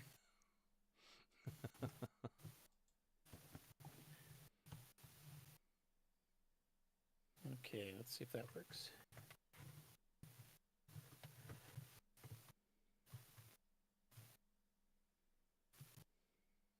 Oh, VCC might not register until I reboot VCC because of the line wrapper.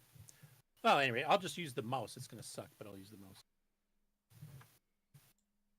So what it's doing right now is it's drawing 4 screens of the maze. So it's basically a 2x2 grid for each level. And there's multiple levels, and you've got your little guy here rotates around and runs. And this is a game I'm probably going to have to slow down because it runs a bit too fast. Because the Nitrous 9's a fair bit faster than when Floyd wrote the game originally. And you got health and timer bars and stuff, and you got to shoot monsters and gather keys. And Sort of like a little dandy gauntlet-y sort of deal. yeah, a little bit. I mean, it's not scrolling like Gauntlet and stuff, and it's the goals are quite a bit different. Mainly the keys to unlock the doors. You got one-way sliding. There's a bunch of stuff in it. But anyway, that's just a quick little preview of it. I won't play the full game here because I'm trying to play it on the mouse, which sucks. And I just died. It's got a high score list. Saves your high scores as well. Looks like Floyd was good at it. Yeah. But one thing I wanted to show there, so I'll go back to this one. So if I forgot how to get out of the game cleanly, I can either move the mouse up to the question mark in the upper right corner, or I can just hit the question mark itself.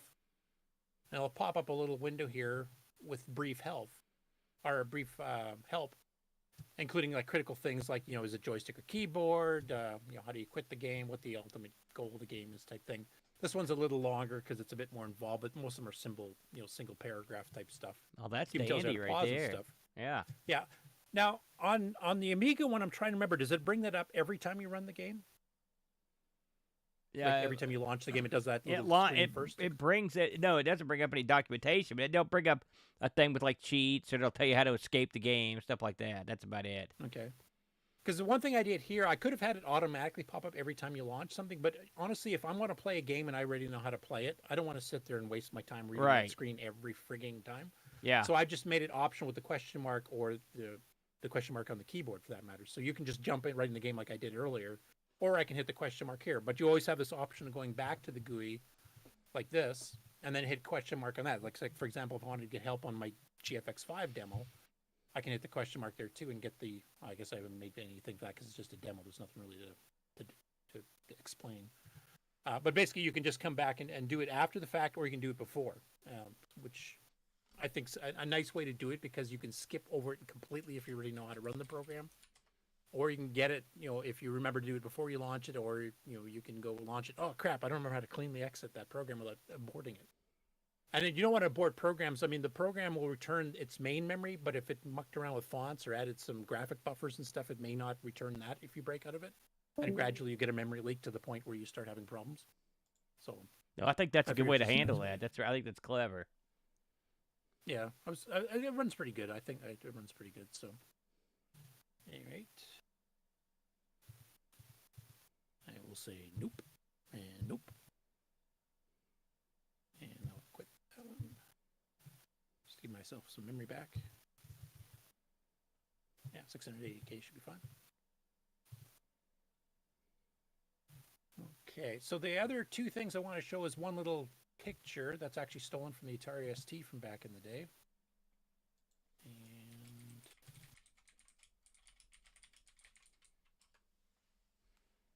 And of course, it reads a bunch of icons for different picture types. There's native CoCo ones plus stuff like GIF and stuff. So this is going to be the native OS 9 graphic one.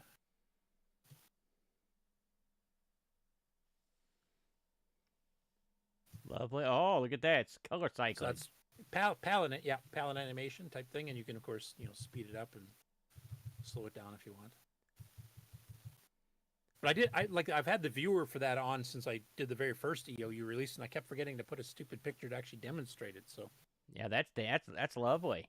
It's finally there. And the last one, I hope this one works. Like I said, this one, my VCC with the wine wrapper does have problems, sometimes dying on this one. So that's why I saved it for last. Demos. And this is kind of a tribute. I'm sure you've heard, Aaron, that Steve Bjork, who did so many great CoCo games like Rampage and a lot of the arcade ports and a lot of his own stuff, passed away. Oh, yes, absolutely. Last year, we didn't find out for months afterwards, unfortunately. And of course, this stuff went into an estate sale, which some people bought for cheap, and now they put it up on eBay. Yeah, that was a shame. For way expensive. I don't know if you guys heard Roger Taylor, who's done a lot of programming for the CoCo since the 90s himself, wanted to get all of the original, because there's original discs, there's printed out source code for all of his commercial stuff, unreleased games that he did. And he wanted to make sure it actually went to somebody who was actually going to go through it and archive it. He spent over $6,000 buying all that stuff because somebody was trying to outbid him. Really? So he's But actually he ended up getting. He got the majority of it. Yeah, that's good. He's been Didn't slowly Steve going have Didn't Steve have some kind of setup where he'd planned on giving that to somebody? Well, hadn't he? he'd published that on a couple of forums saying he was planning on giving it to Glenside, the Glenside Color Computer That's Club. right, but Glenside. unfortunately, apparently, he didn't write that down and sign it. Yeah. And his family had no idea he told all of us this, so it just went into an auction. They may not have known he'd ever done anything like that. The majority of it was so long ago. Yeah. And they So probably didn't know he that's was such a hint for big people name. here that are worried about what's going to happen to their own personal retro collections. Make a will and make sure it's notarized and filed somewhere so that people know what to do. There you go. That's something we've been having some discussions on because a lot of us are getting up in the age where you could just randomly die from something. Yeah. And if you don't let your family know and there's nothing written down for a lawyer to say, okay, this is what we're doing, then you have no idea where it's going. Yeah.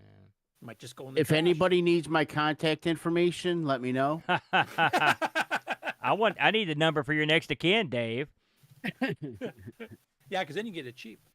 But yeah, Roger bought it all. He's got a Patreon set up, and he's slowly going through stuff. Apparently, there was one example that he's found is that there's a Super Pitfall 2.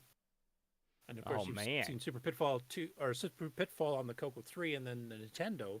And there's one other machine that had it too, if I remember correctly. But none of us knew about it too. So this is a little demo that Steve wrote back in 1985 or 86. I think it says on the screen, but it's a bouncing ball demo because, of course, the Amiga started that. So I thought that was appropriate for the show, assuming it doesn't crash. And basically, this is one he did for the CoCo 1s and 2s, and it was to prove that you could do fast arcade-style speed graphics on OS 9 level 1 on a CoCo 1 and 2, rather than having to do it in just basic and straight machine language. And as kind of just a proof that it could be done. So let's see if this works here. Oh, yeah, good. Didn't crash. Looks very familiar. Yep. And there's several different speeds and that you can run it at, and there's some other little things too that you can even replace the animated spinning wheel or ball with other things if you wanted to take the time to draw it all. We actually found the original. Roger Taylor found the original basic program he wrote with sine and cosine to draw all these curves and stuff to make it nice and proportional. And it takes like literally about 2 hours to draw it in basic for one frame of this stupid ball. I'm exaggerating a little bit, but it takes minutes and minutes to do a single frame. So Steve was anyway, quite my the little tribute genius for Steve. programmer. I mean, wouldn't you say? I mean, he really Yeah, had his I act mean, together. The cool thing is that Roger got basically his entire disc collection, or the most part of it anyway. And that includes his Model 1 and 3 stuff, because he did a light pen driver for the Model 1 and 3 back in the day, and he did a graphic editor that used the VD chip from the CoCo in a Model 1 as well. He made a little graphics editor for it. We found his programming tools, his graphic drawing tools that he wrote himself, his tile and map design tools are on there. There's a lot of stuff we've never seen, because Steve was always very closed as far as releasing any tools he did for his own software development, because he didn't want people ripping it off. And, you know, he had to enforce copyright, so he was pretty stickler with copyright too. So he never even told us that some of these tools existed. There's a few we knew about that he was telling us some details, but he never demonstrated them before. We've never seen them running. And Roger's actually got a couple of videos up on his Patreon, his YouTube page, actually showing some of these things. And we're still learning what he always got, because, I mean, he picked up probably about 400 or 500 discs and a bunch of printouts of source code, and even his original CoCo 3 machine that Steve had hand modified himself to add a few features to it. He had a CoCo 1 he repacked into a Model 3 case with a Model 3 keyboard in it and a color monitor into it. So it's a big grayscale case with a CoCo 1 in it. It has a lot of fascinating stuff. There's a few things that are still other people bought, and I'm not sure if we'll ever see them, but at least Roger's promised he's going to be releasing all the stuff to the community as he scans it in, as he duplicates the discs, etc. And he's already put up a few things. So that's great that he did that. Hopefully he'll get some of his cash and we sent back to yeah, him he's got a few, and I'm going to be sending him some PayPal. I can't do Patreon because my work is so seasonal that there's a couple months where I don't have $15 a month to put into it, and there's other months I have a ton of extra, so I'll just send them some flat rates Very good. twice a year type thing. Hey, before you finish up, Curtis, tell everybody where they can catch your work on your channel over on Twitch and YouTube, and tell them what you've got coming up. Well, for Twitch and YouTube, I would just watch the CoCo Nation show. You can just search for that. We're on Facebook Live too, though I've heard there's some change of policy at Facebook with Facebook Live, so I'm not quite sure what's happening there. I didn't get a chance to read it yet. It sounds like we might have to shut off the Facebook feed. But yeah, you can catch all the news and stuff there, and the Game On challenges and stuff like that all on those channels on Twitch and on YouTube. As far as my own stuff goes, I'll just send you. Actually, I'll share the link here, and I'll share the screen as well. Here. Change window.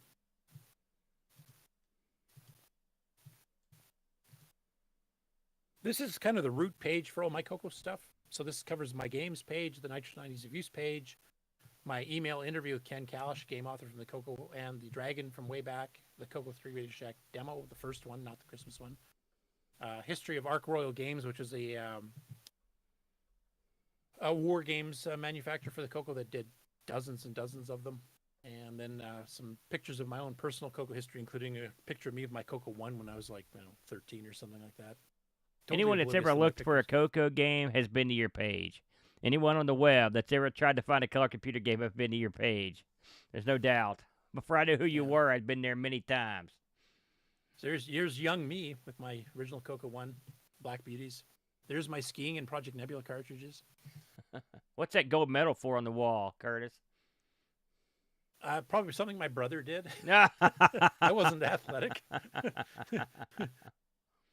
And then this one is just kind of interesting. I'll have to expand the window here a bit. But this is the CoCo 3 at work when it was printing tickets on these big line printers in the back. So this is our CoCo 3 with the Mega RAM, 2 hard drives, dual floppy drives of 5 1/4 and a 3 1/2. The multi-pack completely filled.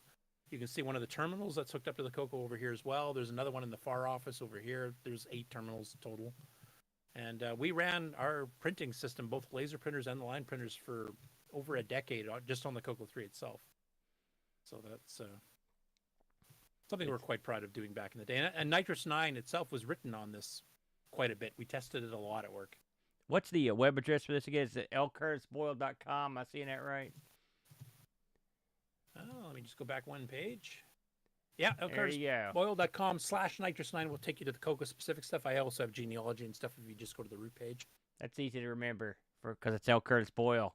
Go check his L stuff is in the out. letter L for any audio listeners, not spelling E-L-L-E or something like that. I don't think anybody's going to put E-L-L-E in front of your name. Oh, you'd be surprised. What? Well, I guess it depends on what you're wearing. I don't know what to tell you. I've never worn anything that has warranted that, as far as I know. But that's what they all say, Curtis. Listen, that's good stuff. I'm glad to see Nitrous 9 is keeps evolving. It always blows my mind that that's something that my CoCo could do back when I was a kid. That's amazing to me that he can still do that stuff. So, yeah, it's excellent. been my passion project since 1992, and I'm still doing it. So I must be an idiot. Beautiful. Well, I mean, you could. Well, you said it. I didn't. I'm going to tell you. I got no answer for that. Good stuff, Curtis. Thank you very much. You know, Thanks for having me on. We've got one. We got our closer coming up, but we've had a couple people sneak in just in the nick of time here, and I want to acknowledge our good friends that have came in. I see our good buddy Graham W Woebcke. Graham, if you have the ability to say something to us real quick. If you don't, we'll just pretend we heard you. He may be off camera, but I saw him keep creep in. There he is. What's a good word, Hey. sir? Yeah, super busy. Haven't had time to prepare anything this time. That's okay. Sometimes it's good just to kick back and relax, man. Yeah. I'm about to leave probably in about an hour and a half's time to go to the Sydney Amiga users group gathering. So I'll take some photos and whatnot of that event and share that on the Discord. Beautiful. Outstanding. Really, otherwise, computing-wise, the only thing I've been messing with is the Oumex, the Neo 6502. Oh yes, okay. It took me a second to realize what you were talking about, but yeah, you like that thing? Yeah, it's quite small. Credit card size. It's in a case at the moment with a USB hub attached to it for keyboard and storage. But yeah, I've got an Apple II running on it at the moment, but there's a basic development environment being made on the GitHub if people are interested in programming BASIC on 6502. Someone's building a Commodore 64 core for it as well, and there's an Oric core for it too at the moment. Ooh, so, that'll make Brent happy. Yeah, he loves the Oric. It's an interesting little device. Only costs €30.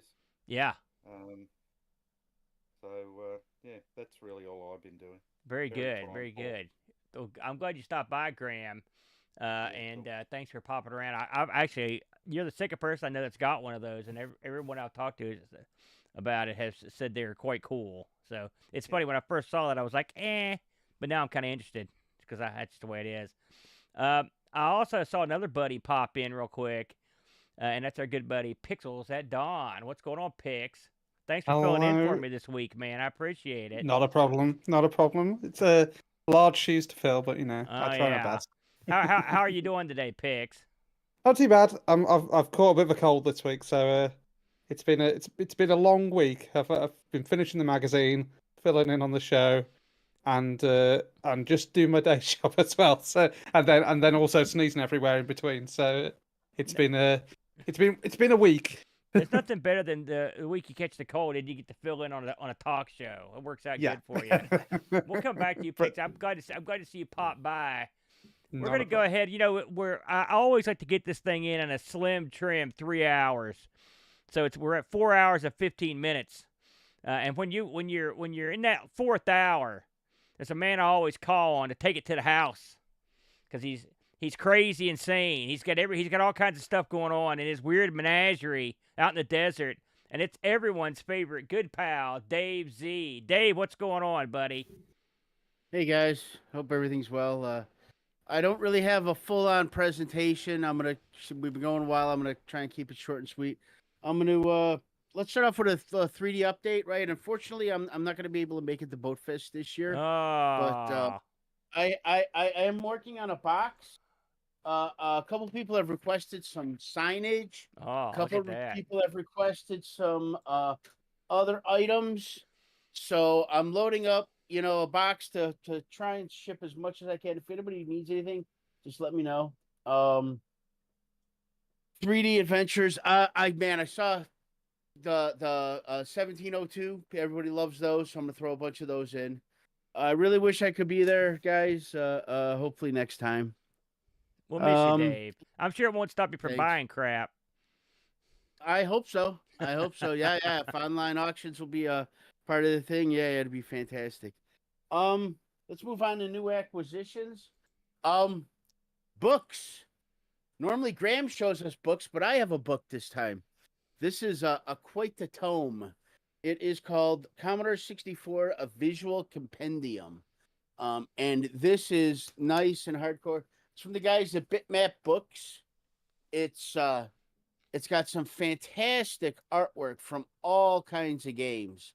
It's got, I really like it because it's got more pictures than words. I'm not really getting ready to read, a whole monolith of words, but some of the stuff it does have good, right? Monty on the it's got a huge, fantastic picture, and it talks a little bit about the game. It is quite the tome. I've really been enjoying this one. I don't know if you guys are familiar with the Bitmac books, but I can definitely endorse this one. So I went over to this guy's house. He had an ad on the Facebook, and I responded, of course. He had advertised all kinds of stuff. Unfortunately, every time he had everything, man. He must have had 6 ColecoVisions. He had 4 of each kind of Atari. He had the 5600. He had the 40. He had everything, man. He had a television. He had stuff in the box. He had this Intellivision keyboard. However, every time I asked him how much is something, he'd look up on the eBay, and he'd go, "Oh, this is selling for $900." I said, "Whoa, why don't we at least look at the sold prices?" He didn't like that either, so we got down to some prices. So I ended up with a ColecoVision and a Intellivision. So I needed a solution for that. So I ended up going with the new Backpit Pro cartridge. This one, the neat thing about this is, I don't know if you can see it, it simply has a plug in the bottom here, and you get these little adapter bits, and these are what go into the game system. So this one cartridge will work on both the Coleco, the Atari, all kinds of stuff. I'm really excited, and they actually works. It's great. This way I just load up one SD card, right? SD card, I've got a subfolder for Atari. I've got a subfolder for C64, whatever. This is working out really well for me. I've tried all kinds of multi-carts and not so much fun. Another thing I did pick up, and I really love this guy, I got me a trackball. I love me a trackball. Yeah, the Wacko. Yeah. It's built like a tank. It's built like a tank. I'm very excited. You can play pool with it if you Dave, use your does yours have a plug like that goes into the wall? Yep. No, I've got just some a of them, DB9. like I've got one that plugs in. Some of them plug in, some of them don't. I was just wondering which one the you had. CoCo version there. does require the power. Yeah. Really? That's for the special electrocution mode. Yeah. Yeah, that's the force feedback. I was where going to say force feedback. Yeah. Exactly. I got another bit for my big box Amigas. This one specifically for the 4000. This is an accelerator card that will allow you to either use a actual 060 or another card that emulates an 060. This guy is called what is it called? The Z3660. See if we can give you some shots of this. It is kind of the all go-to card so far. Once I get this going, I got the hat that sits on top of it, kind of like the old Pi gimmick, right? Where it sits on top. It gives me access to, I believe it's 128 megs of memory, as well as SD card access that's extremely fast and off the charts. I'm very excited for this one. There are so many new boards coming out for the 4000 and 3000, the big box Amigas. I don't know if you guys saw it, but the Terrible Fire, I forget what it's called, 460, 360, whatever. He's got that coming out. I think he showed off some of that pretty recently on the web. So if you're a big box Amiga fan, lots of stuff coming up. The last thing I ended up getting, and that's going to kind of talk into our next 5-7 more minutes, guys. I want one little more thing. I ended up getting me a Raspberry Pi 5, right? Huge fan. I've got the Mister. That's normally hooked up front, but I don't know if you guys are familiar with the Mister interface. In my mind, it has a lot to be desired, right? I mean, it's great. It does the auto update and it brings everything on, but that leads me into my next talk about emulation. I've been searching for the how can I say perfect emulation situation for a long time. One of the things I stood on for a while was Launchbox. Are you guys familiar with the Launchbox? Yes. No. Absolutely. Yes. Okay, so let me see if I can do a quick screen share here. Launchbox is basically a front end. It's got two applications, a launch box and a big box. I'm going to go ahead and launch the big box. It's a whole front end interface for all of your retro gaming enjoyment. I'm trying to share the screen. Of course, all this worked kind of yesterday when we did some testing.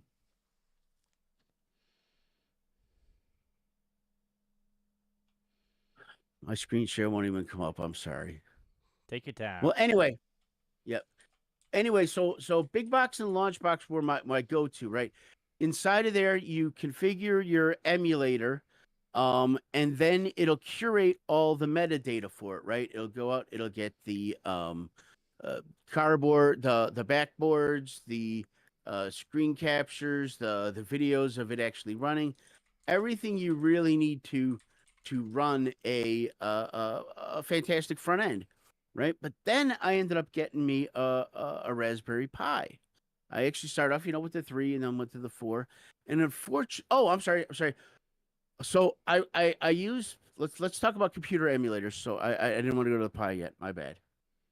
So after a while, I saw one of Aaron's videos about CoinOps.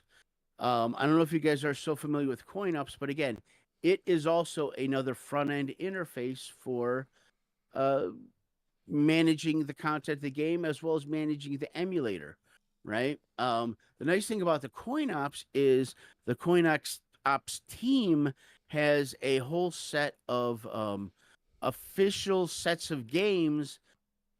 Let's see if I could share this now.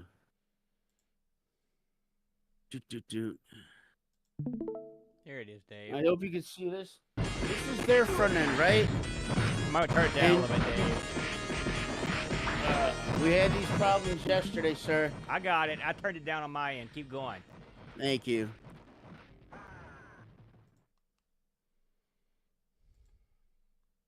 Go ahead, All right, Dave. let me just go ahead and stop sharing it. So,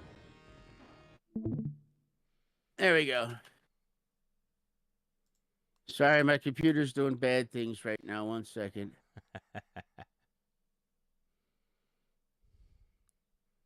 CoinOps, just while he's spilling that, CoinOps came over from the Xbox, the original Xbox, and the guy behind it is a very odd character named Brittany Pears, who's a very finicky individual, and he rules his kingdom with an iron fist, and he's made CoinOps is a great system for someone that doesn't do any actual work on their emulation, but it's completely he makes it so it's real difficult to do anything on your own. And if you try to do anything on your own and he finds out, he'll boot you. He kicked me out of his forums because I sold an Xbox that had CoinOps on it. He's a real angry little man. Go ahead, Dave. Yeah, thank you. And so then like I said, I ended up getting the Raspberry 5. I ran the 4. I used a piece of software. I think it was called I forget what it was called, Raspberry Pi, something like that.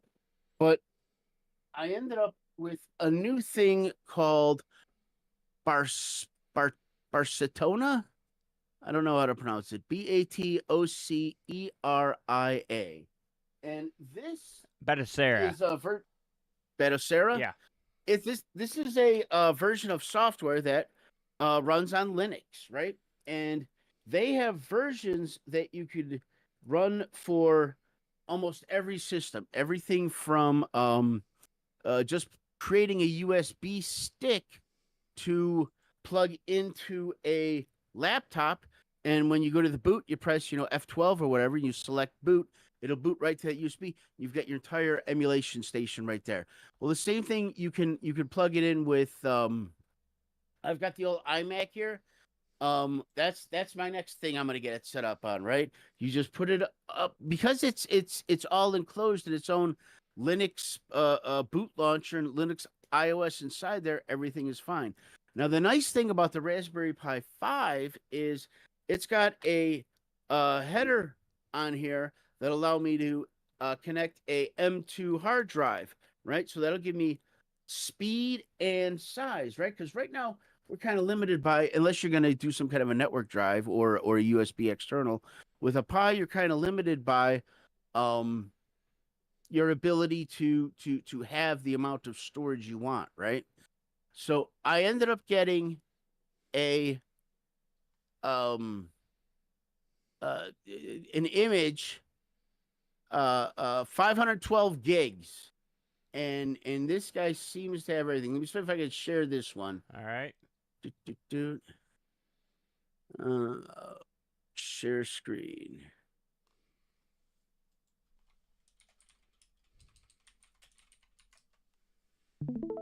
There we And go. look, so this thing has, it might be a bit loud. No, I'll take care of that. Don't worry about that. Thank you. Right. This is the OS, I guess, if you want to call it, right? It's all freeware, right? And the nice thing about this is I'm able to keep my entire directory structure the same across all the subsystems. Does that make sense? And it's got all the artwork. It's got scanners in here. It does Bluetooth. It does everything. This, I don't know how many of you guys were aware of this piece of software. Well, how is it pronounced again, Aaron? Batocera. Batocera. Yeah, there it is down at the bottom here. Batocera Linux. I love the ability to have. I'm a huge MAME fan, a huge Daphne fan. I also like the Ataris, right, and the Lynx. This, I haven't found anything yet that this guy doesn't do. And like I said, it curates all of the metadata. And like I said, I downloaded this. How do I call it? I downloaded this image pack kind of, and I'm going to use it as a starter kit, right? I now have a base image with a directory structure, and all I have to do is copy my new directory structure over to a USB stick, to a CF card. I'm very excited for this project. That's about all I had, folks. I tried to promise it was going to be sweet. I kind of talked fast. Some of it didn't work, but I hope you enjoyed some of it. That's good. Now, are you kicking coin off to the curb, Dave? Is it gone now? I don't have anything on CoinOps that I can't get in either Big Box on the PC or Bet Croatia going. So yeah, I've kind of what I do like about the CoinOps is they're very meticulous in their curation. So I may still choose to participate in their files and their directory structure, but everything's got to be reported over to the new stuff. Is there an easy place to get started on Batocera that you know about? Like, is there a web page somebody could go to if they wanted to give it a whirl? Yeah, I'll post this into the ICC channel. Let's see here. And if you want to go ahead and throw that into the Twitch, that's the starting point. A universe, like I said, it's the Orange Pi, the Raspberry Pi, 50 other single core computer devices, retro, even older. He's even got an image for older PCs. It's just fantastic. Very good. Good stuff, Dave. Hey, before you finish up, Dave, since you are the king of 3D printing, have you upgraded your 3D print setup since the last time you were on? Because you almost always have something cooking.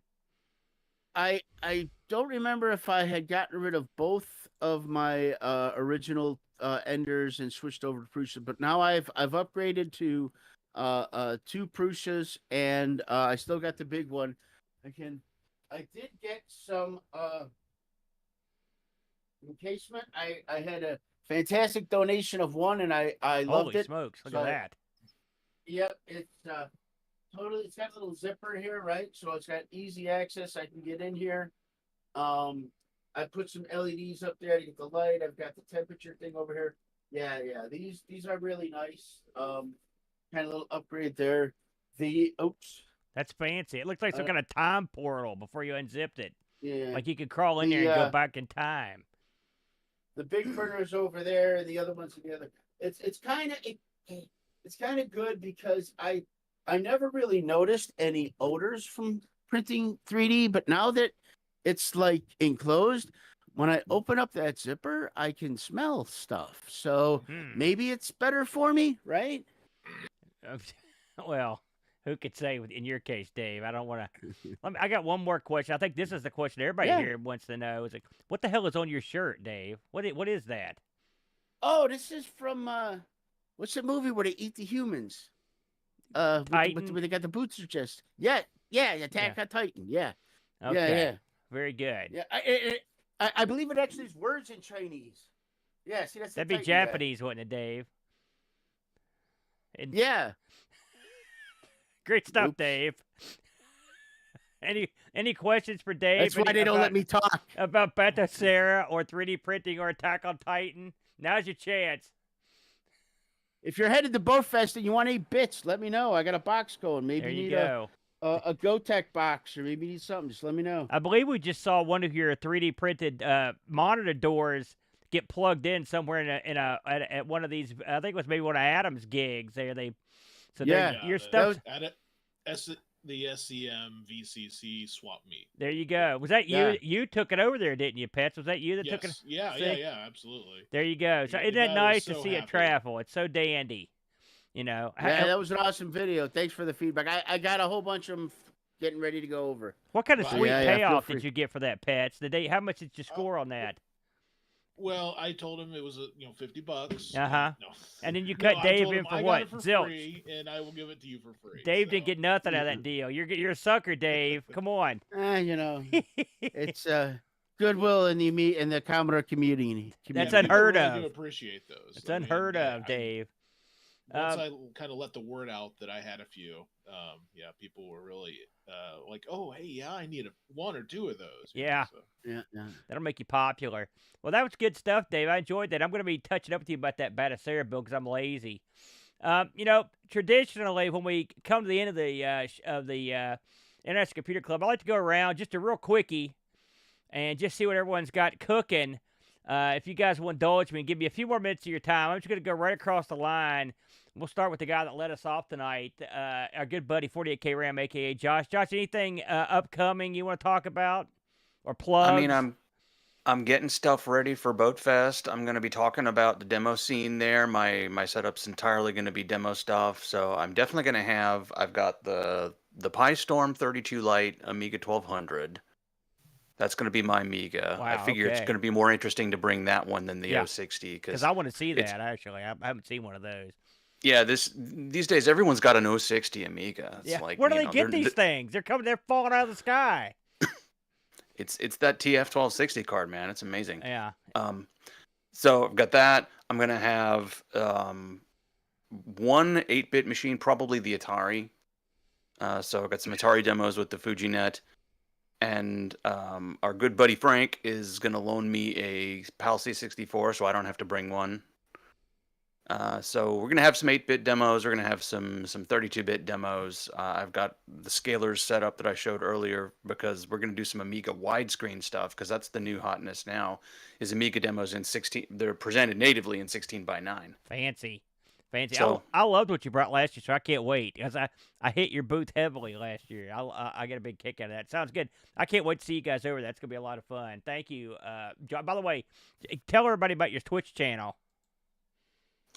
Well, I stream Tuesday nights on Twitch about 7 p.m. Eastern. Gonna be sporadic now because of scheduling and work stuff, but that's usually when I stream. I try to catch his stuff and put it over on the Amiga stream team if you miss it over on it because it goes off Twitch so quick. So it's nice to get hold of it. I usually catch it a week or two ahead. Yeah, they've after he changed does it. that. They've changed that now. The stuff for affiliates sticks around a lot longer than it used to be only 2 weeks, but I think Good. affiliates get a whole month now. Good, because I'm way behind, so that'll work out good for me. I've been busy. Thank you, Josh. Very good stuff, my friend. Let's roll right down the line here. Dave, I know you just talked for 15, 20 minutes, but what do you got upcoming? Anything you want to say here since we're on top of you?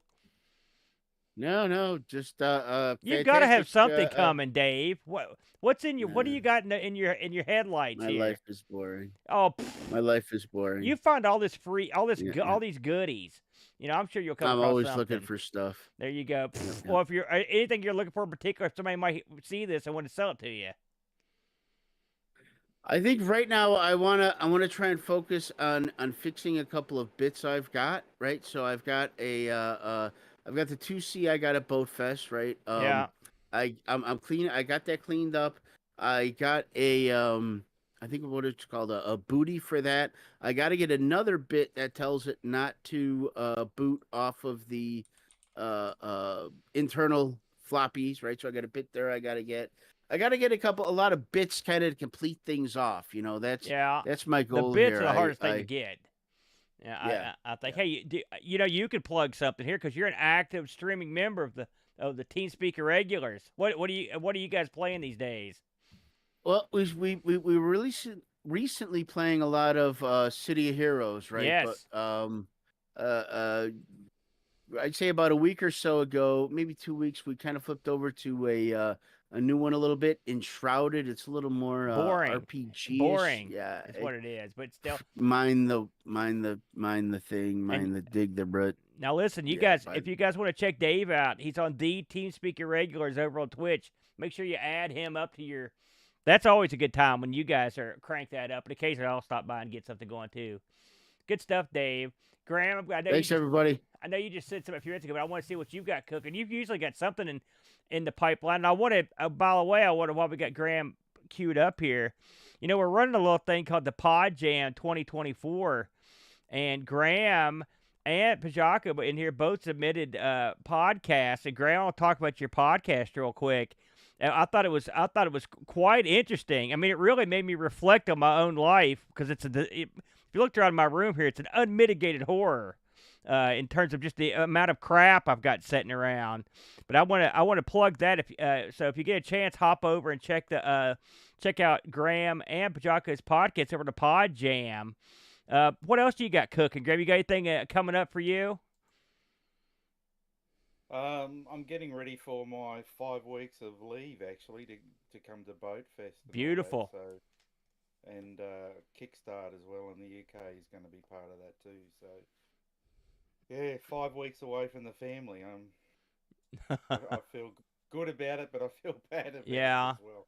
Oh, you're doing the double. You and Boat. You guys are going to you're going to probably the only two guys are going to be hitting Kickstart and well, I don't know, Pajaka might hit them both. Which one are you more fired up about? Because they're both going to be pretty cool. Both. I haven't been to Kickstart, and yeah, that looks incredible. I know what to expect, so you know, they both look great. Beautiful. So are you doing any? Really? Are you doing any projects over there? Since you don't have, of course, you've got limited time before you leave. You got anything cooking? Yeah. Just experimenting with the Neo 6502, and dabbling a little bit with this, which you probably know. White box. Oh yes. Which is just. I love the cover of that, by the way. Yeah, it's awesome. Great little book. So just yeah, if I get an hour to myself, I might have a bit of a solo game with that, but otherwise, very time poor. I can imagine. Well, listen, that's great. I'm looking forward to having you come to town. Once again, we will see all the sites that Hurricane has to offer when you come down here. I'll be there probably. I think like the 12th or the 13th. I've got to check my flights. Beautiful. Well, I know I'll be here. I'll be there a bit earlier so we can, go do a few other things other than Boatfest before it. Yeah. I'm taking tons of time off during the interim there, so we should have a good time. That's good stuff, dude. Travel safely, my friend. And another traveler here, our buddy Pajako. Who I plugged your podcast as well, which made the I guess you call it the Foley work, whatever on your show was off the charts, and on your podcast again, I urge you to check this out over at the Podjam. Yours was based on a book I own, so I was tickled when I was listening to you play it. It was quite an event there. What's in your upcoming future, Jocko? What do you got cooking? Except for little tapes. Muted. Still muted. He'll figure it out. Nope. Still muted. Let me make sure I didn't have you muted for some reason here. Let's see here. I'll switch to there that one. You go. How's You that? got it. There Oh, it okay. is. Yeah, Thank God I was switched- afraid it was me for a second there. I was like, man, No, it it seems to be. This mic doesn't seem to be picking up. That's Yeah, the so I'll mic. be. That's what it is. Yeah, I'll be at Boatfest, but I'll be there. I think I'm arriving on the like the week. Like I think the Boatfest is on the Saturday, and I'll be there like the Tuesday or something. So that'll be Beautiful. fun. That's great. So I'll be there for a few days, and then Kickstart as well for Yep. me. So I'll be doing the double, which will be good. So I'm looking forward to that. And then project wise, nothing that interesting, but I accidentally bought this beast of a thing on eBay. This is I think it's an accessibility keyboard for the BBC Micro. Yeah.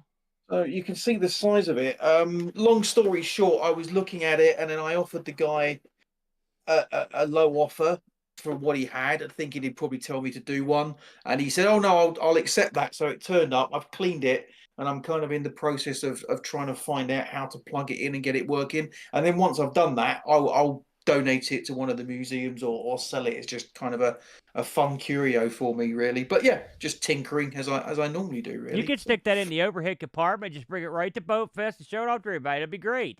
How hard could it be to carry that around? Yeah. I think that the weight of this thing would probably be my entire weight allowance. Is it on metal? my flight. It's got a big metal base, but it weighs. I reckon it's got to be about 3 kilos. So it's quite hefty. Wow. What an unusual find that is. You're right. Yeah. You can use it to ward off terrorists. Yeah. No kidding. Someone might get some use out of that. That's neat. Well, good. We're looking forward to having you down here, man. So looking forward to it. That should be a good time. Another former, we keep talking about Boatfest, but my God, almost everyone in here came to Boatfest. It's our good buddy Mitsuyama. Mitsuyama, you've been stoically, quietly sat back and taking it all in. What do you got cooking these days? Nothing much. Not had a lot of time really to do a lot of retro recently. But what? You know, much like the other guys, you know, it's getting into kind of event season. So I think in June. Unfortunately, it's looking like I won't be able to come to Boatfest. There's a very slim chance, but it's looking doubtful I'll be able to come to Boatfest this year. But there's a Retro Revival coming up at the start of June, which I'll be going to, and then obviously Kickstart as well, which a lot of the guys here are already going to as well. So it'll be good to meet up with Boat again, and Graham and Paul, and I think Lob Sturminator's coming across from Finland as well for that as well. So it'll be good to meet up with him again. Not seen him since Amiga Island a couple of years ago. Apart from that, yeah, I mean, just do odd pick up here and there. I was messing around with a Sega Saturn arcade stick that I picked up earlier this week. Just got that cleaned up and working, so that's pretty good for the Saturn. And then I've just been looking at this thing here for the Raspberry Pi, which is a something called an RGB Pi. So it connects to the GPIO ports of the Raspberry Pi. This is a Pi 4. And it gives you the RGB out via your GPIO port, so I can stick that straight into the back of my PVM. That's clever. I've never seen that before. That's a new one. It's the kind of opposite of what Josh was talking about, where he's talking about getting his up to his new monitors. It's kind of downscaling your Pi into RGB to get it into PVM, which is it's quite good. It comes with they do their own bespoke OS on it as well, you know. So it's supposed to eliminate lag as much as they can. So it looks pretty good. Was it pricey? How much you pay for that? Do you remember? Oh, I can't remember. I bought it ages ago. It's just been sat around in a box and I've just took it out. So yeah. How's the compatibility on it? Have you had any trouble? No, it seems okay. Like I say, you download their OS from the website, and it's up to you to source the ROMs yourself. But if you got ROMs, it's basically, I think it might be some sort of, I can't remember what emulators on there, but you know, if you get, it's like a front end for all different emulators. But if you get the ROMs, then you're sorted. Just stick your ROMs on the SD card, and it seems to work fine. I think I've used it mostly with MAME because I've got the Mister, but I think what I find with the Mister is there's a lot, you know, there's more and more arcade cores are being released for the Mister these days, but you still got that gap of some stuff that you can only do on MAME. So yeah, I use it a lot for more MAME stuff that isn't covered by the Mister, but like I say, most of my stuff is done on the Mister these days. Very good. By the way, Boat just chimed in and said hi from Deacon School, if you can believe that. So everybody say hi to the Boat. He's chiming in. Is he playing hooky? Well, listen, trust me, you don't play hooky from Deacon School because you get seen anywhere you go. You know, you can play playing hooky from there. That's good stuff. Hey, Mitch, you know, I'm sorry we're not going to see you at Boatfest here, but the good thing is a little bit of Boatfest is coming to town. So you can bask in the glorious glow of Boat himself over at Kickstart. Along with a lot of, and it sounds like a lot of our buddies are going to be there. So that sounds like it's going to be quite an event. Hopefully, I'll get a lot of footage and whatnot. Yeah, I was at the Kickstart event last year, the first one, and the evening event that he had in the brewery last year was a real highlight of the show. I think it's something very different that Ravi put on there, and hopefully, you know, the same again this year. I know he's going bigger and better, so hopefully, really looking forward to it, and obviously meeting up with the rest of the guys and having a few drinks and whatnot is the main part of it, I guess. But, I will say Ravi is like, this is, if any guy was ever in his element, it's Ravi. I mean, he's the perfect guy to organize this event, you know, in the Ravi style, including the after party. I mean, I know it's going to be off the chain. You don't get that kind of action after Boatfest because it's, I mean, the nearest big club to us is probably Ravi's over there. There's nothing anywhere near here like could be like that. After party here, you drink a pack of Michelob Light out in the Shop a Minute parking lot. That's the after party. Well, what I remember of Boatfest was that Boat had a couple of drinks and then curled up in a corner and went to sleep. So yeah, there wasn't much of an after party going on there. You ain't seen nothing. He's only begun to attain a fetal position. It's kind of funny that we're talking about him. He's a Deacon School after what. Listen, that must be part of his penance. Yeah, I know. That's why he had to go to the school. We figured it out. Curtis, I know you've always got something cooking. What do you got in your horizons? Well, first up here, CoCo Fest is in 2 weeks, so I've got to get my presentations ready for both the Nitrous 9 EOU presentation, which will be a bit more technical than what I did here, and also Brian and I are doing a dual presentation on the deluxe color computer and the history of us finding it and all that neat. Stuff. Yeah. I got a little bit more to do that interview that's on the Friday before CoCo Fest starts, and I got to finish a song parody that I'm working with Paul Thayer on. We'll be playing at the jam session on Saturday. Very good. I got games webpage updates coming. I snuck in a couple here while I was getting the interview stuff set up. I've got to finish disassembling the deluxe CoCo's Advanced Color Basic ROMs. That's been a cooperative project between three of us, and the other two are kind of busy with work, so I'll be kind of taking it over for a little bit. And then I'm hoping to bring the Dicom adapter for the CoCo to hook up the Sega Master Light Phaser thing. Beautiful. So we can have people trying it out at Boatfest. So I got to check with you guys. I'm flying, so I can't bring a lot of heavy stuff. Yeah. Do you have a Light Phaser, a Master Sega Master I do have a Master System System light gun, yes. I do have one. Okay. And then do you have a CRT monitor? I don't know if you have an RGB one or not, but at least a composite that we could use. I got CRT monitors. Trust me, that won't be a problem at Boatfest. Okay. You were there last year. There's CRT monitors coming out, and there's no walking them up a huge ramp this year, so it'll be a lot easier. So that's RGB would be best, but I don't know if you have that. But composite works. I've got a 1084 here, a couple of those. Yeah, if you cable it up, it should work. Oh yeah, so we got that. Sounds great. I can't wait to give that a whirl. Well, you've always got a lot of crap cooking, Chris. I knew you'd have a lot of stuff in the pipeline. Let's roll down to our good buddy down here. You know, we actually almost skipped somebody because get the room reshuffled. I'm not gonna skip this man. It's our good buddy Kitt up here. He's been patiently sitting up in the corner, and I know this guy's got crap going on because he's a big time player in the podcast field. How's it going, Kitt? What do you got cooking these days? Oh, not a lot. It was actually really fun to finally be here, though, and see the entire International Computer Club. I think I joined the first one, and I think I came to another one, and I was on holiday both times. I remember you were on a front porch. In fact, if you watch the opening before the pre-show, I've got pictures of everybody. And it's a picture of you on that porch because you were there for about 20 minutes. I think you lost the signal, so it's been a while back. Yeah, I was up in the mountains. That's right. But yeah, I'm just we're podcasting and playing games and having fun. So, why don't you plug the boys there? Where can we hear you guys? So Retro Asylum. I'm sure a lot of you guys have. I've been a fan of them since about 2018, and they kindly allowed a Yank to come join and hang out with them on some episodes. And so I've been you know, maybe you've heard my voice once or twice. I've been on there for about a year and a half or so. You know, Dean Swain is one of the founders of it, and we just recorded an episode.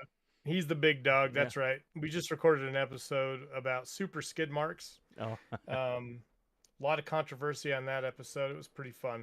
And you know, it used to be a little more structured, and it's kind of gone off the rails to where we just waffle a lot. And I think the older we get, I think that's just kind of the way we are. It's like hanging out at the local barbershop with a bunch of geeks. That's what it reminds me of, because you're right, you're just chatting back and forth.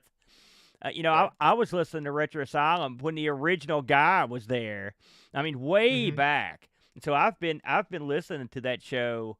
In fact, I learned a lot about the British scene from the early episodes of that show. You know, and boy, it's held on for quite a while. But when you joined up, I was tickled. I knew you. But like I think it is fun to get the American perspective on a British show like that, because they really do approach things differently than we do in a lot of aspects, and they'll crap on stuff that we really like, and sometimes we don't like the stuff that they love. So I like the dichotomy there. I like the exchange that you guys have on there. It's a lot of fun. And I know Rushi's also gets involved over there too. And Rushi's a real good guy. Yeah, he's great. It is fun, and it is interesting to hear both sides. It's how I learned about the British scene in 2018. I was very unknowledgeable about the European scene and how different. And now I have Spectrum games right here in my collection, and I just received right over here Commodore 16 cassettes. I mean, that's so cool. Now that's so cool. You put over the edge. With that, yeah, it's bad. That's when you just jumped the shark right there, my friend. yeah, it's the last thing I need is more stuff. But I will say the 16, the programmers on that, I give them credit, a lot of credit, because they really got a lot out of that little unit back in the day. You know, a lot of people, that was their machine. You know, I've talked to a bunch of people that was, you know, I guess it was super cheap. You know, what a neat thing to collect. Yeah, it's pretty fun. And so it kind of opened up the whole world. And honestly, I think it was Mads kept talking about the Amigos early on when I first started listening back in 2018. And that's what turned me on to you guys. I started listening to you guys in early 2019, as I recall. And so became a fan real quick. And, you know, I don't get a post on Discord as much as I should, but I know all of your faces and names, and so it's all a big family over here in the Amigos community. It's awesome. I love that. You know, I'm a big fan of Mads. His series on the Amiga CD32, I loved it. I wish he'd go finish it up. You know, but of course that's another guy who's busy. Plus, he plays so many games. I don't know how he does it. I really don't. Yeah. I don't know how he you know, he's a wonder kid for sure. But I love that. And that's great. And hey, you know, we're happy you stumbled into us.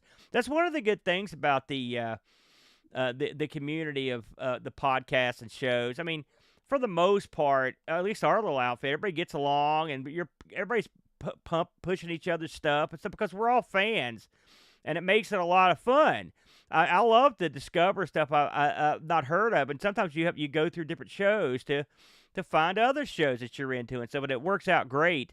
And just to be mentioned on a show that's been as successful and as popular as Retro Asylum is always nice. I've always admired those guys. We had a little tiff, I don't know, 5 or 6 years ago. It was a big misunderstanding, it turned out, but I mean, I've always been a big fan of all those guys, and especially Dean and Mads. I love those guys, and so hopefully they'll keep keep that thing right on cooking. Hopefully, you'll be to continue to be the mainstay to bring the voice of reason and sanity to those crazy boys. Someone's got to keep them humble. That's right. I guess it'll be me.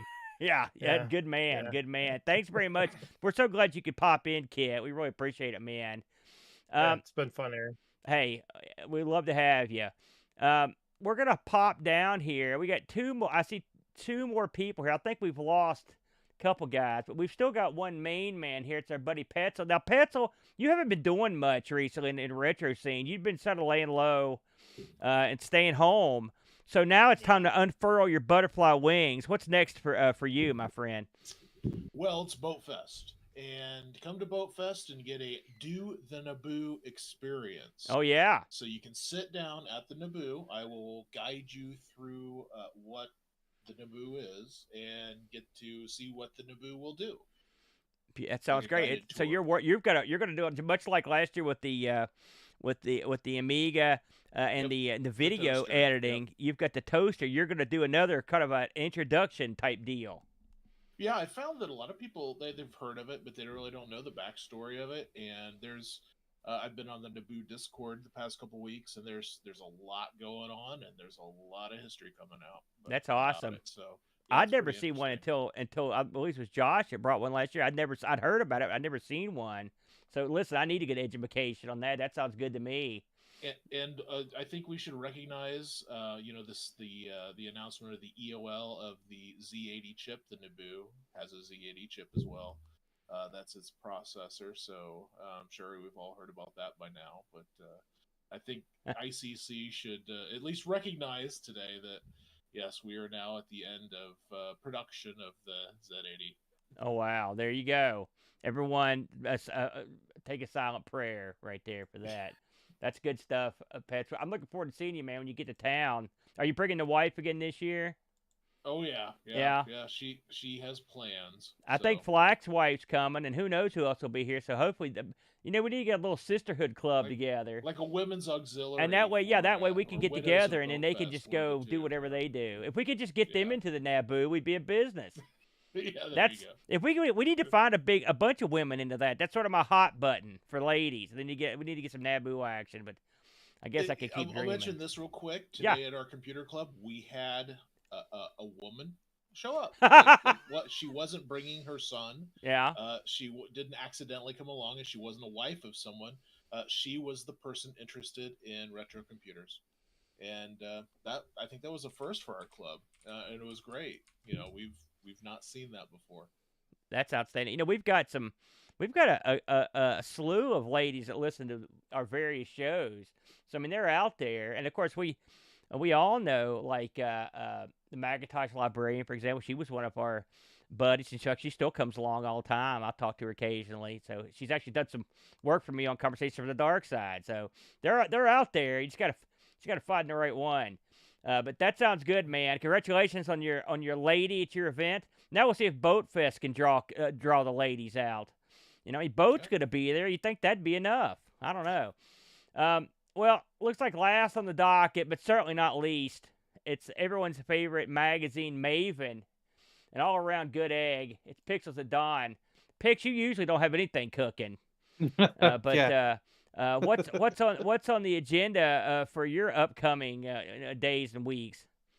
So, as mentioned on the show, just got to print with the latest edition of Amiga Addict, issue 29, l'édition française, which is all about all the amazing French developers and the weird and wacky games that they came up with. They are back in the day. wacky, yeah. Very wacky indeed, yes. We've covered more than a few on ARG. Yes. They think outside. But then again, the British stuff is wacky, too. Everybody's wacky over there. It's true. Everyone's wacky in their own individual way. Other than that, I'm always off to various events. I think next month it's the Doncaster Games Market, selling my wares. And then June is when things all get a little bit crazy. I've got, I think, 3 consecutive weeks of weekends of being out and about at the Retro Revival event and Kickstart, and I've also got a private birthday party down at the cave, so that's going to be fun as well. Is it for you? Your birthday? No, it's the chap who makes the Immortal joysticks. It's his birthday. Oh. So he's booked out the cave. So I'll be down there and probably bending Neil's ear as usual, I guess. But can you get liquored up at the cave? Is he down with that? Just a bunch of booze in there? you can get liquored up near to the cave. I see. So you get liquored up and you stagger in. You start wrecking stuff, puking. Something like that.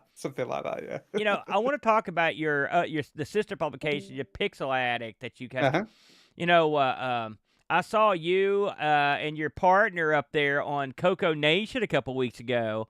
Yeah. Thanks for that again. Hey, listen, I enjoyed that. Well, I mean, I heard you say a few things on there, and then your buddy said a bunch of stuff on there, but it was still, I liked it. And listen, Curtis, I'm gonna toot the horn a little bit because I like seeing this British mag get a lot of jack over in the States. When you feature Tandy, brother, this is what happens. You get noticed.